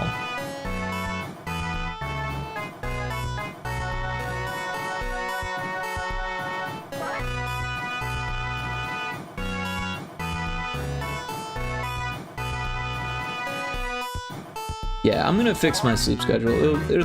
One of these days I'll fix it. But then you know what's gonna happen is it's just gonna break again. I blame HughesNet from back in college when the only internet available that was high speed and unlimited was in the middle of the night.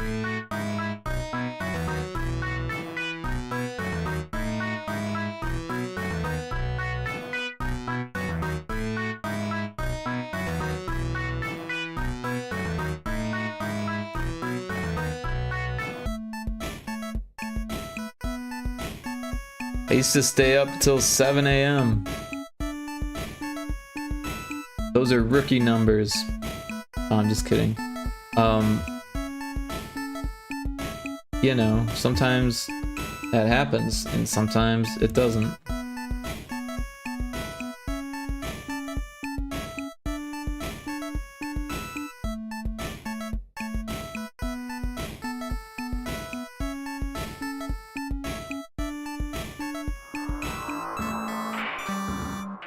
Now it's 11 p.m.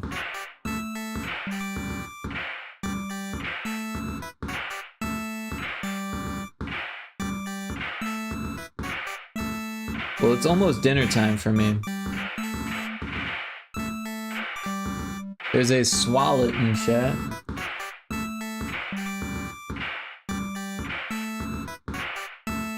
In fact, it's probably about time to start looking for something to raid here. I mean, Stray Bolts left us, so...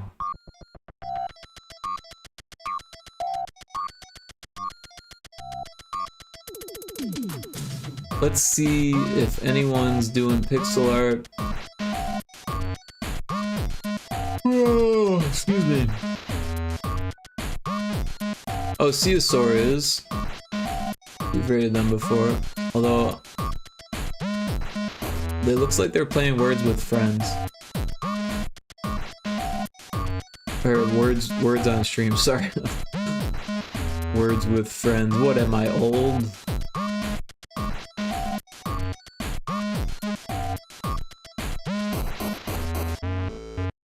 How woof? I have a feeling it's almost dinner time for you. How did you know that? How did you know that? I just said that, and now you know that. Anyways, welcome in, How woof? But yeah, I am going to look for someone to raid here in a minute. Or actually, I'm looking for them right now. There's not a whole lot of people, well, there's Admiran and Ceosaurus and Beazle, but those are all people that I've raided before. So, Cyphic says, I am fixing my sleep schedule right, hence not streaming, because before I was sleeping till 7 p.m, going to sleep at 8 to 9 a.m. I'm a professional at finding LowRez Jam streamers that are ending as soon as I get here. Oh, well, I am sorry. It is 6 a.m. for me, and I've been up since about 5 or 6 p.m. So my sleep schedule is backwards, but I have not eaten dinner. So, oh, and there's the ad. Not really good for when classes start in a week. Yeah. Gotta make sure that, yeah, that's the worst part about having a messed up sleep schedule, is like all of a sudden you gotta do stuff. People need you on their schedule. Big pain in the butt. Maybe we should search for a LowRez Jam, huh? No, there's not a whole lot there.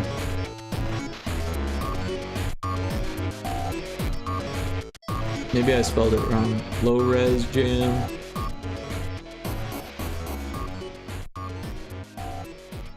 Oh, there is people doing LowRez Jam. Oh wait, no, those are past videos. Oh, cool. RSVP started their LowRez Jam, but they're not on right now. But yeah, it looks like Admiran, who's a penguin, or Ceosaur, who's a sea dinosaur, like a diplodocus. however you pronounce that. Or there's Beazle who does game design. Looks like they're doing set dressing and lighting and level design. But Beazle's got like 112 people. Admiran's got like 12. Caesar has 18. We've got 15. So we're in between Admiran and Caesar in terms of viewership. But yeah, I don't think anyone else is doing pixel art, which is usually what I search for when I'm looking for a raid target. There are some people, but like, I don't really know them. Pixel art on W place and then more Chrono Trigger. I don't know what that is.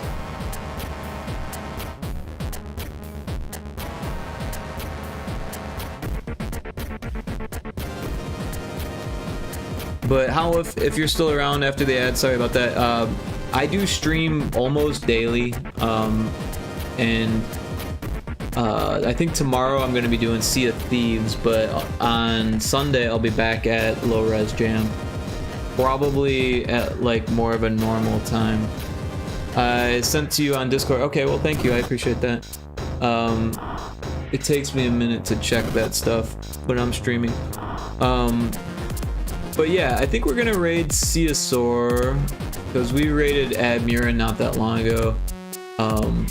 So let's see what they're up to. Let's see if they're doing the... Oh yeah, they're doing words on stream, it looks like. Which is not game dev. So let's see what Admiran's doing.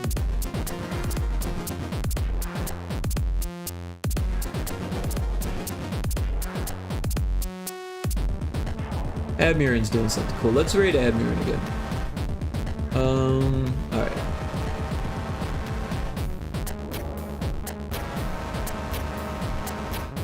Gonna copy their name and raid channel there.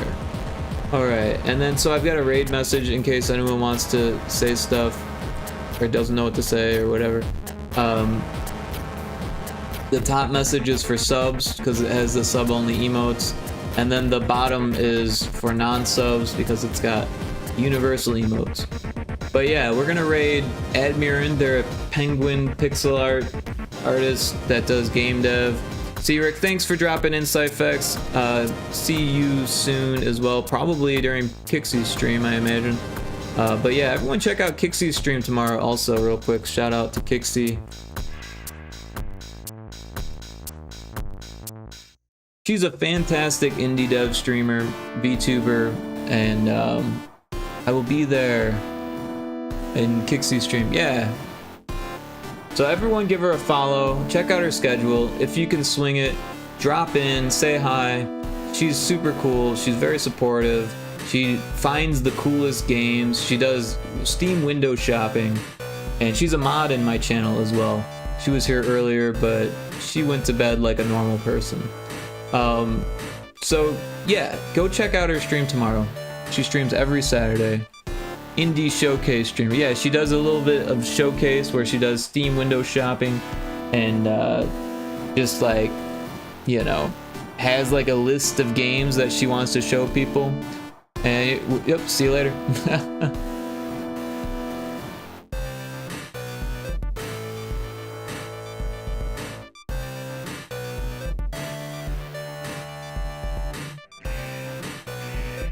Hey Rick. Hey, thank you for the raid.